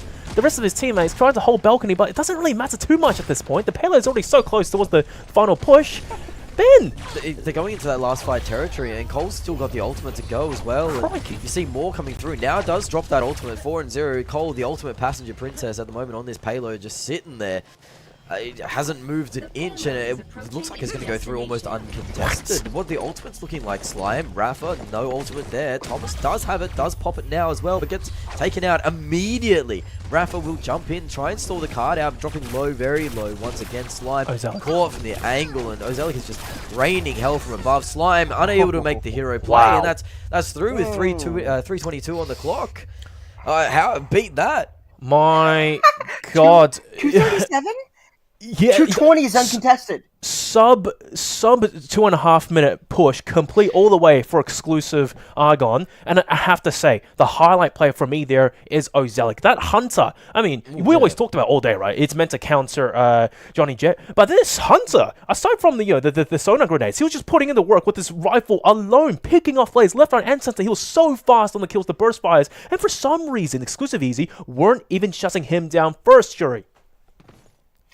So there's a really big thing that it doesn't seem too much, but on that map, it kind of matters. Where Scotty has a range limiter on their damage. So they do a lot less damage the further they get away. And so basically, Hunter and Judix don't have that. And if you hit a headshot with both of them, it instantly kills everyone in the game, basically, except for Jinx.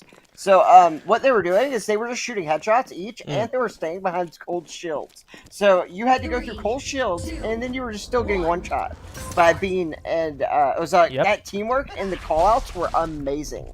And you would see them both behind the shields on the left and right. So you had to pick which one you wanted to go for, and you can't wall peek that because they had both angles covered. Yeah. This time though, Ben, we're seeing Bean get on signature Johnny Jet, and look, they're doing a much better job of defending early on. 0 meters pushed. That's it, because they have such a large time bank and they completed it so fast. All they really need to do is live on the card for 20, 30 seconds, and then it's all she wrote, and it looks like that's what they've been able to do. It's already over. Yeah, the Johnny Jet, it's already done it. It's just going to be... mathematically. Yeah, mathematically, as you mentioned, it's all over. Being on this Johnny Jet, just dancing around the card, did enough there. And then you can see he shot something out on the invisible Johnny Jet trying to find him. But yeah, it did enough to win the map out, and Buildy, that 2-0 for Argus. Wow. Keeps the streak alive. Well, though, granted, the payload, it's getting pushed, so it's not over necessarily as quickly as we would like to see. But sure. Yeah, I mean, you're right. The thing is, if they hit the middle thing, it'll give them 3 more minutes too. But the thing is like, since it takes 2 minutes 20 seconds to get there, I mean, we already know who wins the map. But hey, the great news is we can watch some really good gameplay from 2 of the best teams in the game. So Certainly do. And you can Could see be worse. now more gameplay going through as Slime starting to rack up a few kills as well. So, I mean, Slime was obviously a superstar on that first map as well, Slime Time. Oh yeah. For a reason. We'll need to see more from Slime today as well if we're going to see these two match up once more. Some push on the cart now, being back on that Johnny Jet. Trying to stall it out. You can see just trying to be a nuisance. Doesn't really care too much about shooting or playing the game at all. Just interested in living. Big chillin' on the cart. Yep, he doesn't care at all. Oh, dearie me. Now the backup has arrived, obviously. Exclusive Easy. Oh, they're having a really rough go at things, to say the very least. And, you know, the Ruby pick, it's not doing them much good. Oh, sorry. The Aleta pick is not doing them much good, to say the very least. Still dancing around the site, though, that's Slime. But the thing is, he just can't find Bean. This pick has gone horribly wrong for Exclusive Easy, Shuri. Yeah, for sure. I mean, it's so rough, man. These poor guys. And the worst thing is they know this is happening on stream too. And like, when you get to this level as pros, all of us have egos. Oh my god, they're getting completely clowned, man. Bean doesn't even care. What do you do now at this point? I mean, it's pure desperation, and as far as I'm concerned for Slime, he's just trying to do his best to... Hopefully he can luck out with a shot or two. Look, you're having the team talk right now. You know, it's... With 30 seconds left? You put a fork in it, he's done. What you need to do is just have a team talk. What are we going to do next time we verse these guys? What are we going to do later? It's just been... Oh, it's desperate. You can see him playing with the leadership as well. It is more about just regrouping, because they had such a good showing on that second map of the control as well. It was so dominant. That they know that they can go toe-to-toe with Argus. It was really unfortunate on the defense here. They just couldn't get any traction. Nope. At all. Yeah, so they'll go back to the drawing board. But Argus, they did take down the easy squad, which were... looking really good after the first round. Versus Team Mobility, right? Who actually won the losers bracket. And like that was probably the cleanest matchup we've seen all day. But however now versus their sister team, Exclusive Argon, they look to be a completely different team. Maybe it's the picks, maybe it's simply Exclusive Argon knowing Exclusive Easy a little bit better. But overall, I mean, Easy, they just did not have an easy time, to say the very least, Shuri. Yeah, that control, or not control, sorry, that score was crazy. Like, I don't think I've ever seen anyone dominate that hard against any team. Like, even Exclusive Easy didn't cap that fast. No, they didn't. Like, in that first match, right? Yeah. Capping's one thing as well, and then again, you know, when for some reason in the first half of Browse like Exclusive Easy, when they were on defense, where was the defense? They weren't doing too much for the most part. Argons, it was looking uncontested. They just pushed it all the way, barely getting any kills. I swear to God, towards the very end there, maybe 5 or 6 kills across the entire team. That was it. Where did Exclusive Easy go, Ben? I don't know. It must have been heartbreaking, I guess, to lose that control as well. Yeah. That's one thing. But at the same time, it carried over, and that escort was just incredibly one-sided. They'll go back to the drawing board on Easy now, and they'll try and figure out. They'll play, of course, their matchup next against Mobility, so that's it's a bit of a rematch there. If they manage to get the win, get the Chockies in that one, then they'll be moving over back to this matchup with versus Argons. And they'll need to come up with something a little bit different, a little bit fresher to take down Argons. Hopefully so. Well, guys, it's time for a break. Get your drinks, get rehydrated, because I surely know that Exclusive Easy, they're going to have to rethink and take their time to maybe, you know, come back stronger, like you said, versus their sister team. But Team Mobility, they're the ones who've had a break. Now it's our turn. See you guys soon. We want the legacy. We got the hope and we bring in the remedy. Working it steadily. We want the glory. We want the blessing. If I do it, I'ma do it for the glory. Yeah, ain't nobody gonna do it for me. Kill it every day up in the morning. It's a blessing, so I do it for the glory. Hey, the glory. Hey, the glory. Hey, you know I do it for the glory. Hey, the glory. Hey, hey.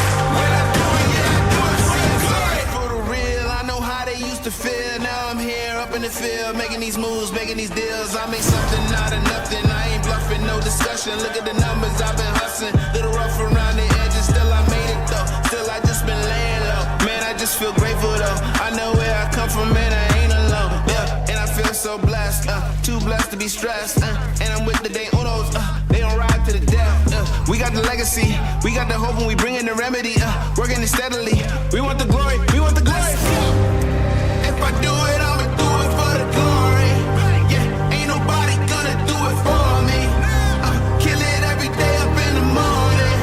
It's a blessing, so I do it for the glory. Hey, the glory. Hey, the glory. Hey, you know I do it for the glory. Hey, the glory. Hey, hey, when I do it, yeah, I do it for the glory. Gravity recode.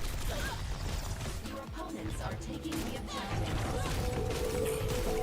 The summer of 2011, I lost everything and I witnessed the drought. Totaled my vehicle out on the road and I barely could breathe when they mentioned the mouse. Look to the sky, know I need help. Look for the sun, all I get is the clouds. Called up my sister when I hit the campus. She answered the phone and she hit the account. Now I'm back up, looked at my plan and adjust. It got so harder to trust. Cancel my friends after graduation, cause when you a giver, it's never enough. I had nothing to say. Slept in the garden of snakes. Far from me playing it safe. I was running from God, his plan and his call. I didn't even know he was keeping me safe. I hit the bottom, I called up my mama. She gave me the truth and was praying for me. Life in the game, but you in the circle and running from purpose and playing for keeps. They scream YOLO, I went solo. That same night I went dropped on my knees. The weight of the world I kept on my shoulders for all of my life was traded for peace. Yeah. Cool. Yeah. The game getting pressed like articles. Yeah. After delivery, taking one marches go, they wanna limit me. I'm with a ceiling be he been toe tagging all of my enemies. I've been body bagging up the energy. I'm in the streets like a city with Mardi Gras. Out in the crowd, and I'm turning it down. You know the king, I don't see thrones in your crown. It ain't a show when the truth's coming to your town. A new heaven and earth, I'm gonna life on the clouds. But anyway, I reach for a mic and a dinner plate. Having my home in the house so big, I'ma need a tour like I'm selling dates. Hold that thought, I meditate. Lost my way in 2013, got the key to life, that's a better place. I'm really from that bottom. I ain't have a dad with the richest rags, so I focus on what matters. And my coach put me in. Now I'm on the field and I got him. Well, I guess it's safe to say it's really about to be a problem.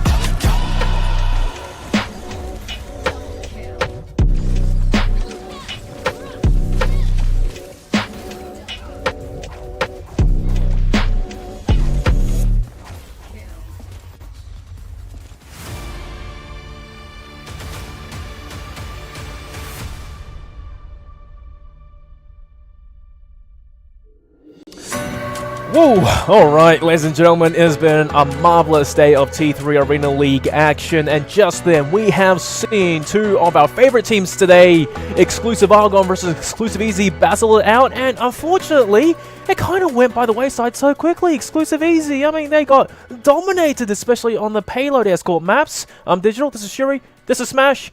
Guys, how are we doing today? Shuri, let's start with you. Yeah, man, I did not see that coming, especially on that map of Browerstock. One thing I do want to mention that's very significant, Browerstock is 2 of the 5 maps in our finals. Yeah, no, it certainly is. Look, domination. They're gonna have to run it back now. Easy if they want to take the chocolates, I guess you'd say, or take the first place. They're gonna have to run it back and go through. Otherwise, they're gonna be going into those wild cards, and anything can happen. There's some strong teams down there as well. Yep, in the wildcards, you know, it's going to be 32 teams in Phase 2, so some could say it might be easier, but also you can say that's a lot more competition you have to go up against, and it's just another step forward before you can qualify into Phase 3, the finals. But hey, look, we've talked about a couple of these teams today, and thankfully, in this current invite towards Group A, it is double elimination, so it's not the end of the world. Exclusive Easy, they've been sent down to the lower bracket to play it out versus Team Mobility, who they completely destroyed earlier on. I don't know if this is going to be any different. Shuri, do you think Team Mobility, they've warmed up their fingers, you know, they've come back, and hopefully they can go back into the upper bracket in the grand finals to play it out versus Exclusive Argon? Or is Team Exclusive Easy just going to dominate them again? Actually, I think it will be better this time, because in that last one, we did see some of the teams, or some of the team comps were a little a little bad on the side of TMG. Like they just didn't have a better comp, and so that could change the way it worked. And man, it just looks like a completely different team in that first match in the losers bracket. Yes. So hopefully that team shows up to this game. Hopefully so. I guess the story is to not lose your hero ban, which we'll see right now for these two teams, especially now that TMG, they've had some time to discuss about what might have gone wrong. Oh, Ben, this is actually quite interesting. Yep, mirrored bans, which is a bit interesting, to say the least. But for TMG, yeah, I mean, that first series of the day looked like they didn't wake up. No. But mind you, it is pretty late over in the States as well, so maybe they were maybe a little hungover from dinner. Maybe. Had a bit of that kicking in. But it was, terms of shutting a player down, it is going to be the delete factor. Easy did it so well in that first series. It was delete coming back against those goofy goobers and absolutely wiping the floor with them. So if they can shut down delete once more, well, then it'll be pretty easy stuff. There's a Wildling signature pick. Now, Shori runs through these because it's some new heroes this time around. Polo's back on the fade, so that's good to see on Arctic Express.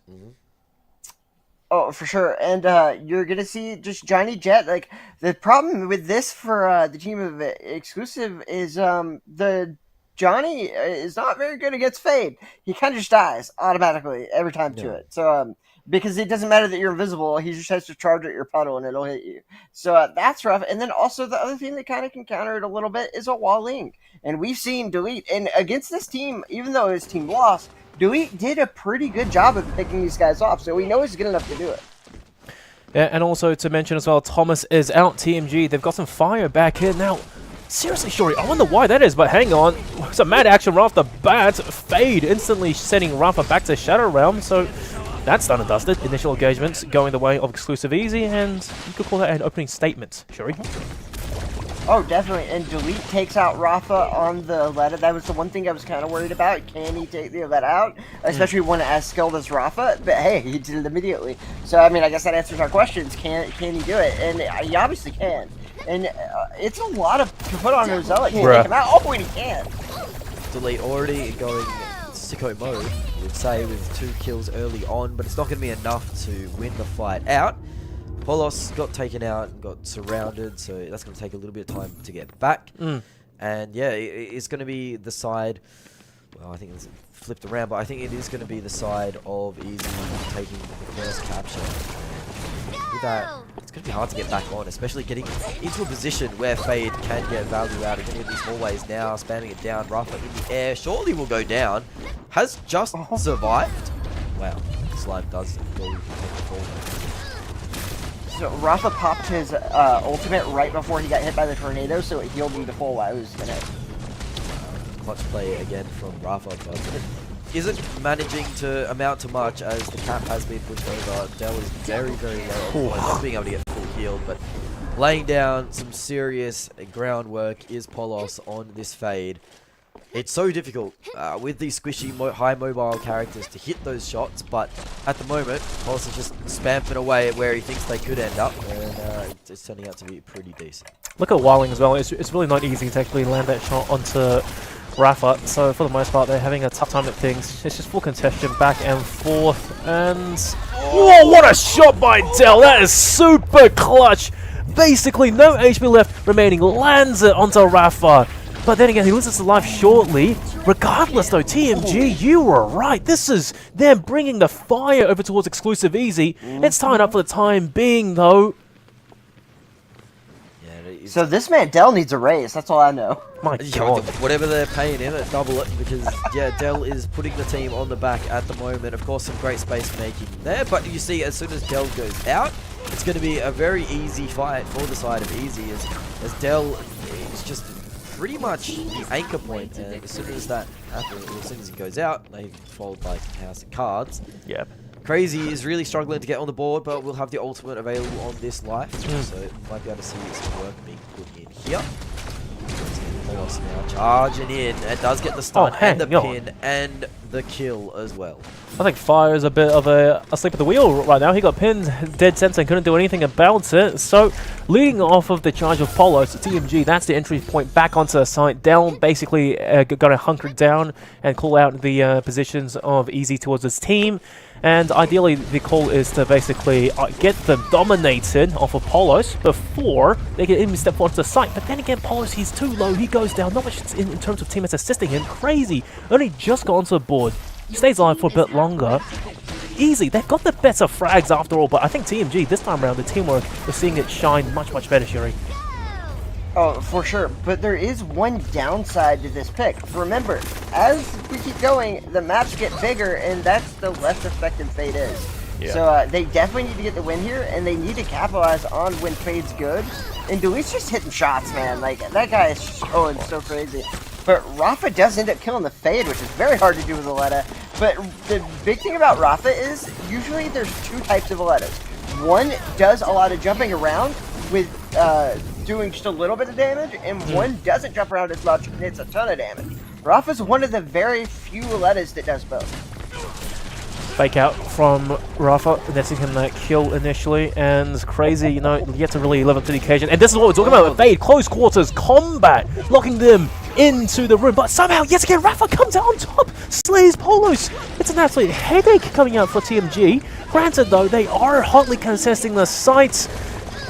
Rafa v Rafa, Alessa v Alessa, touch and go, and it's going to be the cap, and that's going to be 1-0 going the way of Easy, unless a miracle overtime touch can come through now. That won't be the case. I gotta say, Shuri, this one was a lot closer between TMG and Exclusive Easy, but still kind of went the way we figured. One thing, though, we gotta look at is, like, it being this close, I really think that they can do that on this next map. I don't know, though, with the Fade on the very wide open last map. Yep. The big problem with Fade is, like, the charge to do it from so far away, it gives you a big choo-choo train whistle. Yeah. So the more people are spread apart, the worse it is. Yeah, and just on that round did come down to Rafa versus Delete. There were so many of those 1v1 situations. We saw Rafa running out of bullets in the clip, not quite being able to finish off Delete, and then Delete landing that headshot over it. And it was really that 1v1 duel that kept happening time and time again. Yes. Towards the end, Rafa started to win it out a little bit more, and that created more space for the team to work, and they were able to get in behind, kill the Fade, and then finish the point off. So Delete put up a good show, and those 1v1s, they did go the way of Delete in the start, but Rafa manages to prove his experience and close it out.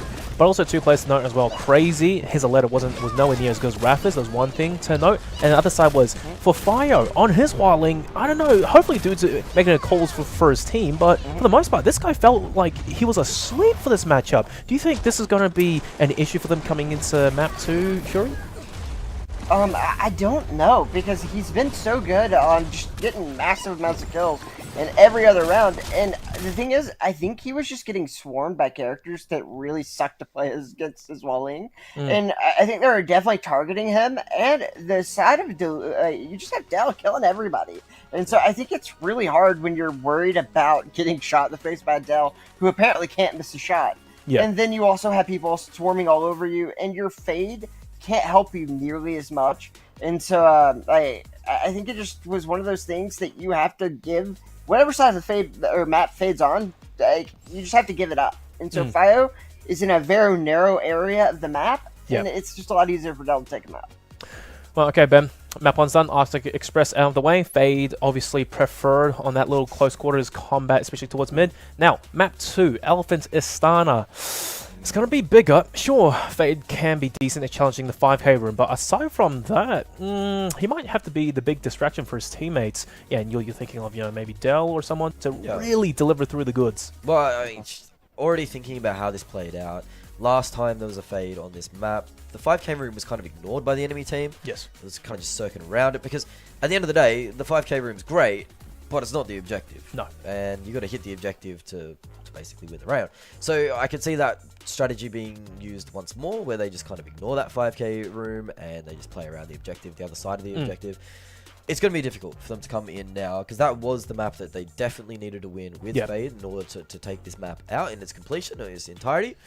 So, yeah, it's going to be very difficult, and I think that Rafa and Slime will just run rings around this Fade and it'll end up 2-0. A change up as well, sure. Look at that. Slime's on the Wildling, Fire getting onto the Johnny Jet. I mean, fair enough, but do you think this time around TMG is going to have to fight it out in map 3? Well, there isn't going to be map 3, because if they lose this right now with Fade, they're done for.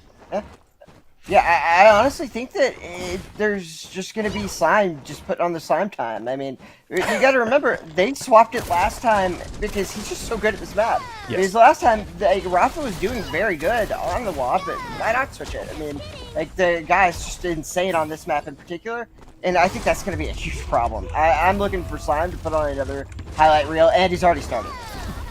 Certainly has. Claims the first two kills on the side of Easy, and you can see, yeah, they just completely ignore that side of the map. The 5k room, not interested at all.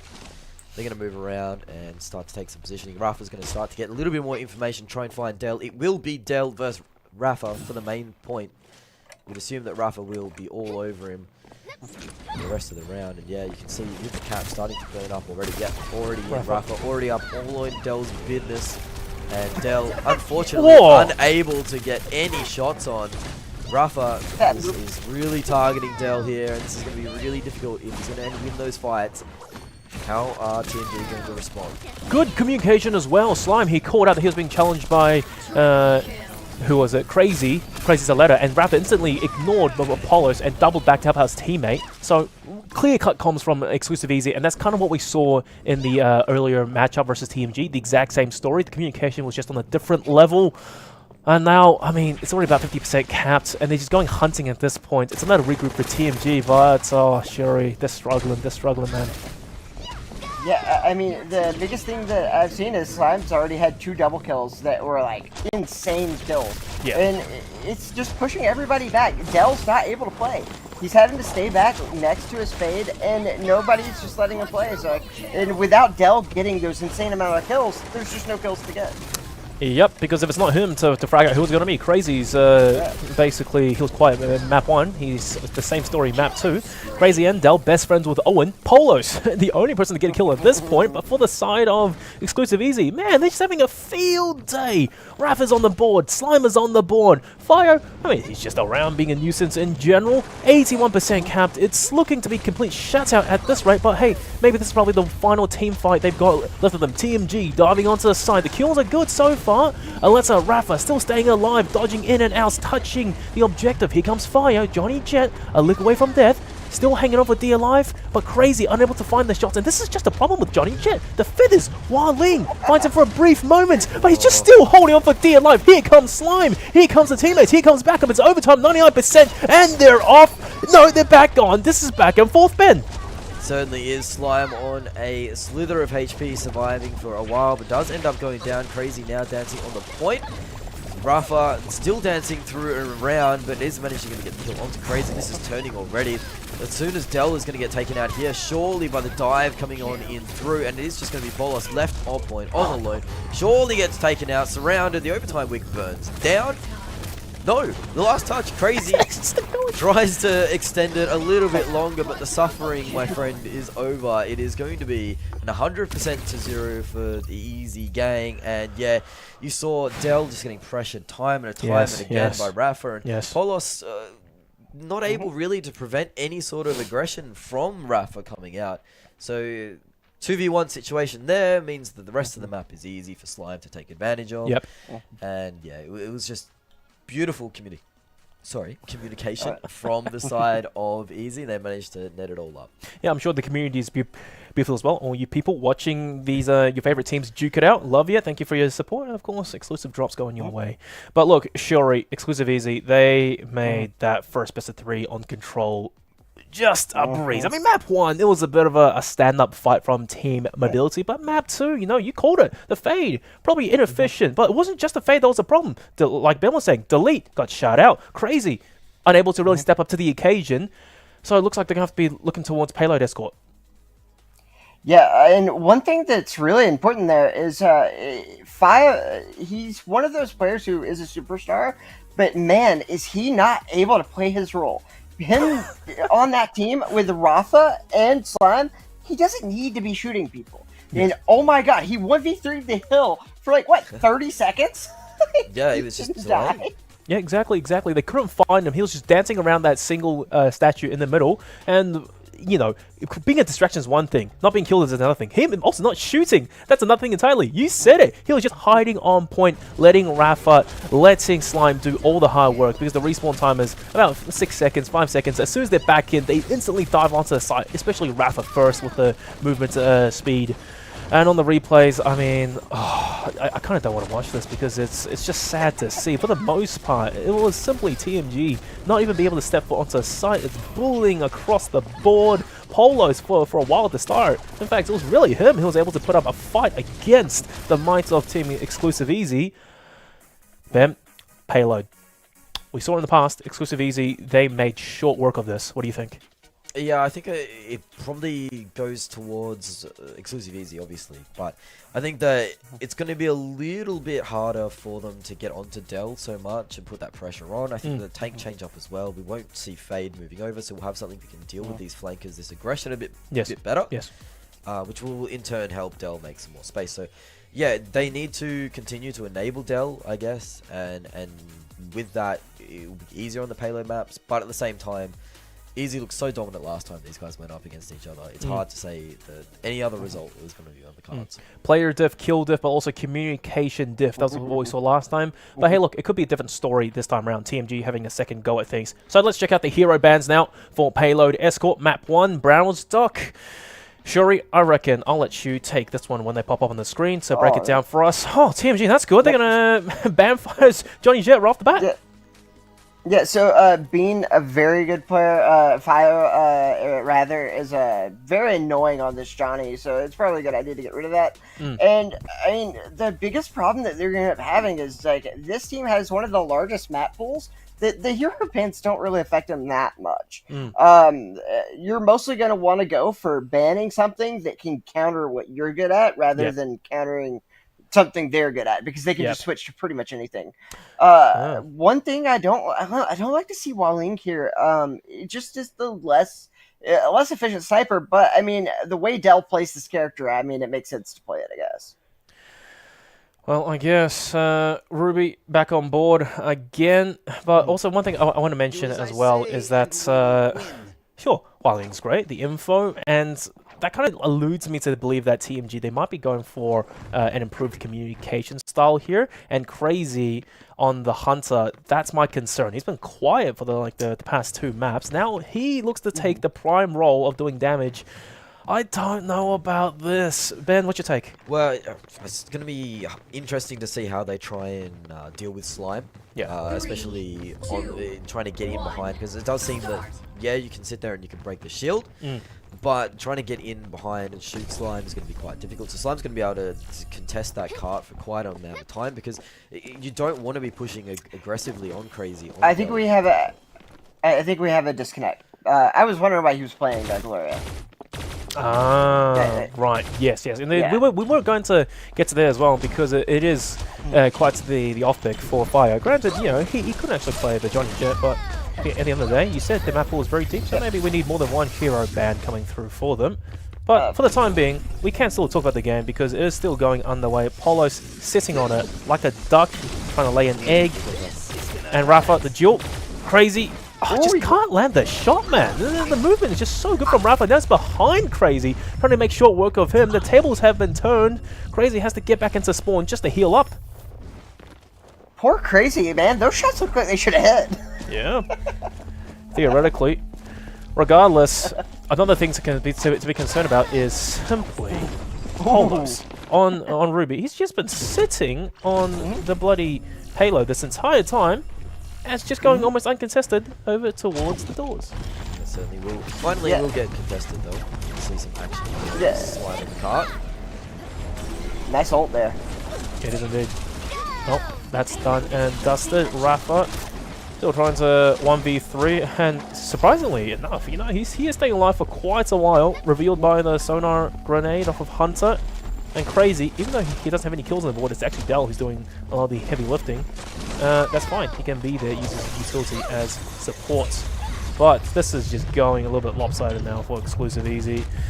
Fio, sadly, unable to fully commit to the fight. So it's just going to be 2v3. And regardless, Sherry, I reckon they are still doing a really good job of things.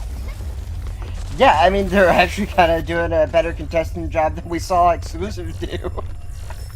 Yeah, this means when they had all 3 players. Time off. Yeah, it is. He's not wrong. There's already more time off as Rafa kind of sits back and heals and waiting to go. But yeah, without the third player, Slime is really unable to get the value out of that shield. Yeah. Now you see more Rafa on a 4 kill streak actually in a 2v3 situation. There's absolutely no way surely that Rafa or defend this round. We'll get another knockout Oh my as God. well there. Slime does manage to make it a 5 kill streak now for Rafa. 6 on the board total is actually just trying to 2v3 this map. He's doing it. They're not trying. They're doing it. They're doing this it. is incredible here from Rafa. Oh my as God. mentioned. So here's the thing, right? If they can at least not let them cap, it gives them a little bit more room to work with when they switch over to the second side. That's one thing to matter. And also, the other thing is, for exclusive easy, if they're looking this comfortable in 2v3 and Rafa's still going deathless, okay, finally he gets shut down by Ruby. It was a matter of time. They can obviously look over towards the second map of a payload and still have relatively good time at things. Slime as well. Even though he's low, it does not matter. He's going around picking up the health packs and still putting on a fight. Polos, Ruby, back on the push. 1v1 versus Slime. He's just unfortunately getting 2v1. He should be alive for much longer now, but good shield placement. He stays alive for a bit longer. Here comes Rafa. A Hualing ulti. He gets up in the air, but he's still dashing away to safety, trying to fight it out. He gets exposed by the Hunter, Sonar grenade, and yet no one's able to take him down. Dell heals himself back up to her full HP, roughly off of the pack. He was sitting on it like a goose. It was a matter of time, Ben, but hey, look, they gave it a really, really good fight. Exclusive easy. Yeah, they gave it a Have you ever had this? Have you ever had this exciting of a 2v3? No, I didn't. Rafa has made it also very exciting. He's still stalling the card out for as long my as God. possible, but surely 3v1 situation, we've got to get much better. Let's get that. Yeah. Ooh, Yep. what a shot! Nice shot, as you mentioned. So we'll have to see what goes on, but it looks like a nice little start to TMG. Yeah. Able to get that one through. Bear in mind though, last time we saw who was it, exclusive Argon play exclusive easy, when they got the push, that was like maybe 2 minutes 26. That was like a 3.5 minute push, and still a 2v3. And Shuri, you're face palming yourself. Tell me why.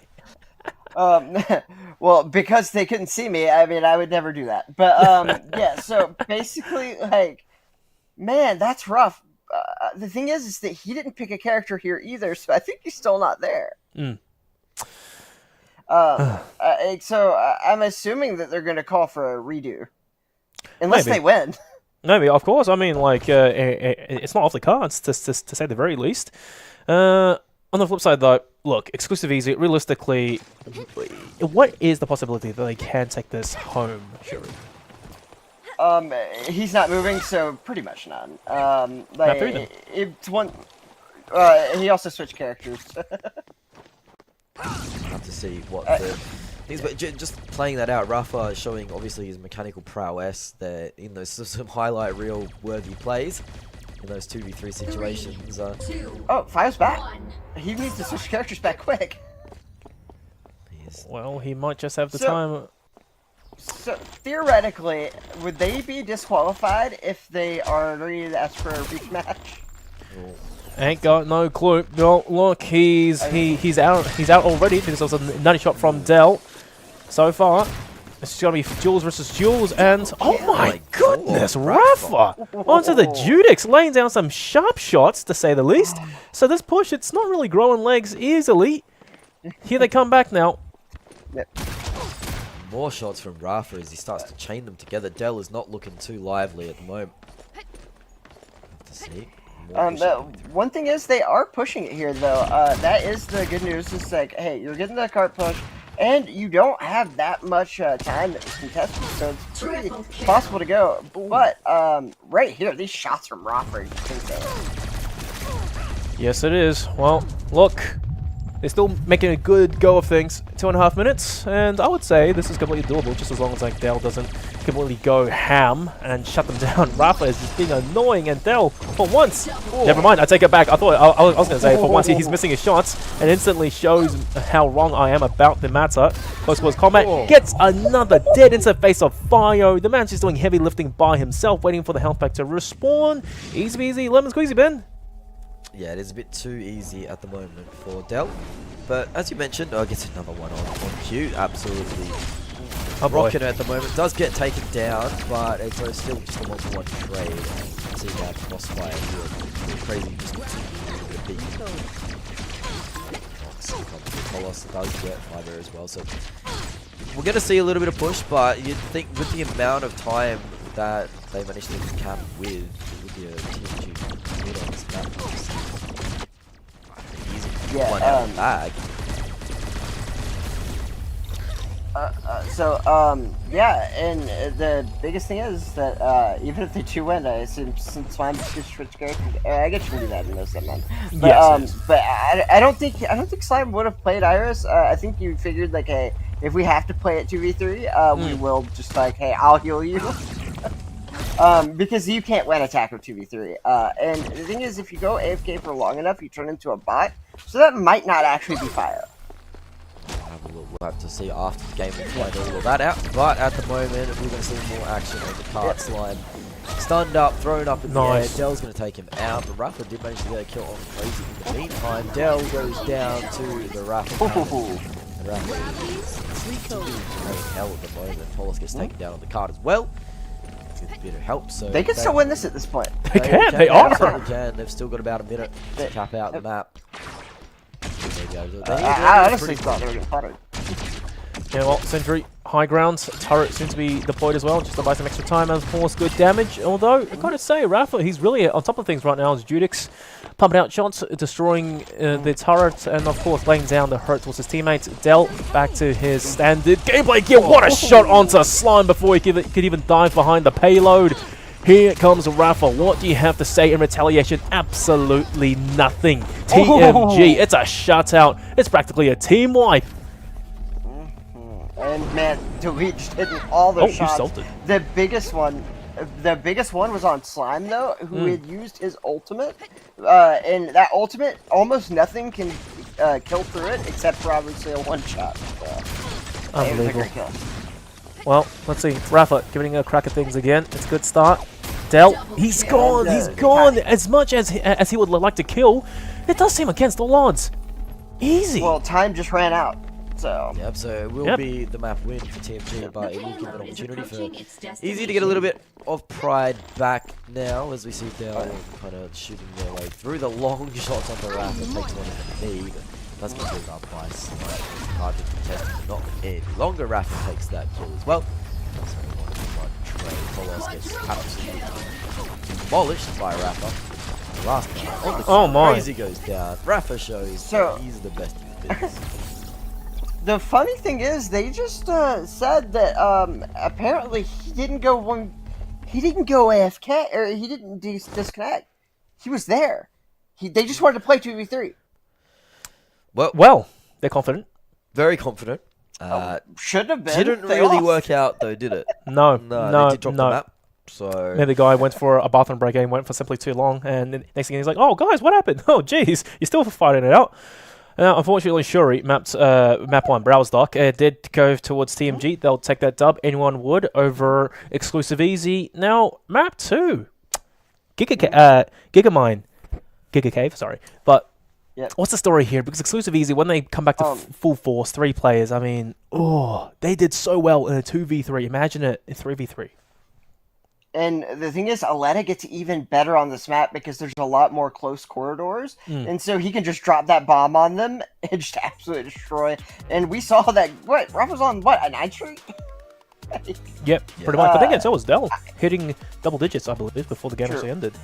I'm not going to lie to you, though. I'm banning Aletta if I'm TMG. Oh, yeah, absolutely. I'd be very, very surprised if they let Aletta through, especially with the way that Rafa was dancing rings around Dell on that first map. So we'll have to see.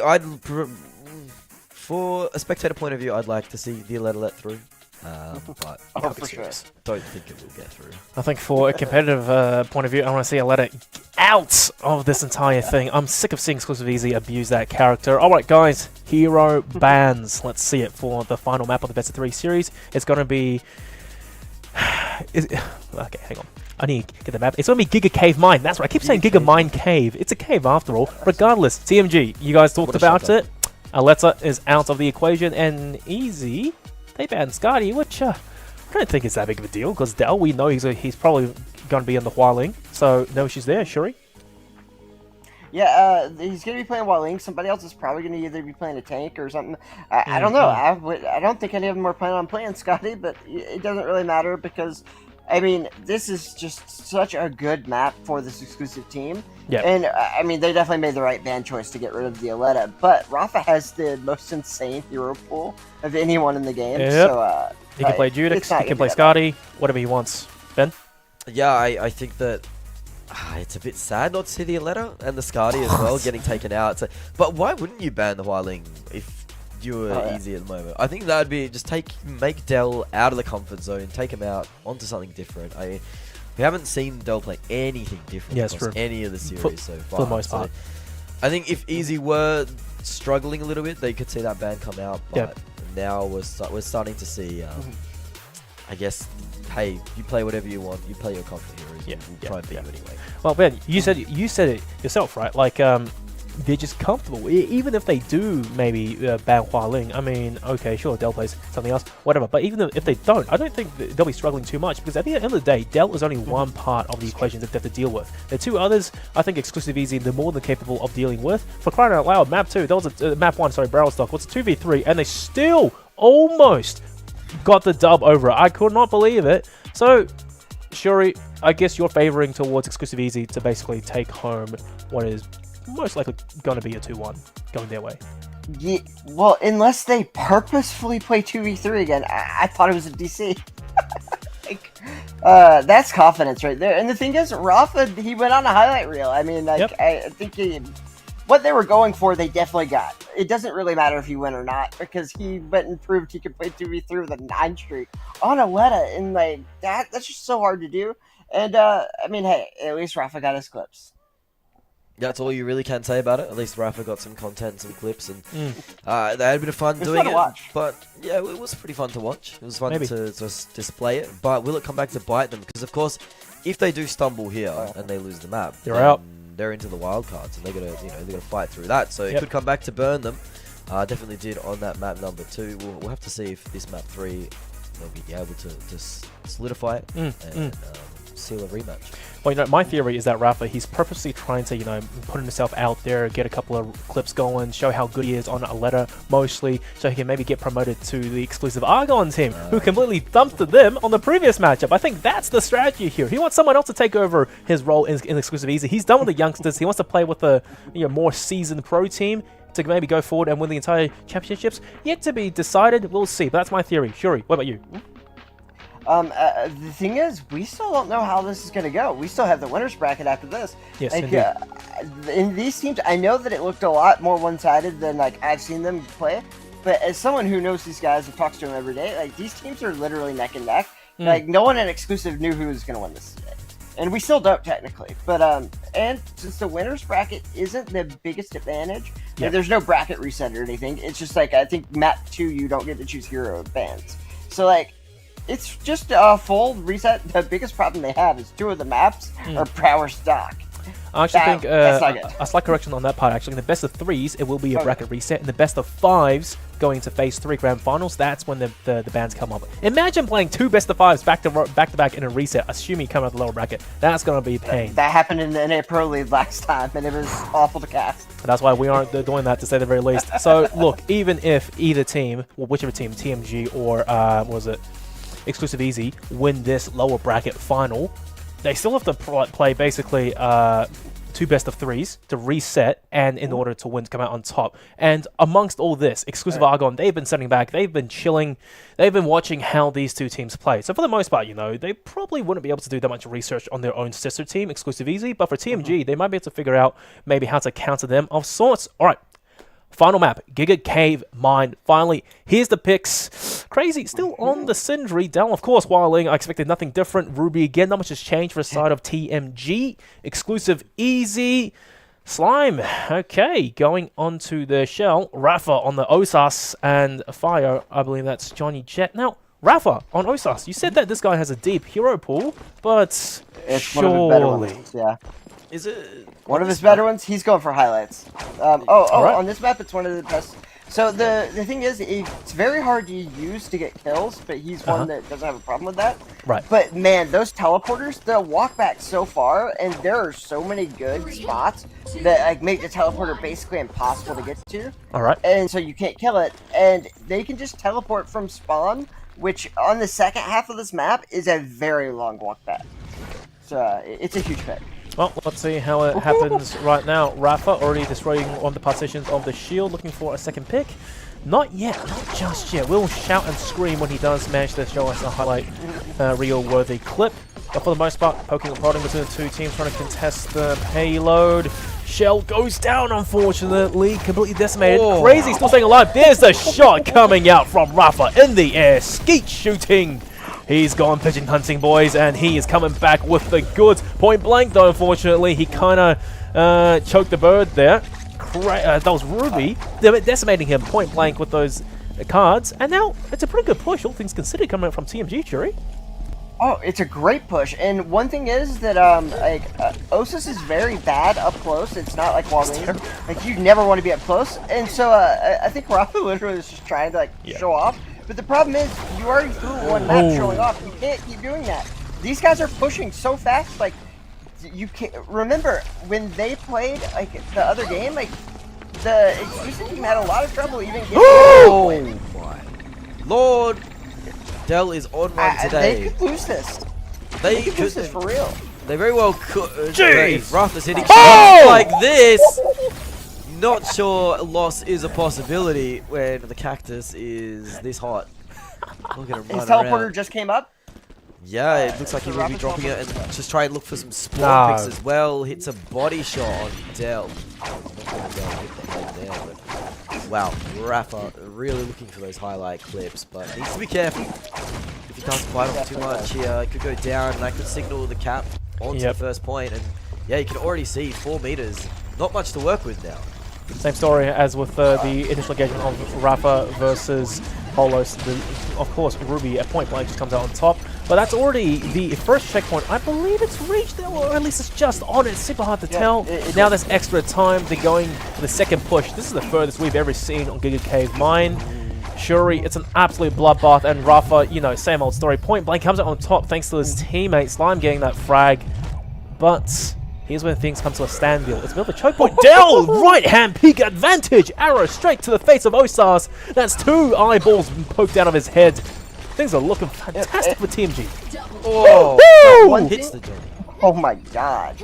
So the thing is that actually, Walling's one of the only characters that doesn't have the right peek advantage. When you try to right peek with it, it always shoots the arrow into the wall. My god. So he's just that good. He has to jump. He has to jump out from the wall and then fire. And so he's just really good at doing it quickly. But yeah, so he actually doesn't have as much of an advantage as Osus does. Well, regardless though, Dell, whatever it is, he's got it, at least to say, in this final map of the series. And not only that, Bio, invisible, he still managed to catch the kill quite a few times, but this time in 1v3, he's obviously going to get destroyed. TMG, they're having real issues getting past the initial cap point, and I suppose in this narrow corridor choke point is when Exclusive Easy can really put on a fight then.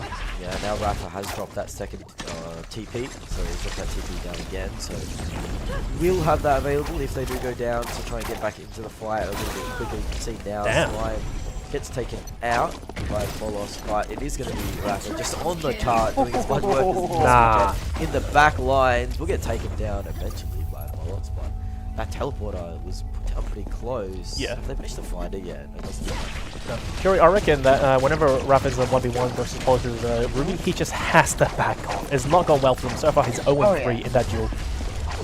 Well, it's a terrible matchup because of the fact that the Ruby can bounce in between his shields, and it doesn't matter which side he's on. Like, you can't shoot through it. So like up close, you're already at such a disadvantage of hitting him. Period. But Polos isn't going to let you shoot him at all. He's just going to stay behind his shield, and you just don't shoot quick enough. And the reason that sometimes a Walling can get through is you can hit him with the slowing feathers. Rafa has nothing to do with that, and somehow he still killed the guy on his ult. What? Well, here we go. There's the TP that we just saw. Multiple TPs, as a matter of fact. Slingshot up. Doesn't want to deal with Synthre's turret just yet. Who, by the way, has been a little bit quiet this game. But that's not Crazy's role. He's not meant to be on the front lines. He's meant to be letting Polos and Dell do a lot of the hard work. And credit where credit is due. TMG, they pushed it so far up at this point. And Rafa, I mean, he's just a bit of a one-and-done player at this point, but in saying that, Dell, here we go! The heavy hitters of both teams really showing up to the occasion. Rafa's on 10, sure, high clips, and Fio, 0 and 6, that's fine. That's not his job to get kills, he just has to stop the payload. But it doesn't matter when Dell consistently lands shots on an invisible opponent for the most part, like that. Rafa, you can't be doing that, mate! What is going on? This is absolute pandemonium into map 3, Ben. Yeah, it's absolutely insane. It doesn't look like they managed to take the TP out, though. Dell managed to get that one gone. And again, more pushes coming through. Finally, Fio's on the board, but look how far this card has gone. 142 meters. Usually a choke point is It's about... a very good... Yeah, sorry, yeah, please? Oh, it's very good. They've gone so far on this map, especially. Oh, that's so nasty. Rafa's And as I told you... over and over. Yeah. Oh, 100%. These clips are crazy. That was a good job by them to take him out, though. But the biggest thing is, I was saying earlier on this map, because of how horrible it is for the attacking team on the second half, there's just so much stuff everywhere to stand on. This is a very far push. It's heaps of cover, and for the defense, they can just duck in and out of everything and still go for fights, poking and prodding. Osas as well, the TP doesn't make their lives any easier, but for the most part, well done, good push, 102.57 meters, 3 minutes 50. That's going to be the end of that round for TMG. Well done. Now, on the defense side, I want to see what their picks are, and they have to come in with an absolute vengeance, completely outfragging either Slime, Rafa, or Fire, which in that sense, I'm not too sure what Fire is going to be doing. Okay, well, there's the Jabali pick. This strikes me as quite an interesting change-up. I think it's serious time now. I think it's time for Easy that...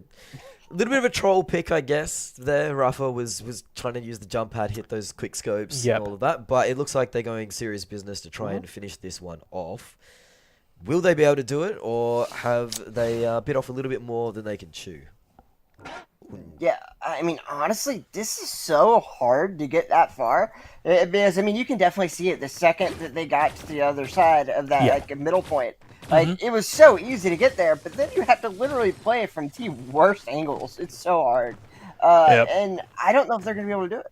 And also to mention as well, Jabali on Fire, as long as his teammates stick close to him, that's a 15% extra damage buff coming out from their guns. So you have Rafa, who's nutty on the Skadi. Headshot after headshot, the crit damage boost as well. Headshot, critical modifier.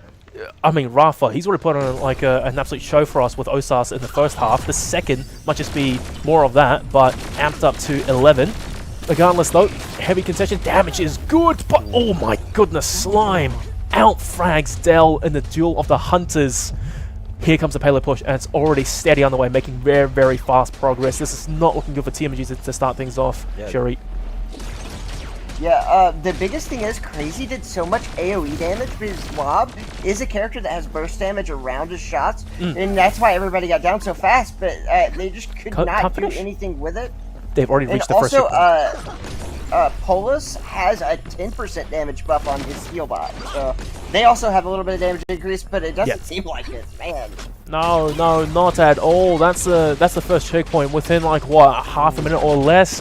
Ben, this is going to be chaotic. This is going to be one hell of a hold coming up from TMG. Yeah, they'll need everything now to try and finish it off, or to try and hold it off. Dell moved over onto the Hunter, as you mentioned. It's a Hunter v Hunter showdown. But really and truly, Rafa has been laying down all of this damage while Slime has just been knocking him down. Slime now on to 4-0. And yeah, we've seen an utter domination on the first part here.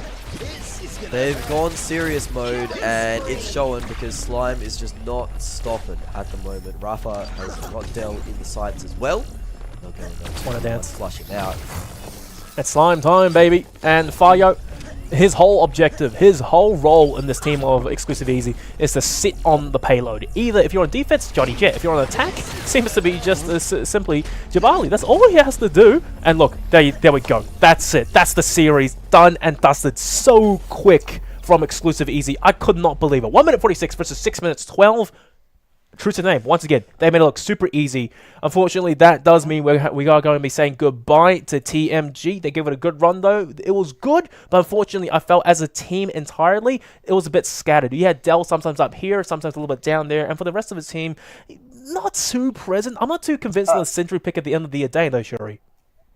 Hold on. I did hear that Polos crashed out of the game and is a bot playing for him. I don't know if that means there's a reset or not. So that might be something that's interesting, and it kind of makes a little bit of sense because Yes. I mean that was a minute 40 That was on so that easy. map. Like Yeah.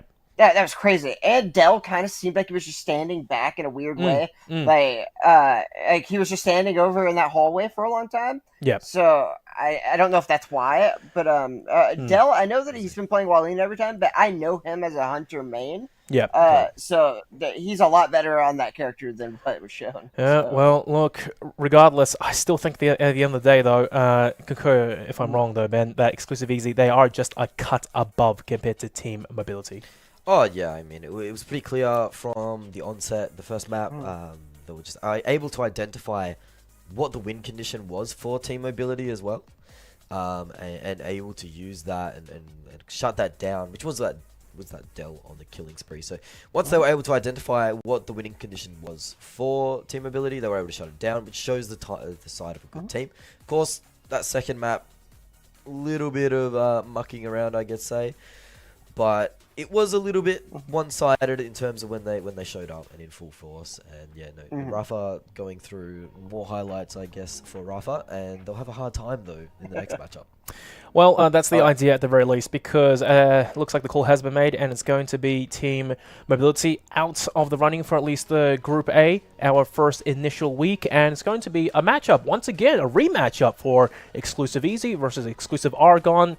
Now, guys, bear in mind, after this break, we'll have to see Exclusive Easy do a bracket reset if they want to come out on top, or maybe their sister team, Exclusive Argon, is just that good enough to put down the same dog twice. Find out soon after this break.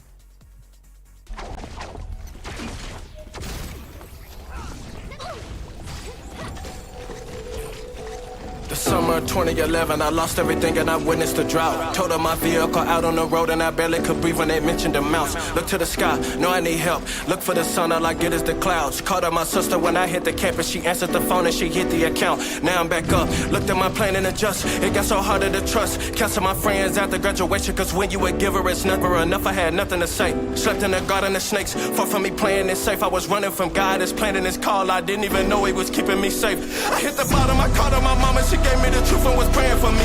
Life in the game, but you in the circle and running from purpose and playing for keeps. They scream YOLO, I went solo. That same night I would drop to my knees. The weight of the world I kept on my shoulders for all of my life was traded for peace.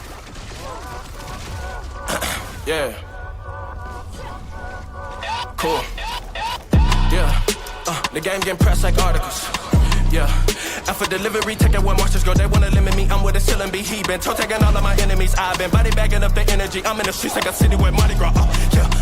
Out in the crowd, and I'm turning it down. You're not a king, I don't see thrones in your crown. It ain't a show when the truth come to your town. A new heaven and earth, I'm going to life on the clouds. But anyway, I reach for a mic and a dinner plate. Having my home and a house so big, I'ma need a tour like I'm selling dates. Hold that thought, I meditate. Lost my way in 2013, got the key to life, that's a better place. I'm really from that bottom. I ain't have a dad with the richest rags, so I focus on what matters. And my coach put me in, now I'm on the field and I got him. Well, I guess it's safe to say, it's really about to be a problem.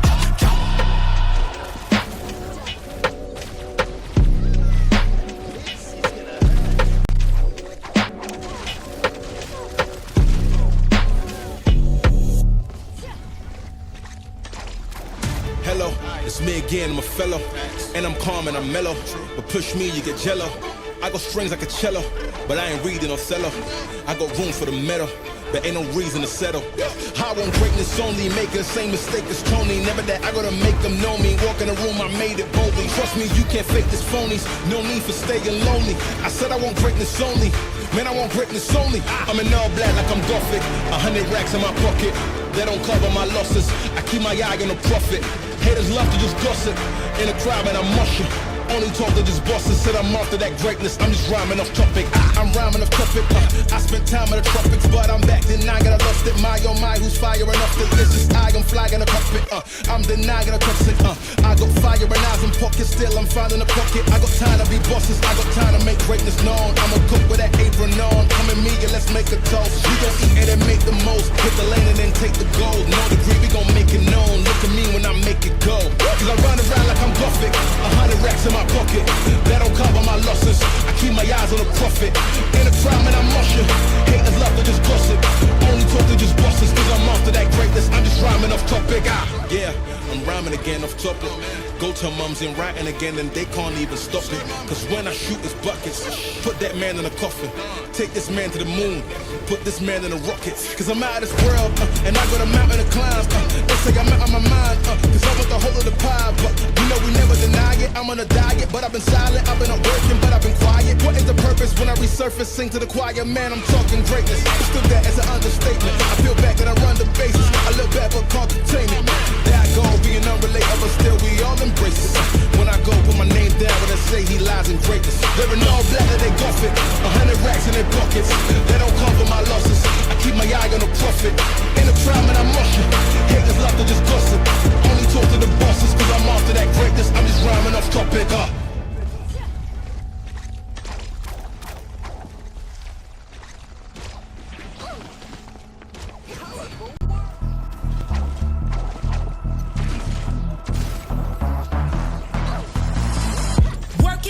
I'm swerving around the circuit, it's a circus. I'm calling out names, I'm sure you heard it. I got style, I'm running like a bull down the aisle on the loose. You better get used to it. You better get out of the way. I'm bringing on the heat like a wave. You all about to know my name. Trend set up by day and by night, I make it rain. No walls can hold me back. I'm on the prowl attack. No matter how it stands, I'm unstoppable.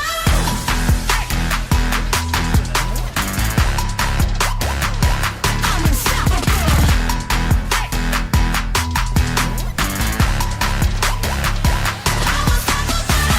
I go any place that I like though. Maybe a little psycho. No, I'm not one to be trifled. I am my only idol. I'm riding high, no Eiffel. So major got no rivals, and my veins are running ice cold. You better get out of the way. I'm bringing on the heat like a wave.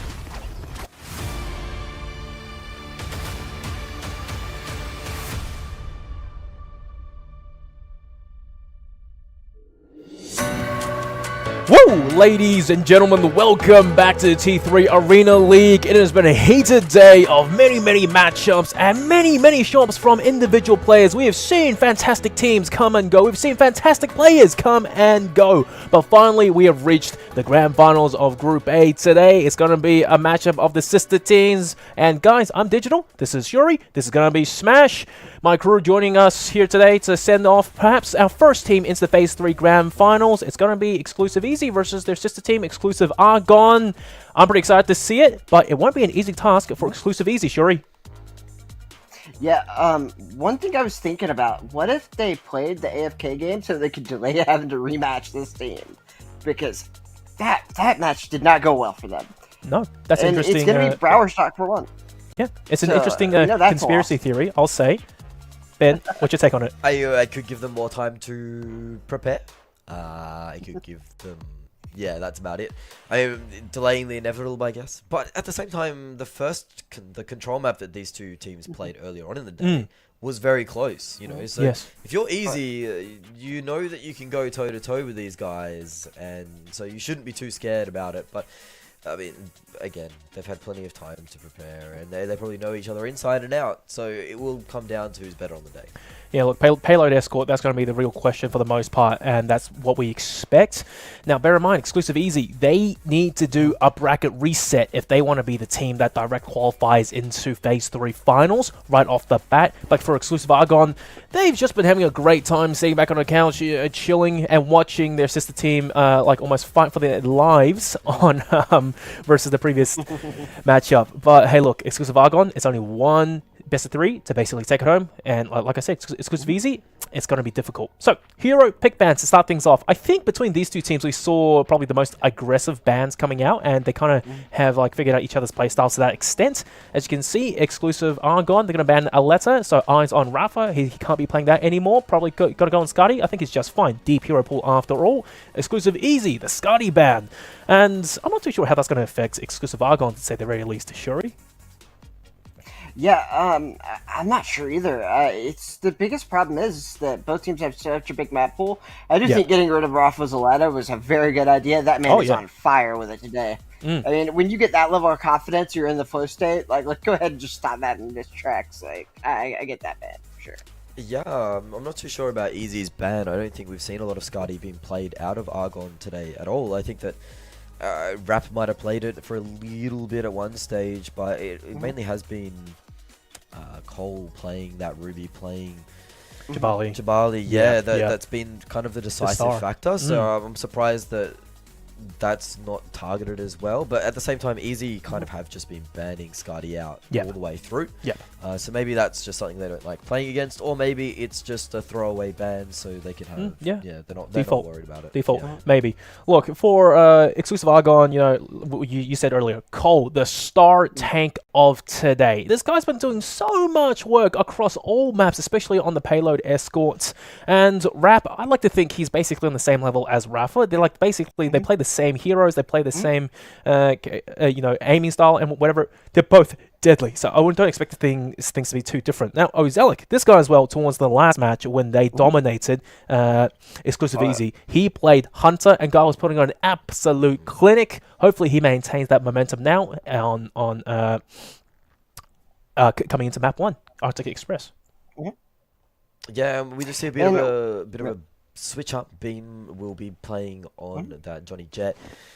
So seeing some new shades of both of these teams. Rafa, though, is going to be pretty deadly this map. It's going to be hard. If they can shut Rafa down, then they'll go a long way towards winning this map. All right, Shuri, fire on Hualing. What's the call there? Yep, I think it's a great idea. The man was hitting shots, although I don't think I would ever take Slime off of it. That, to me, is just a little crazy. Because Slime has been hitting shots with balling that are just kind of crazy, almost like Delete. Why would you ever take him off? But one thing I do like from their play is they learned from the first match that they played, where Cole had a great time on Jabali on this map, but it got harder as the maps got bigger, and it was much easier for them to play it with that Ruby, and so I think that's why Cole switched to Ruby on this one. Well, earlier off the bat, they're going to challenge Fire, get the Hualing off the map, so that's no info for at least Exclusive Easy to play with, and also Slime getting forced off of that. Though, I take that. He's kind of just giving his best try coming back into it. Oh my goodness! Just right off the bat, Rafa comes in with a Scotty, pops heads left, right, and center. His teammates clean the sights. That's a team wipe. Exclusive Easy coming back into map 1 with a vengeance. And Rafa got the web on a dashing Aletta. Yeah, that was a nasty web to try and to lock that down and that easy frag over. Now you're seeing more shots go over as Cole takes one straight to the go. Another trap in the mix. Rafa in a precarious position though. He's going to get 2v1. Can try and walk away with the trade. Doesn't actually manage to do it. But that being said, Slime is there for the cleanup. So it is an absolutely dominant start for the side of... Yeah, if we were worried that it was going to just be an easy Archon win, like, this is what I was saying, is like, in their scrims, it's literally 50-50, so, like, it's not too surprising to me. But, one thing is, like, Cole's just not able to do anything here. I mean, his whole team's having trouble, to be fair. But, like, you have to get out of that base, you have to play together. These teams don't have, like, a really big damage one-shot character. They have to go together, and that is an ult. Yeah, well, exactly. Cole popping the Ruby's ult, and then not only is he himself doing that damage along with his teammates, they're also seeking turret. The missiles just laying waste over towards Exclusive Easy. Granted, that's a 70% cap. They have managed to regain the site, but now they have to sit on it for as long as possible to take it all the way, because I do think the room for error is very, very slim, Ben. Yeah, it certainly is. You can see now there's one fight territory. If you're the side of Easy, win one fight here, and it's going to be incredibly hard to get back into it. Luckily, Beam is going to answer first for Argon. They're able to take the first point out, dancing around the pole, dancing around the shield. Cole's going to stay alive. Beam there as well. So another reset. Rafa. Yeah, nah. No man's land. So more percentage does tick up, and these ultimates will start to come back. And we saw on the side of Easy, they did expend a few of those ultimates as well, which means that next fight advantage, you'd have to say, will be going towards Argon if they can execute their abilities. That's what you would think. Ozelic, so far, we haven't seen much out of him just yet, but in general, as a team coming out for exclusive Argon, they've managed to push pretty deep, but that might be the death of them because they're starting to lose their grip on things. Most of the team is dead, respawns are back, and there's a contest exclusive Easy on the site, 1v1. Ozelic trying his best, and he loses track of, who was it, Slime, or maybe it was Rafa. And it's just an absolute cluster of bodies on the site. Contest after contest. And now, Argon, they've taken the lead. 73%, 74. And it's going to be a recap for exclusive Easy. Once again, very similar to the initial matchup. It's neck and neck down to the wire, Ben. It certainly is. It's going to be a bit of a case of who picks off Oh who. my. And yeah, Slime and Rafa answer with some DPS kills there. Cole has to just wait. Bide Cole their has his time. ult. Cole does have the ult. If Cole can get onto the point and drop that ultimate, it could just be the fight-winning key here. Now the respawns have come through. Rafa gets taken out early doors. It's time for Cole to go. Makes their move onto the point. Gets that touchdown. Has dropped that ultimate as well. And yep, down in the dumps. And as the overtime ticking over, the capture will come through. 78% now, but Slime does get taken out late. They might have the pacing down pat. I'm not gonna lie. This late into the game, they expanded the ultimate, and they're gonna just try, hold the ground, stay alive, not over challenge too much. So for the most part, exclusive Easy, they might have a hard time breaking back onto the site. So really eyes on Slime to get on there, Johnny Jet, and just go into overtime and wait for his teammates to work their magic and get the frags going their way. Slime is down, so that theory is out the window. Things are looking bad now. We're going into overtime, and that's done. Fantastic. Wait, no, it's touch. They're back into it. I maybe call it prematurely. Finally, though, it did not delay the inevitable exclusive Argon. They take it over exclusive Easy yet again, but kind of less exciting compared to the first encounter. But however, towards the end, I think that the final point to make is that exclusive Argon, they had the pacing down. They completely got the rhythm, the flow, and exploited it against exclusive Easy, Shuri. Yeah, and it's kind of funny because I think this is the second time that they got completely destroyed, except for Cole using his ult with the Jabali in the first time. There was 2 rounds of him just using the Jabali Whirlwind to kill everybody, and that's how they won. And it was, again, just waiting for that Ruby ult, and Cole uses it, kills everybody again. Good timing. Yeah, I mean, they're playing around those major tank ultimates really, really well, and sometimes that can be the key. Sometimes you go into a fight knowing you're probably going to lose it, just so you can build up that ultimate charge, expend a few ultimates on the other side, so you get that timing right. And you saw there, nailed it to perfection, and at the end, they just all charged onto Rafa, made sure he couldn't get those shots, couldn't land those criticals, shut him out of the game, basically, which is what they needed to do. Good performance from Argon on the first map. We'll have to see if they can carry that over. Yeah, look, Elephant and Stani, I'm probably expecting it to be the exact same story, maybe. I don't think they went to map 3 the first time round, but also one good thing to note as well towards the end, you said it, they isolated Rafa. They had the Ruby shields come out, Rafa had to break those first before he could even start getting the headshots to come through, and not only that, taking down Slime's Johnny Jet before he could get onto site and just be an absolute nuisance, that I think was a key moment in winning them that map, Shuri. Yeah, but remember, Slime's almost certainly going to be switching to the Walling. Oh, yeah. Yeah, we have seen that switch come out before, and when Slime hits those shots, which is more often than not, the game can go very differently. But how will Slime deal with the aggression out of Argon compared to some of our other teams, as well as those Ruby shields coming through as well? Because I think they'll have more control over that 5k room with that Ruby as well. Yep. Being able to play around that. they'll be able to deny some more space. Yeah, one other thing to mention as well on that map is that Fio, I think he was on the more of an aggro role. Remind me, which character was he playing again? Fio. He was walling this time, and last time he was that's Johnny right. Jet. That's right. So And this I time think they're around, going to switch to again. yeah, this time around he was on Wilding right.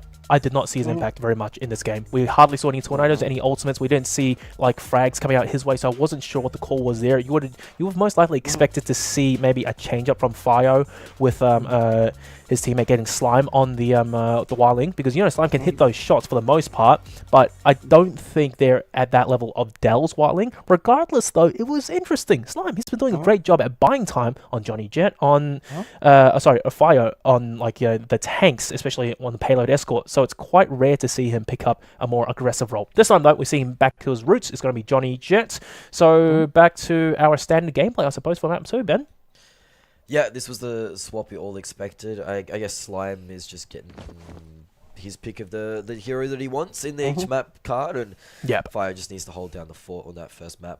But this will be a closer one, I think. I think again, it's going to come down to the ultimate timings with Cole, because they have no real answer for it on the side or easy. Now, Shuri, Rafa on Hualing, this is the first time we've seen them try this out. Yeah, so Slime, basically, his main two characters he plays are both Walling and Scotty, and I'm just guessing that he's just feeling Scotty. He's so good at it on this map, and they are on the right side of this map for him to have a peeker's advantage. That's just absolutely nuts. So I think it's going to be one of those things where he just wants to basically get all the kills with Scotty. Well, we'll see what happens. It's crazy. Johnny Jet already leaping onto the site. Rafa's gone. That's no info for the side of Exclusive Easy, and the site cap already right off the bat going the way of Exclusive Argon. He seems to be having a pretty good go at things, to say the very least. They're looking comfortable. Cole, last player standing, and they managed to double team Fio. He's out of the equation. It's going very one-sidedly, to say the least, Ben. Yeah, it was a big stagger too, so now only Fio just getting back into the fight now. Bean is playing this high ground angle as well, but does end up sticking his head out a little bit too far. He's going to be the first to draw, but Slime's getting very low as well. Cole taking out seconds on full team wipe. Cap over to the side of Easy. 21% built up on the board. Cole's ultimate's getting there close, and you can see already the ultimate disadvantage that Easy find themselves with. So they could choose to invest some ultimates here on the side of Argon. Very, very quick. Yeah, so one thing that's going to be a problem here is like Cole's ult's going to be up pretty soon, and there's just almost nothing you can do to stop that except spread out really far, which just doesn't work on this map. There we go. Speaking of the devil, the ulti's out, and we're not really seeing it to much effect, to say the very least. But regardless, though, here's Cole himself imposing, laying down the hurt over towards Fio, who's a liquid from death. There he go. He's taken care of. That cap again for Exclusive Argon. It's back and forth between the two, and thankfully this time it's a much closer affair. Maybe that is the strategy for Elephantistana. They don't want to let it go too far and rather just hold on to site for as long as possible. Solo Jewel Bean is out, so is Rafa, and it's going to be a re-aggress contested, however, by Exclusive Argon. The site is getting messy. Ozelic trying his best. That's a good kill going his way. They're jumping in and out. The 5k room, the pot, the heal. He's back into the action. He gets stunned though. That's an excellent ulti coming out from Rafa. Ling coming in, clutch, taking out Bean. And they've taken the sights yet again. 37%, 38, soon to be 40 versus 49, Ben. Yeah, back and forth we go. Bean now needs to try and get into Rafa's face and shut him down a little bit here. Slime getting very low, though, getting aggressed upon, but Cole as well, dropping even lower. Who's going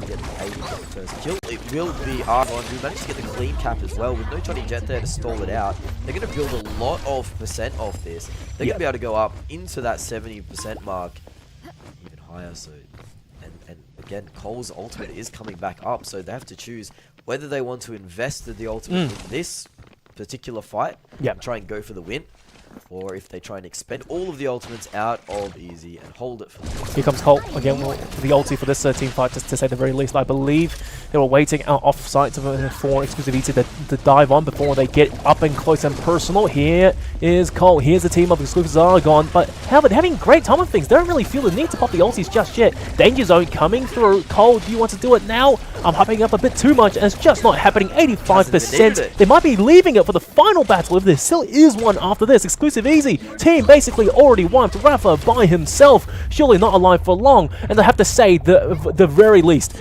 Exclusive Easy, they are having a tough time at things. No one's being able to frag out. And it's just a complete stomp going the way of Exclusive Argon. It's already overtime, and I dare say they've got it in the bag, Shuri. Yeah, I mean, it's over. And Cole did a great job having that trigger discipline not to hit it. Because if they would have won that fight and then ended up dying, it's an automatic free hill break. And you saw him at the end just use it when there was like 95% left, only one guy, auto kill. And it was just great play by Cole not to invest that thing, not to panic. And I mean, he got down to like 0.1 bars of health. And it's really hard not to hit your ult. Oh, yeah, yeah. Food, just off of instinct. So it's just great trigger discipline by him to play it the way he did. Yeah, Argon definitely have the discipline and the game plan down. They know what ultimates they want to use in each fight. That's definitely the difference at the moment. It seems like Easy, they just want it, when the button comes up, they want to press it. Whereas Argon, they seem to have an idea of how to use these ultimates to their best effect. Yep. And that really was the defining factor in that specific control map. Yep. And also, to say the least as well, I think in a matchup of Johnny Jets, Bean seems a completely outclassed Fire. I hate to say it, but that's what we saw. He's just that much better. He stayed alive for that much better. He stayed undetected for that much better. And for a moment there, Shuri, I saw you just gasp in surprise because Bean was caught in the corner between, I believe it was Rafa and Slime for the most part, behind his his ultimate, and he still got out safe, just buying time for his active abilities to recharge. The guy is simply on another level, and I suppose that's why he's held as one of the best Johnny Jets there is. Yeah, I mean, whenever you ask, like, the pro scene who's the best Johnny Jets, you're going to get the name Bean and a guy called Wake Up. It's not even close. Everyone else is, like, not just third, but distant third. And so it doesn't surprise me at all that he's just that good.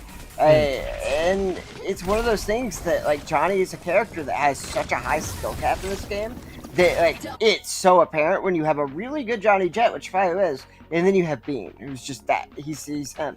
It's so obvious. But I am interested to see this next match though, because Brower's Doc. I'm assuming if they choose different characters, it won't go the same way. No, it was very, very one-sided in the previous matchup between these two teams. Very, very one-sided. But at the same time, Exclusive Easy have really shown. Well, last time we saw them, they tried to do the 2v3 thing, so can't really read too much into that. But they haven't shown anything to give us full confidence, I guess, going into this matchup that Escort is comfortable for them. Whereas Argons have been dominant on every map type they've really touched so far. Well, look, Control, best of 3, Exclusive Argons, they seem to have a pretty decent go at things. That's it. Already one of the best of 3 points going their way. And look, for Exclusive Easy, if it wasn't hard before, it just got even more difficult now. The hills become a mountain. Now it's going to be Payload, Escort Extended. It's going to be Barrel Stock, like you guys said. Here's your hero pick bans. And now, okay, Hua Ling ban for Exclusive Argon coming out. So Exclusive Easy, they won't be able to utilize her. But then again, in the previous control maps, we didn't really see Hua Ling have much value or impact for Exclusive Easy. And on the flip side, Exclusive Easy, they want to get rid of the Ruby for Argon. Shuri, what's your take? Man, those Ruby shields have been so good. Yes. And, like, just absolutely limiting for this team. So it makes a lot of sense, honestly, that they decided to go with that ban. And I think it was the right choice. Yeah. It's just to get through these shields, it just honestly looked impossible. And also to note as well, if Cole, he can't play the Ruby, doesn't matter. His Jabali is just as good, if not better. So it's going to be an issue their way regardless. And also, guys, just before we get too heated, we are going to be doing a giveaway now in this Payload Escort on Brown Stock. There's going to be 2 Rumble boxes and 60 T-coins. If you're watching, guys, keep an eye out in the chat for your ability to maybe win a couple of prizes for yourself. Regardless, it seems to be very little pushback coming out from Exclusive Easy, and if anything, there might be a tech issue. Yeah, we'll have to have a look, but you can see that code there on the screen, Arena League 1. That's that giveaway code, guys. Get stuck in, get yourself some Rumble boxes. now. Yeah, and so I'm assuming they're not trying to play 2v3 on this one.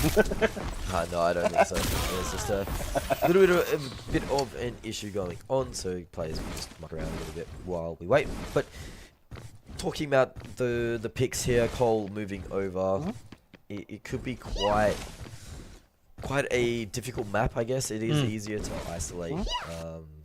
isolate and get into the back as well, whereas that Ruby has more of that surround coverage. It could be interesting to see how they try and manipulate and exploit that with different angles on high grounds, etc. But Cole has shown does like a little bit of flavour in his varieties of those takes. So hopefully Cole can show a nice showing here as well. He's been mega clutch on Jabali, so I don't really think he would have an issue regardless of what happens. So, as much as I hate to say it, Shuri, in my opinion, I think Exclusive Argon, they're going to take this all the way. It might honestly be a clean 2-0. I just don't see Exclusive Easy being able to fight back against their sister team. Yeah, I mean, we just watched it. They didn't even get a kill that game.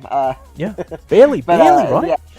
Yeah, I mean, it's almost like they weren't even moving, I'm saying. But the good news is that if you're on the side of Cole, you know that he's never lost this map before.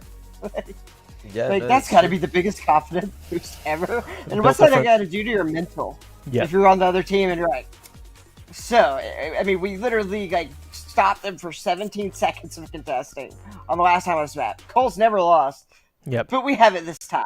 It goes both ways though, right? Cole can be, when is my streak going to end? When is probability going to come around for it? So it can go both ways. Cast a curse. It's one of those things where you always got the monkey on your shoulder of, when is it going to happen? It's got to happen eventually, statistically. So could this be the moment where that record finally gets Could this be the moment? Well, guys, you heard it here. If actually Cole, on his tank roll, he manages to finally lose out on a payload escort on Browstock, it's because of this guy jinxing it. So, regardless, I'm still backing Exclusive Argon to take this home 2-0 and looking to be the first Phase 3, to be the first team catapulted into the Phase 3 finals. Yeah, I mean, great day's worth of gameplay as well, and an amazing way to start it off. Some 4 teams that we had today, all very competitive as well. Goofy Goobers, they had a great showing. They showed signs of light, but as well as some highlight reels from Delete. It's been a good day, Pidgey. Yes, it has been. Shuri, today, what has your highlight been? Because we have seen some weaker underdogs teams really a punch above their weight, but overall, it's been to be expected. I guess the most surprising thing was to see that TMG, they really came back strong versus the Goofy Goobers, who came off strong versus Argon. So it's pretty interesting how the circle of life goes around. Yeah, I mean, it is very strange how well they did against Argon, especially considering how they just got they beat Exclusive Easy so much faster on the same map that it makes no sense really. But either way, I mean, it does show you that they do belong here, and that's what really matters. Is having a pro league with 16 teams in it, and in the first grouping, you have this much competition. That's what you want. Exactly, and it shows, for the rest of the NA region, who your big dogs are, who you should really be looking to take down. And guess what? To find out who the actual big dog is going into the finals after this break, guys. Don't go away just yet. All the way, best of the best, 'cause I'm sitting on top. All the way, all the way up. All the way, all the way, all the way up. All the way, all the way up. Top of the game, 'cause I'm too hot to touch. All the way up. I'm a champion. I'm a champion. I know it. I deserve the name. I'm a champion. Give my anthem. This is our champions I made.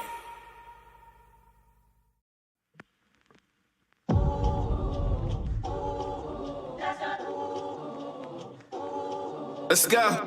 Bring it in. We about to do what we did again. Nothing to prove, but you know what we've been against. We got a calling to do it. You know we assuring it. You see the evidence. Yeah, you see the homie. I'm going from holy to holy. Going from glory to glory. I ain't just living, I'm telling the story. I had an episode better than Maury. I had a step and they couldn't ignore it. I had a shot and I hit it like Ori. I feel the glory. I feel the glory. Let's go.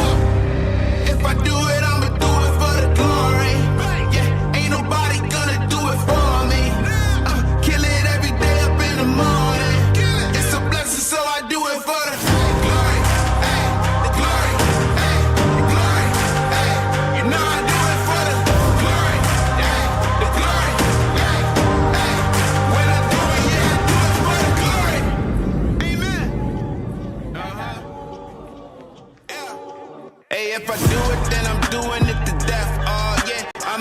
us and the ones that do it best. Oh yeah, start a movement with the crew. You got a few, we got a slew. We tryna do what they said that we couldn't do. Oh yeah, I ain't living with regrets. Ain't no limits, ain't no rest. They want money, power, respect. I want more, I wanna be blessed.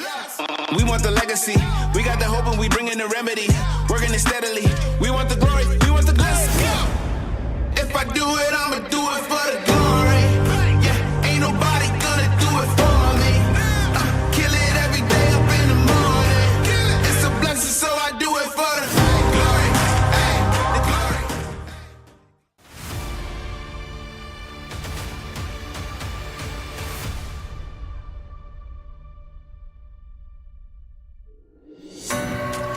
Ladies and gentlemen, thank you for being with us here today throughout the entirety of Group A of the invited teams. Bear in mind, it's only been 4 teams thus far, and like Shuri was saying earlier, this is a very high level of competition. We're seeing the underdogs teams really perform and live up to a certain standard that can really rival the top dogs in the region. I'm Digital, this is Shuri, and this is Smash. We hope you guys have enjoyed your giveaway codes. That's going to be 2 Rumble boxes and 60 T-coins. So, really make use of that, guys, to train up your skills, and hopefully we can see you competing in the pro leagues later on. But guys, look, in the first series, best of 3 Control, we saw exclusive Easy go against exclusive Argon. It kind of went the way that it happened the first time. Exclusive Argon are just a cut above, despite Shuri saying earlier on, these 2 teams, you couldn't really tell who was better. They're pretty even Stevens, but I think it's very clear now that even on an individual level, Say for instance, the Johnny Jet players. Fio just does not live up to the standard, Shuri. Oh, I mean, I 100% agree with you. Bean is definitely a better Johnny Jet player, and I think it really shows. That's been the main difference, because a lot of the things that have made these control games go the way of Argon is literally just an ultimate from Cole both times, and then you just have Bean just doing a better job of getting kills on his counterpart, and it's just pretty obvious that is where the weaker link is. This is Fio's first tournament, but I mean that's the thing. Sometimes you have a little bit of nerves. You know who you're playing against. They're the best there is, and all the players on this Argon team have played in so many tournaments that I mean, it might just be a little bit of nerves, and it sucks. But hey, the great news is once you get through your first couple of tournaments, that kind of stuff, you just get used to it. And they did make it. They made it this far. And it's not over yet either. That's the main thing. Is they can still definitely come back from this. Yep. Because I mean, all they gotta do is this one, Giga Cave, and then they get to reset the bracket. Oh yeah, that's I'm sure that's very easy. You gotta win this, and then the next, and then you have to go through all of it again. Well, look, Ben, action underway. Escort the payload. Exclusive Argon starting off on the attack to push it all the way. Cole, we've talked about his tanks all day long. We've talked about his Jabali. The guy is just making it super easy, already clearing all the angles close by, making sure his teammates are safe and coming clearly towards them. Right-hand peek, Fio on Shell, not quite wanting to engage just yet. Here we go. Cole getting 2 teams, but for the most part, his teammates are slightly under pressure. And Bean, what's a shot from downtown? Shut down instantly onto Rafa. It's looking fantastic for exclusive Argon. Yeah, it looks like a great start here for Argon. Cole managed to do a bit of dancing on the card, getting that exposure. That really showed out where Rafa was, and then those flankers got right on top of him. Forced him out to the open, and Beam finishes the deal. And we already see a nice start, pretty much how things went in the first time these guys matched up, as Cole does get picked off the card eventually, but we'll revisit with the team very shortly. We're fighting on the card because we're away. Bean just backs off. He's looking to try and pick any of these squishy characters. Bean has been probably the MVP of the Bean day. has been. Oh, it'd be close to say MVP, Cole, Yes, Bean, yes. those 2 players, Rafa. Indeed. Yeah. Those 3 really stand out for me at the moment. And I'll tell you what, Bean can knock this one Ooh. on the head. Which, no, in fact, he actually gets knocked on the head himself. Cole off to a rough start again on these tanks, 0 and 3, but this is kind of the story. It's what he does with the ultimates that kind of turns things around. Yeah, but the thing is that they have already done like 3 times as much song as they did the first time they played this map. They have, so it's good for exclusive Easy, but then again, Cole off camera as well. We saw him pop his ulti. Unfortunately, didn't really clean out Fire. Oh no, he got him at the end of the day, I believe. So he cleared out that little room, and the push should be underway yet again after a slight pause. For the most part, Argon, they're having a pretty good run at things, and I think at this point it's just a battle of attrition that Exclusive Easy is slowly losing, but bear in mind, it's a lot better compared to the previous attempt, especially now with the slight change up in the players. Slime choosing to play a letter, which strikes me as really interesting, but regardless though, slowly but steady, that will win the race. That's the name of the game, I suppose. Well, the biggest thing is they're now at the point they capped it the last time. So it's definitely a much better job, and they're definitely getting these guys down. I don't know if they're actually going to be able to hit the middle point even, much less cap. This is a totally different team, and Cole's streak may be coming to an end. Cole definitely would be getting a little bit nervous, but again, that ultimate is now coming online soon in 65% built up, so get a little bit of poke damage in the next ultimate come through. And that was really the catalyst for winning that first fight as well. Getting that pick, the DPS players on the side of Argon have just been picked off too early, and yeah, Cole hasn't been able to build a lot of that ultimate charge coming through. It does end up now just getting up to 88, 89%. But with 20 seconds left on the clock, it's going to be a nasty little touch here to try and get that contest. I think across the board as well, this time around for Exclusive Easy, they've really ramped up their damage dealing abilities across the board, and that's just getting them. Oh, it's getting the job done for crying out loud. They touch? No, it doesn't matter. I can't believe it. Exclusive Argon. Where have they gone? That was pitiful compared to their first try at things. And Easy, I guess, all three players looking to ramp up their damage really brought things across the board, Jury.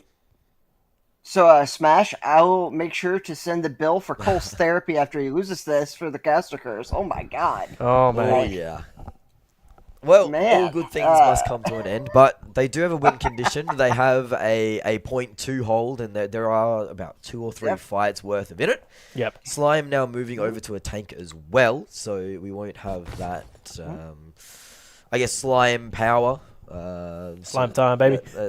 That dragging power on slime. So there is still a chance here for Cole and the boys to get out take 2-0. Definitely, it is hard on this map to get it very far. A lot of teams don't make it to the halfway point at this level, but it's just such a shock to see them go from capping it with 17 seconds of contested time to not even making it halfway. Yep, so not too sure what's going on here. Maybe they are running out of gas, perhaps. I'm not too sure. It has been a long day for them after all. Regardless, though, we will continue. The second half, Slime on Jabali, which I don't think we've seen him play much of a tank all day long for the most part. Fire, once again, on a letter. Rafa on Judix, who's going to have to go toe-to-toe against Cole on Judix. Now, tell me about Cole's Judix, Shuri. So Cole is good at pretty much every character, but I don't think I've seen him play Judix in a long time. He's so good at so many characters that are very hard to play that it's very rare to actually see him play on a Judix. But I think the biggest thing that they have going against them is they cannot let them get any time, hardly at all. And so Cole might have chose that character to be able to just try to do the work, get the kills quickly, but there are no kills at all happening. And the biggest problem they're having, and we saw this with Bean in another match, he's getting locked out by that Jabali. In another match, it was with Hunter. But basically, if you lock down Bean, you just get to win 2v3. Yep, so Exclusive Easy. Down again. They might have just, what's the plot? Actually, no, that's Argon. The signs are switched after all. But anywho, though, it's looking really good and smooth and steady progress going the way of Exclusive Easy. Colt, here he comes. He has to put a stop to Jabali right now. Slime is so low. He's healing up a little bit. Finally gets taken out. Cole standing triumphant over his dead body. And that is a stop to the push, but it's very, very close to the original point. Yeah, that cart is not going to roll back far enough, you'd think. So it's going to be sort of a one-fight territory now, and they can't afford to have any mistakes on the side of Argon. They will need to be clean as a whistle. Rafa does manage to get the first frag, but gets traded out. Now the Jabali is on the cart. It's going to be hard to remove it. Bean has to try and contest, and again the DPS players go down. And with that ultimate from the Jabali, surely that's enough to seal the deal, secure the load. But yep, there it is. Bean goes down. It is going to be walked on in. Cole might be able to contest here. It does have the ultimate coming up as well. He is not able to seal it out. It's over. Yeah, all over, but the crying you'd say. Last few touches comes through, but that round 2 has ended, as you can see, and Wow. 1-1 curse is on the real. scoreboard. Yep, there we go. Cole lost his first payload map. Sorry, brother, but all good things need to come to an end. Man, Ben- you know, just so you know, he has actually won the most tournaments of any player. So not only did you make him lose a map that he's never lost for, he's also played that map more than anyone else. Well, Are you feeling guilty, mate? I think you should be, because once again, look, pitiful compared to the first time round versus Easy. What do you have to say for yourself? well, it's better to lose it now than in the grand final. Like, he has the opportunity to come back and win it now. Yeah. Win the next map. You're done. You're sealed. Yep. Better to lose it now. Get it out the way. Reset the streak again. Let's go. All right, fine. It's going to be down to a map 3, Giga Cave Mine, the biggest in the business. Hopefully Cole this time he can show us a better showing on his tank characters, which is what I'm expecting. But the thing is, I really had exclusive Easy pitted to have to play in the open qualifiers and the wild cards to really come back and climb through the ranks again. Not exclusive Argon, who has been pretty consistent, all things considered, all day long. Well, this is throwing everything out the window. I don't even know who to root for anymore. So, but what I do know is one of the exclusive teams, they're going to be coming out on top. That's all I know. Yeah. Hey, you know, you have a 100% chance of that being right. So that's all that really matters. And the one thing that really sucks, though, is these teams are so good. Like, when you play in the open qualifier, you got to play not just one of these, but you also have to play against that Team Mobility team and Goofy Goobers. Like, all these teams have been very, very good. And only 4 teams can go through. So, like, that's... If only 4 teams can go through the open bracket, and you have at least 3 of these teams in it, that's going to be hard. You know, Ben, I'm starting to feel that we need more than one hero ban, because it's just simply not enough against these top-tier players. The hero pool is just that big. You ban Aletta, so what? They can play Judix, they can play Skadi, they can play Hualing. It's just so much DPS capability coming out from these players at this level. But Cole, back on the duty, so he's thankful for that, and this guy's an absolute menace on her. Yeah, I think that this is probably the comfort clip for Cole, and the one that looks the best for him as well. I think that this is definitely a matchup I'd favour for Argon, just the way the draft has gone, or the picks are gone. Of course, Rafa has shown some signs of light on that Skadi, so that could be fun to witness, but for the most part, I think that this is looking good for the side of Argon in the draft. 1. Yeah, especially with Bean mirroring what Fio picks. We've seen that happen a few times, and Bean's always come out on top in a big way in those fights. So I'm really looking for Fio to show up, and because he is that guy. So he needs to show up, and he needs to be the guy that we know him to be, especially because that's why he's on this team. He's here to get those kills, and we should see him do it. But early on, these Ruby Shields are very hard to play against. We saw this with Rafa having the same trouble, but man, Slime sure isn't. Holy. Yep, it's good damage to start things off, but then again, point blank, he's not going to fare too well against Bean's shell, so he's done and dusted. And exclusive Argon, once again, a decent push of things, getting it further and further up, although they will be forced off of the payload just for the time being. Wait for Cole, And as far as I'm concerned, Shuri, this is relatively even Stevens. Yeah, well, Slime died there on purpose, just so you know. He knew his teleporter was coming up. That's why he ran in close to there. That way he could die, get the teleporter back for his teammates. And so that's actually not the worst death. And it's going to put their teleporter in a good position as soon as it can come up, and that might be a really big factor to it. But God, Cole's so good. Yep, on duty, especially the instant shutdown. Now, Slime has to put in some big damage. Cole at that distance as well. The instant shutdown. Oh my goodness. It's like a replay of the first map. When you have exclusive Argon on the attack side, they just stampede over the defense of exclusive Easy. So maybe exclusive Easy, they're going to have to be looking towards the second half. But bear in mind, this is Giga Cave Mine. You can get to the first checkpoint. Fair, that's nice. But the second is the real issue. Just bodies being traded across the board.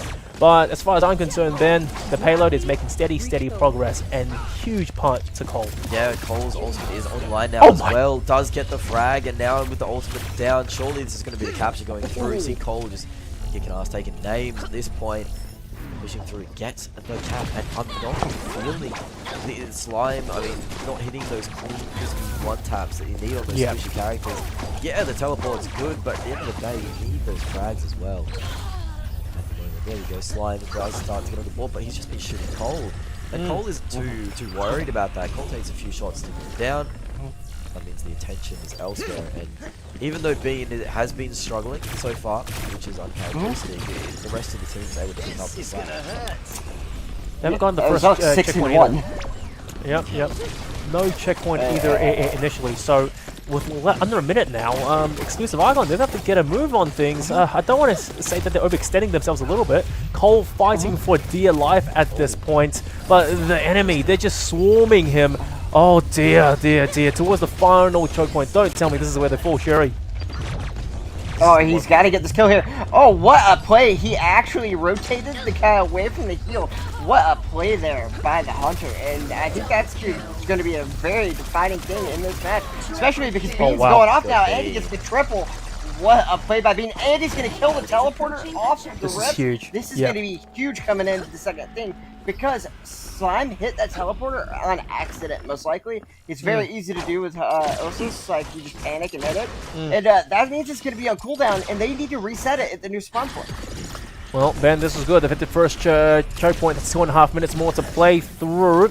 Although it sounds like a lot, it really isn't, because Exclusive Easy, they are bringing the fight over towards Argon. And in saying that though, being from behind, this shell has been popping off for him this map.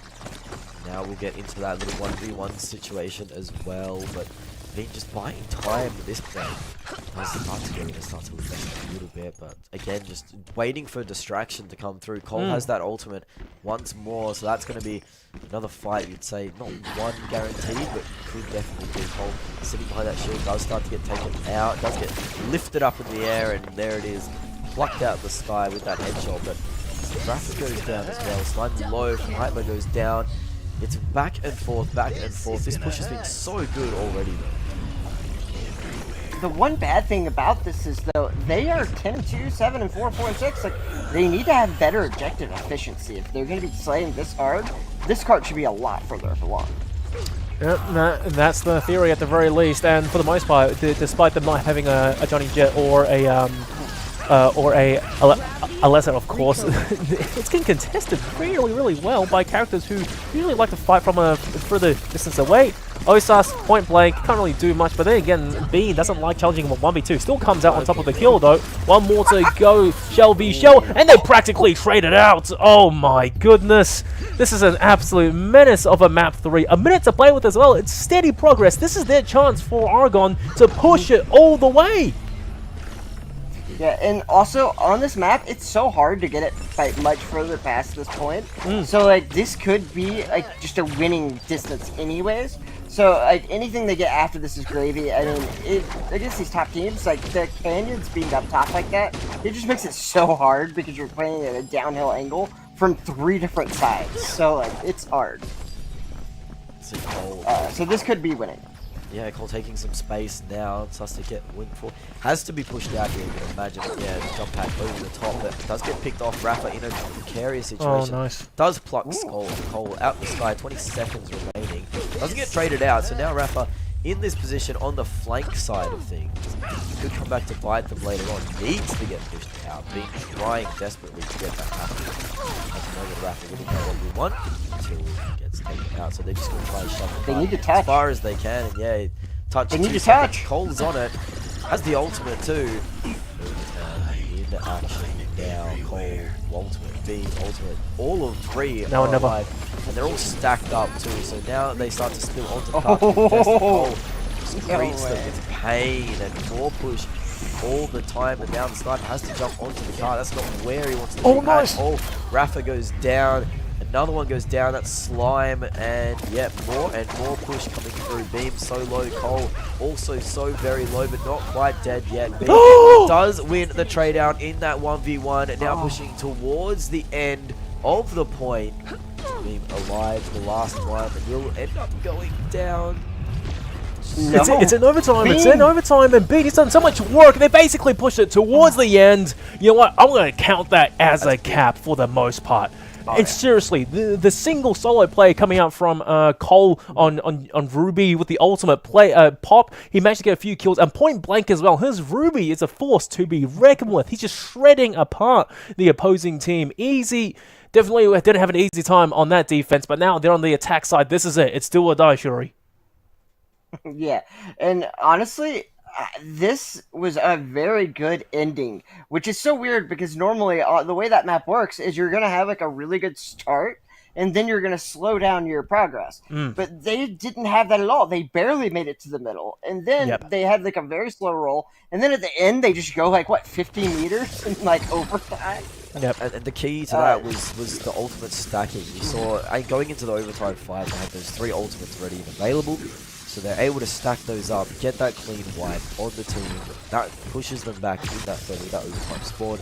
Look, going into this, there has been a bit of a change up as well, being now moving over towards that Johnny Jet. So that's going to allow for more stalling, and it does like stalling is the name of the game as well. So defensive sided, you'd imagine that if Argus can hold their nerve, here, prime position defense out. Oh, definitely. The one bad thing is that you do have Bean on that Johnny Jet, and then you have a tank on the other side. That is such a hard fight. And you also have another character that like is Johnny Jet's worst nightmare. Like Bean's gonna just have a really rough game this game. That's very interesting. Rafa, this guy's pool seems to be endless. Now that's just fast. And if anything, Rafa, he loves playing these DPS super flanker roles. First it was Aletta and then on Scotty, and now of course he's on Ya. This guy can do it all, be it all. For the most part though, this push looking much more smoother compared to the start for exclusive Argon, and the defense, I mean, it's not too bad, but yeah, it's different to the first half. The biggest problem they're having is Bean is having 2 counters to Johnny Jet, and the whole point of Johnny is just to stay on that cart invisible and just not do anything. Yep. And yeah, it just doesn't work against this. I don't know how they're going to counter that at all. And the other bad part is you have Rafa. I know that he doesn't have any kills, but like you keep dashing into them because of ton of damage, and you're having to focus that Ya. Otherwise, you're going to just die. And so like they're focusing him, and then everybody on that team just comes up and gets the kills. Whoa, okay, Jabali, old Slime, just buying time, keeping people off the site. It shouldn't be like for much longer though. Cole goes down, the backup has arrived, here comes Ya. Ozelic dead to rights. Oh, it's not going great if you're exclusive easy to say the very least. The defense, it's Argon, man. They're just making short work of things. Well, hang on, it's Argon who's making the push, but regardless, it's a much better time and progress compared to the first half. Rafa and Slime both go down at the same time, leaving in a 1-on-2 situation. Viloc not able to net the kill there, so it is going to reset a little bit. Yeah, more time off the clock. They're going to have to come back in, and they don't have those big ultimates to play with now. Play on the board with that ultimate ready to go. So they're going to have to build that one up, and you'd imagine the Slime's ultimate is going to be key to pushing this one out, unless they can get some sort of first pick. So that Ya ult is an AoE ult that gives him armor and kills everybody really fast. So he's gonna have that ult up first. I think they'll use that to push whenever he respawns, and they can kind of regroup off of that, and then they can save Slimes for the next push. So they have basically just 2 ults that can insta-break a team, and I think that's exactly what they're going to do is use Rafa's ult on this one, and then Slimes on the next.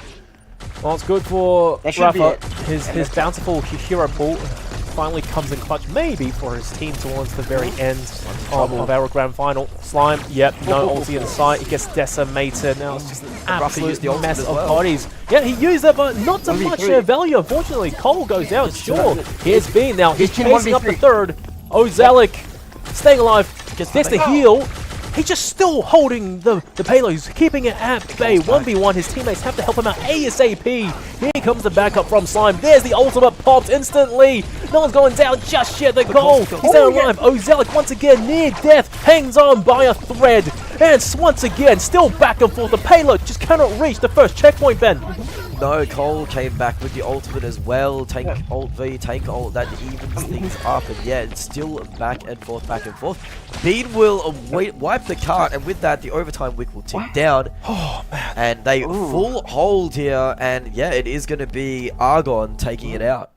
Shuri, this went the distance, you know. I really thought exclusive easy they could take it back, but Argon, despite having that Ya surprise pick, the pocket pick coming from Rafa, it did not make the difference at all. The survivability coming out from Cole's Judy amongst, of course, the Shell on this team as well. They just held on for so long. It's just all about buying time.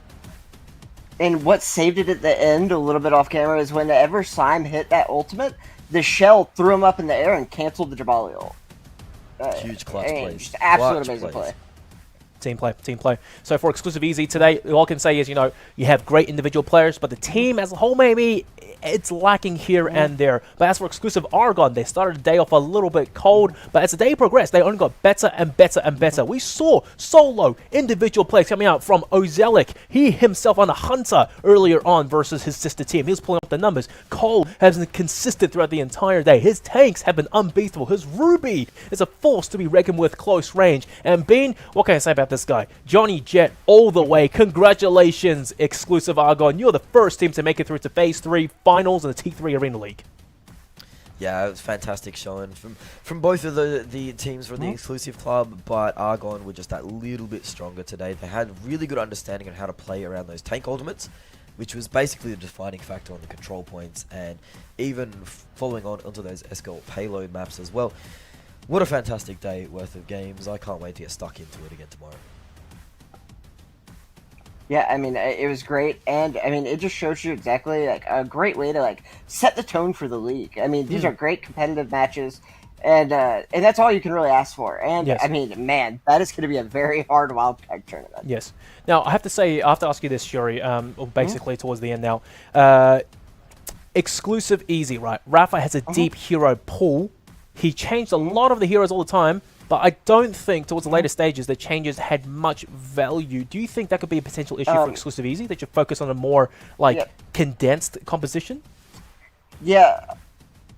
Yeah, so I definitely think that the Yaw pick was a little odd. I think he was just going, as you saw, he basically could 1v3 the other team.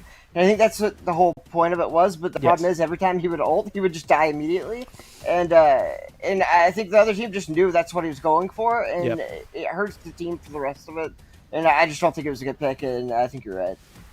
Yeah, well, it is what it is. That's how the cookie crumbles, and looks like they're going to have to try duke it out in the open qualifiers in Phase 2. But for the most part, guys, thank you for joining us for Day 1. Once again, on your screen, there's the code, 2 Rumble Boxes, 60 T coins. Use it, guys, right now. Enjoy your winnings as our lovely audience tuning in for the Day 1 of the T3 Arena Leagues. It's been a pleasure. I'm Digital. This is Shuri. This is Smash. We hope you enjoyed the show. We'll see you again tomorrow for some more action.